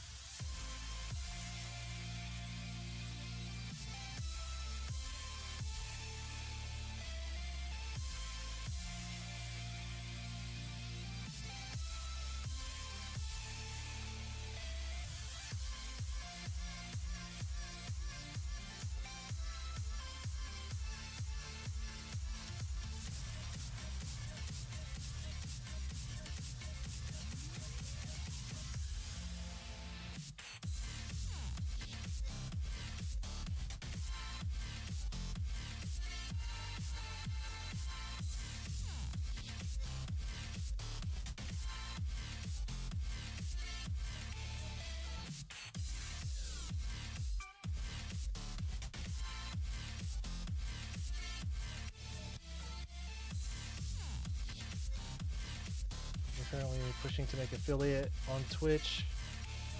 Just need 8 more followers to get an invite.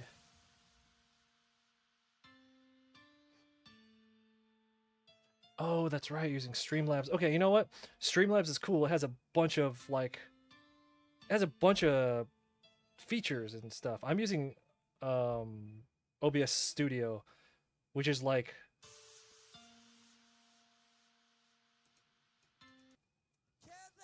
it's like the most bare bones like thing ever. And that's one of the reasons I'm having trouble with my with my alerts making sounds. So like when someone follows, you see like the image shows up, but we don't get the classic ding, the classic Mega Man X ding.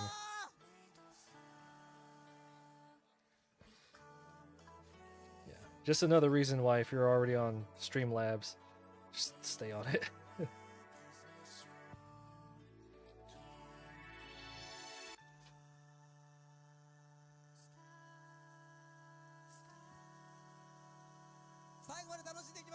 続行ミュージックユニティ2023ライブ中継ですよろしくお願いします。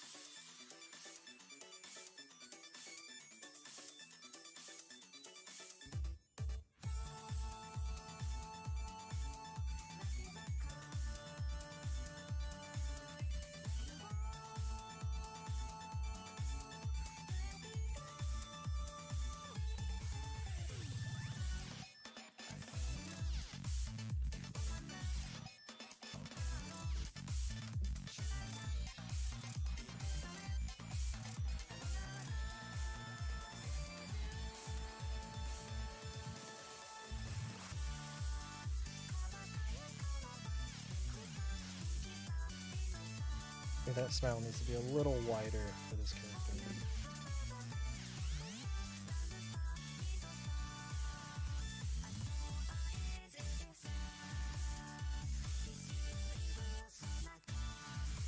Yeah, YouTube and SoundCloud. I enjoy more than Spotify.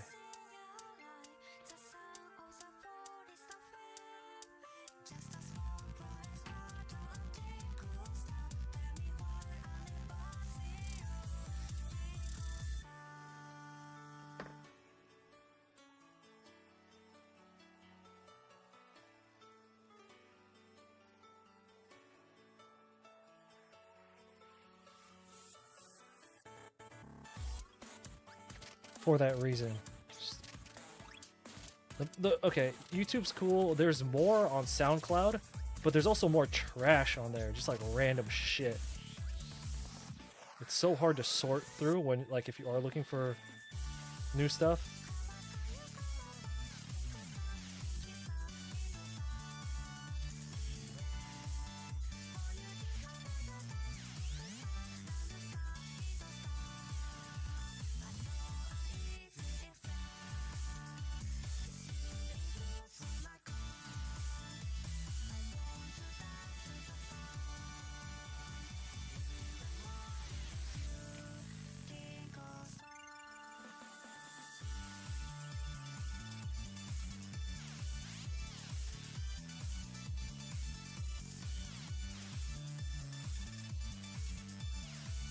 Noon, what's up? Oh. Talking about me? Oh no, you're talking about. That's cool too. How's it? I wanted to listen.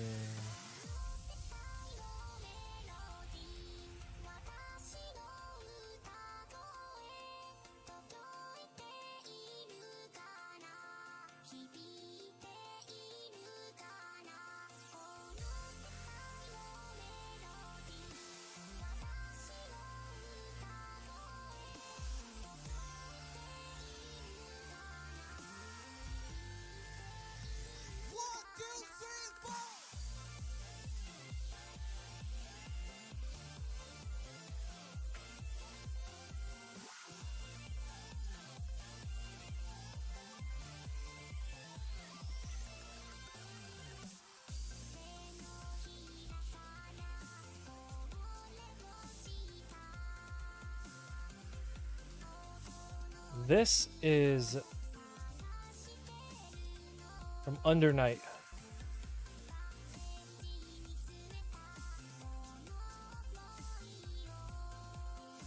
Not familiar.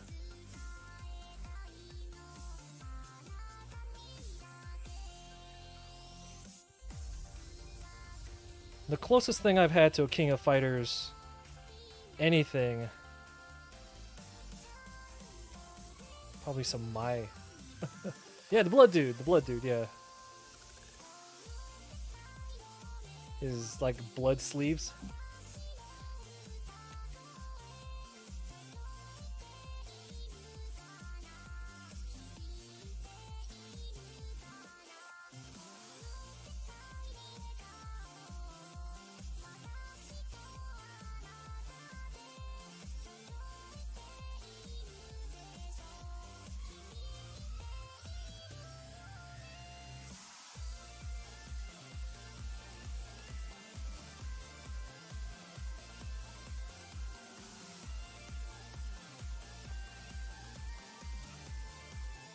So this whole time, I've basically been just using a 2B pencil. Like every now and well, the 2B pencil and the mechanical pencil. I've used the 9B to do a little bit of the outline stuff, just to get it a little bit more bold. But for the most part, these entire things are being done with 2B and a mechanical pencil. Yeah, someone earlier asked me what pencils I recommend. I'm like, I don't know, man. I just the 2B, good. 9B is dark. Mechanical pencil is sharp for details. That's it. You'll get your gradients with the smudging anyway.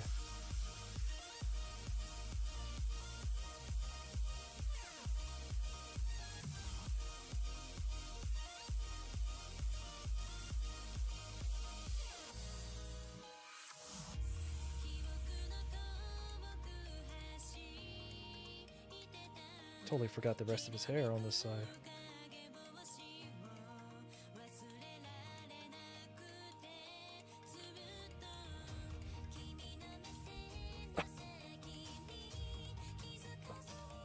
Give me a second.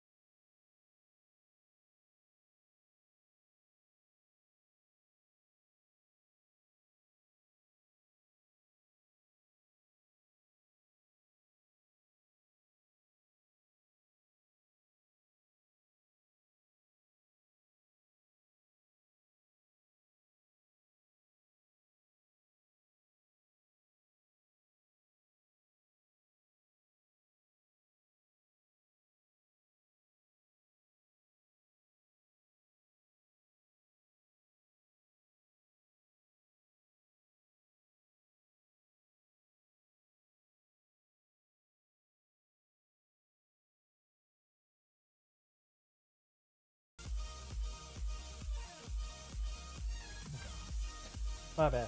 Got the black lung pie. That's the thing about doing traditional art. Start getting sick or coughing up or something, you gotta go clean up and disinfect and all that stuff. Digital art, you can sneeze on the artwork and you're fine.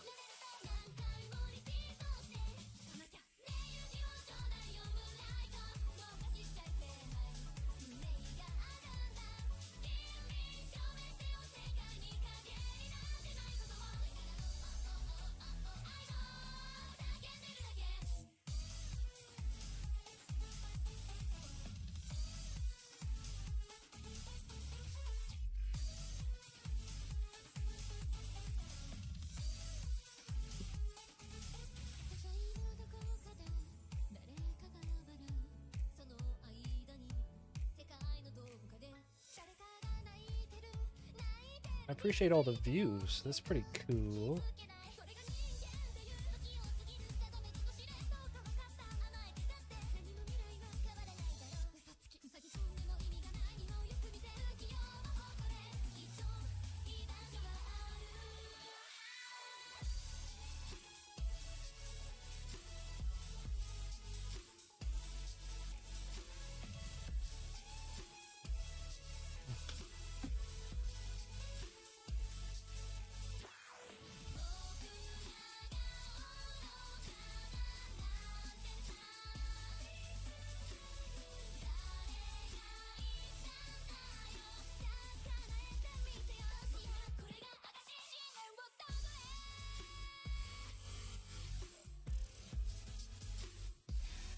My dog is like, she's sleeping by my feet. She always likes to hang out by my feet when I work, especially when I live stream. It's like she could tell when I live stream because I maybe like I have a different vibe to me and I'm speaking. But she, ever since she was a puppy, she just likes to sit by my feet. But lately, she's getting real big. She's 3 years old now. Y'all, I don't know who was here, but y'all remember when I first got her. But she just like, here's my leg. It's her face, and she just like, she'll go to sleep with like her face pressed up and her jowls like wrapped around my leg, or my foot, or my ankle.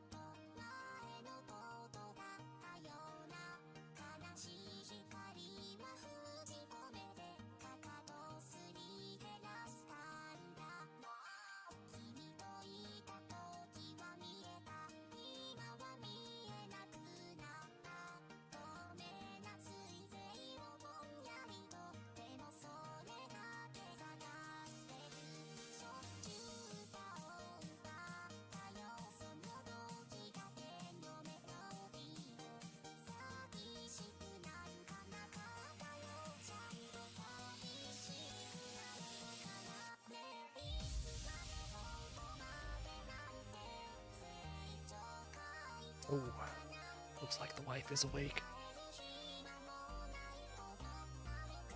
from her hibernation, which means this will probably be the last drawing we do.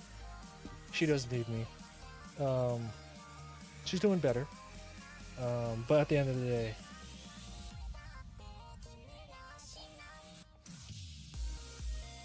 there are still things that I am in charge of that I have to take care of. So after we finish this one, we'll wrap up the stream, alright?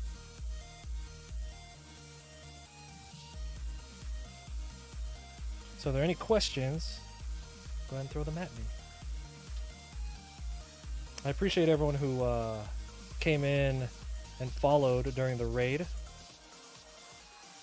Dizzy's it's the homie right there from the old DeviantArt days. We used to do work together for DeviantArt. All of my fellow DeviantArt colleagues have moved on to very impressive things. My buddy's opening his own studio, an animation studio that we work together for the DeviantArt thing. He's opening up his own animation studio. I'm like, that's pretty cool, bro.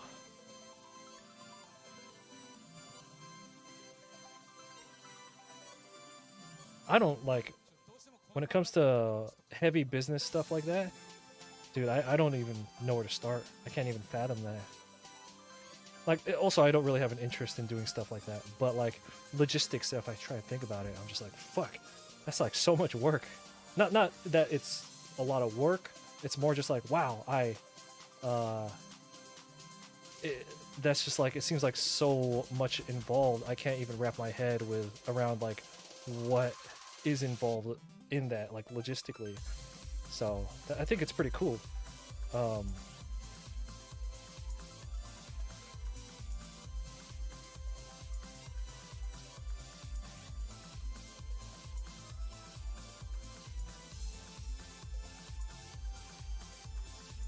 Yeah, animation studio, yeah. He's hella good. He's like super duper good. He did work on the animated Tomb Raider. I think it was Netflix. Could be Netflix, could be God knows where it was. Yeah, it came out like a year ago or something like that. Or feels like a year ago. I think it was the most recent animated Tomb Raider. He did work on that.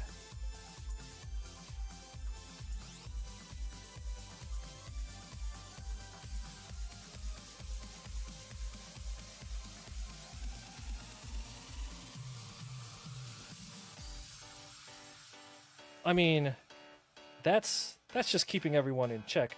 I'm talking about the logistics of, like, you say studio, I assume that you have unless you're gonna let everyone work from home. I mean, like, you know what I mean? Like, unless you're gonna let everyone work from home, you rent out a space, and how you would have to be good at. There's like a lot of leadership skills involved in being like an art. Oh, well, I guess if he's the head of the studio, he's not necessarily like the art director. You know what I mean? So this, you know what I'm talking about? Just like on top of, I'm not talking about having the employees and stuff functioning. I'm talking about getting motherfucking business running. Like renting a building, unless you're letting them work from home. You know, what are like zoning? Like, what are the laws for that? Like, what can you have or not have in a studio? In California, of course. Like, are there animation taxes? Fucking California, you know?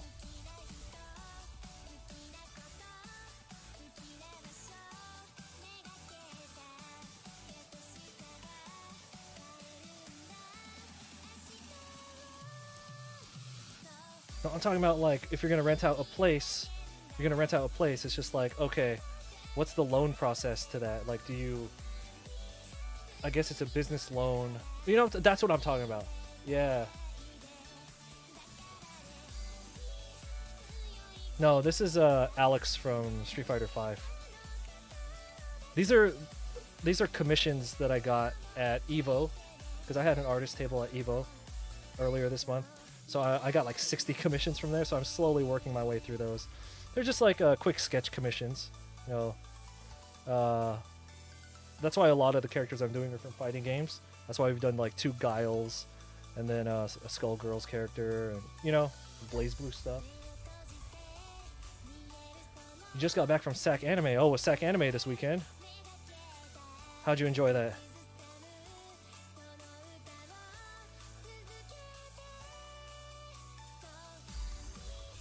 Damn. When was the last time I got into SAC Summer?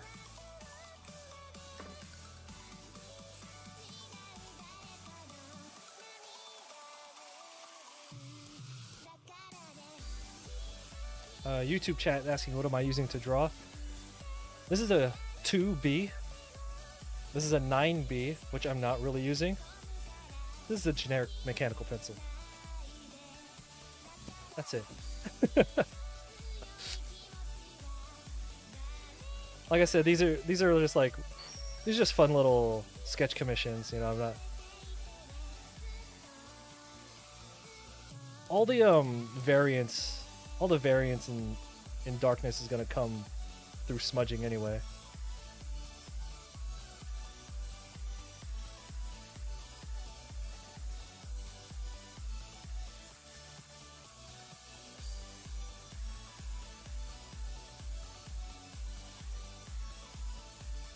Yeah, Evo was fun. I went to Evo with a goal because last year when I had my Evo table, that was like my original record for quantity of on-site commissions. So I wanted to see how many I could physically do. So I dropped my prices. I did 38 commissions over the weekend. That's just pretty good. I was trying to keep like a consistent level of like consistent quality on them. I could have sketched bullshitted like 100 of them, but I didn't want to do that.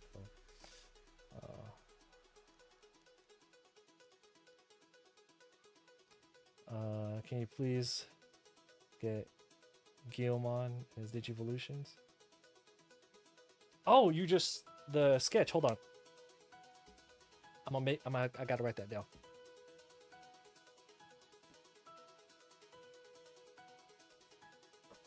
What? My handy dandy notebook.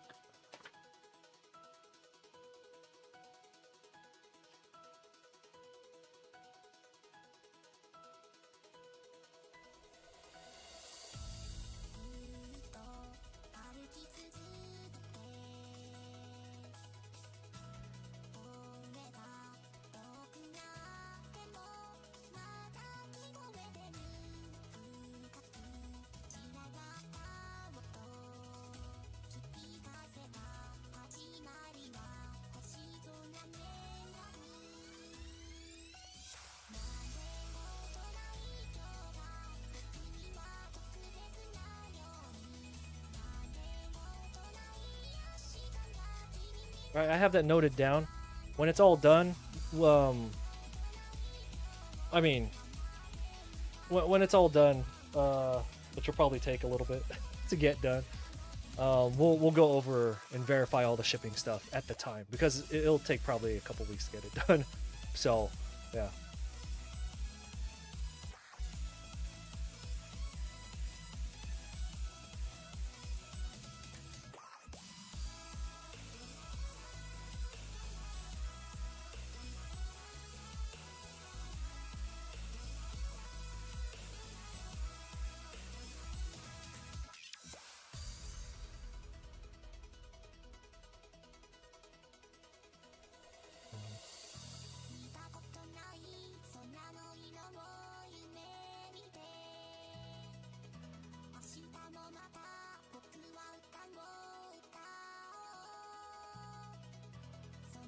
Oh, is it?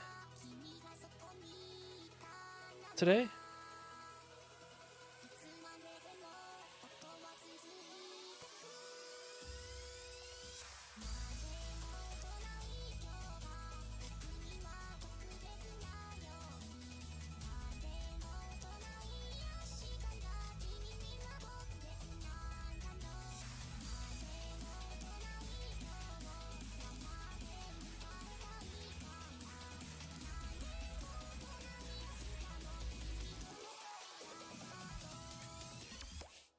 I remember when I first started drawing and taking commissions back in like 2012. I was getting a lot of Miku and Black Rock Shooter commissions, and it was interesting at the time when you would have to explain like the concept of Miku or Vocaloid in general, like the you know. But now it's just like now they're just like, oh, okay, so it's like like the idea.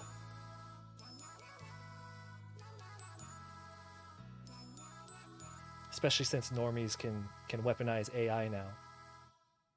ありがとうございます。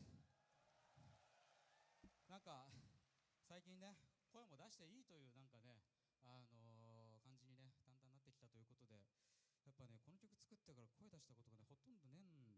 なんかその合法で。だからちょっとやっぱみんなで歌いたい。So it's like a person, it's like a hologram. お願いします。 No, but what do you mean by hologram though? Like やっとねえぞ、割と。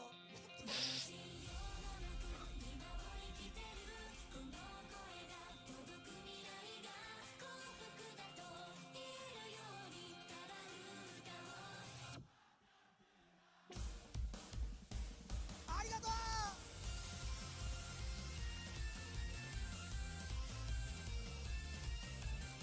Sack was fine. A lot of security directing traffic. Hey, that's good. You know, I see that being the future of conventions. Anime, you know, with the way Anime Expo handled their crowds this year, they had like traffic people. Incredible. So like if that works for that, you could manage crowds and traffic at any show by taking that that route.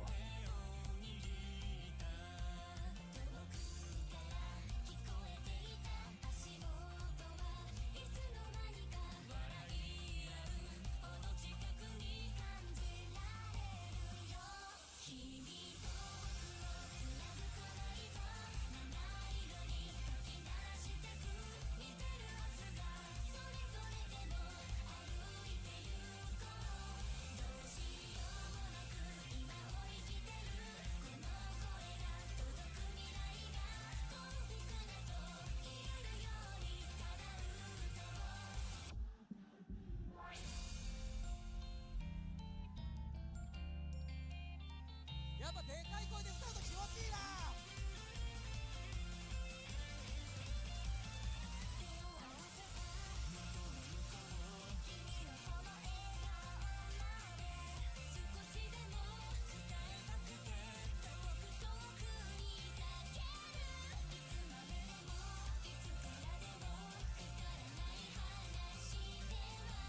I'm glad Sack was fun. How did like crowds? How did the crowd feel? Did it feel pretty light this year, or what's felt normal?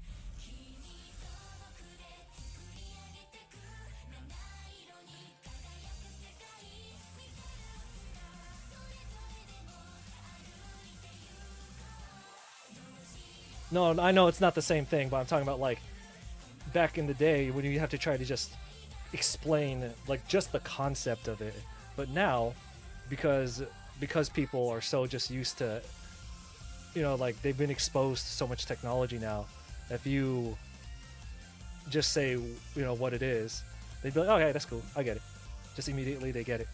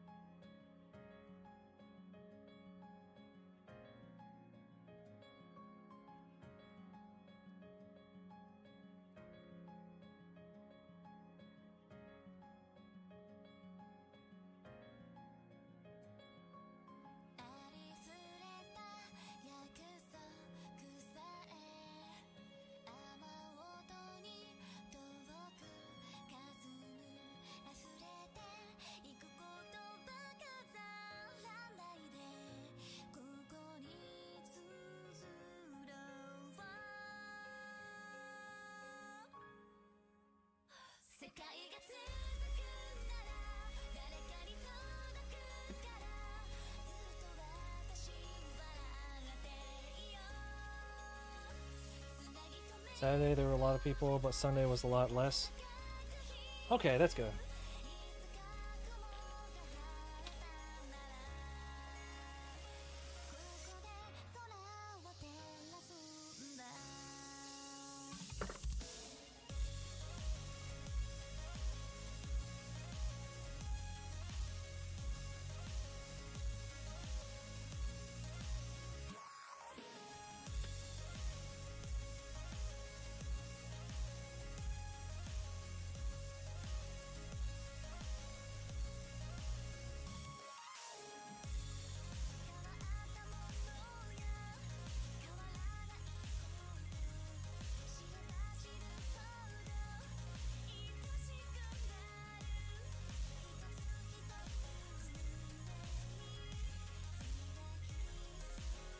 Yeah, so we'll finish up this draw. Actually, we'll just finish up this live set that I'm listening to.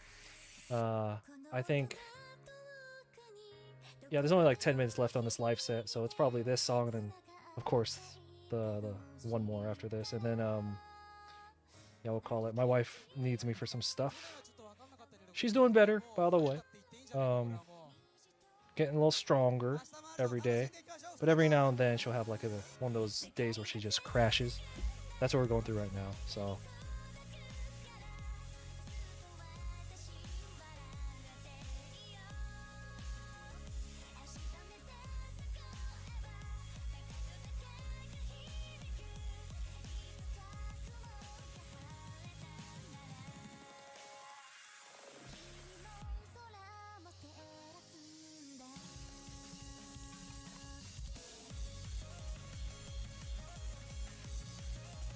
Yeah, I know. I appreciate everyone for keeping me company during this stream while we work on these projects.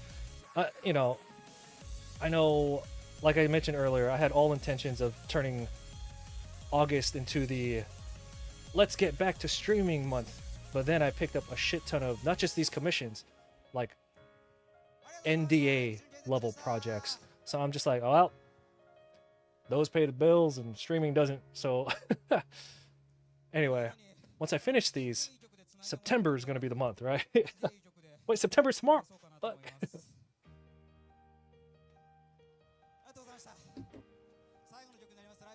Of course. Let's tell your world. Or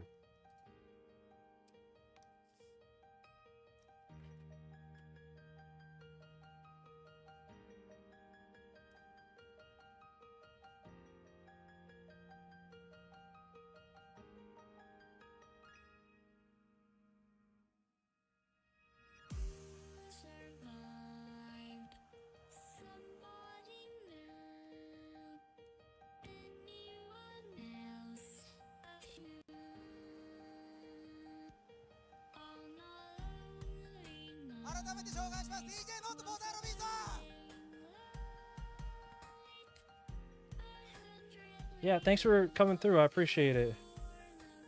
Thanks for hanging out this whole time. We're about to wrap up in a few minutes anyway.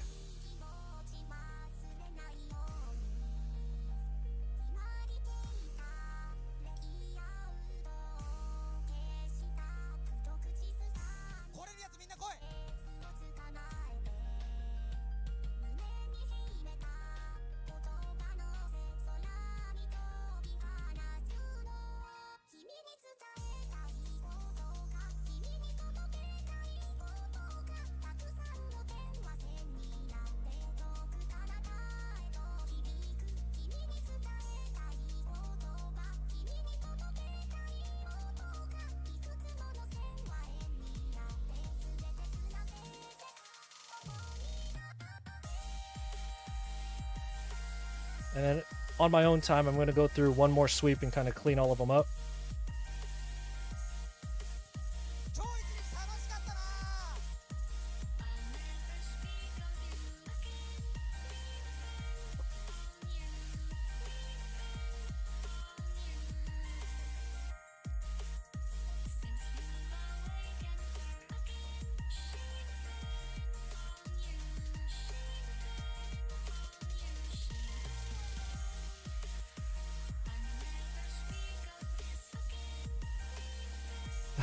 Have I tried inking? I've dabbled with ink. Should check out some of my older stuff.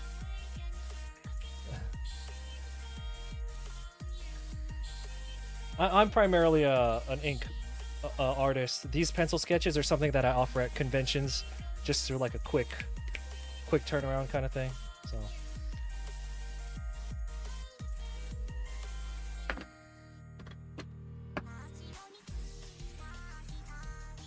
All right. Oh. Sheesh. All right. Well, I'm gonna hang out for a couple more minutes. If you guys have any questions, otherwise, thank you for joining. Thank you for hanging out, keeping me company. I have probably a full night of work ahead of me. I haven't finished all my NDA work, and that has to go. But these commissions that the ones that we worked on today, are gonna get touched up and sent out tomorrow. So if you have any commissions from Evo, if you are an Evo viewer, those are gonna go out soon. So.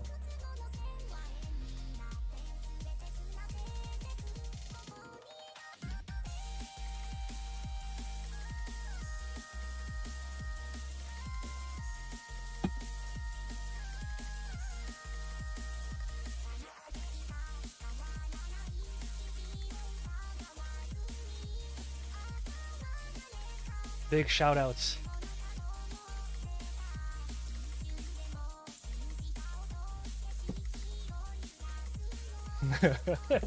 I'll stop bringing it up. I just got it, so I'm allowed to be happy and yeah. When's your commission gonna ship? I'm gonna have everything done by the end of the week. 100% of all my projects are gonna be done by the end of this week. Because all the new ones I've gotten, I have given them a due date of like 3 months. So I've been able to create a good separation between what I have and what I've been getting. So end of the week, it'll be done. So shipped out probably Saturday, because I'll ship everything at one time.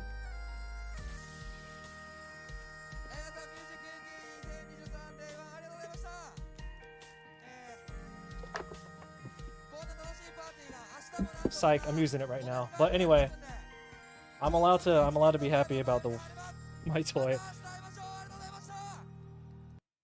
Thank you for hanging out. I will see you guys next time we stream, all right?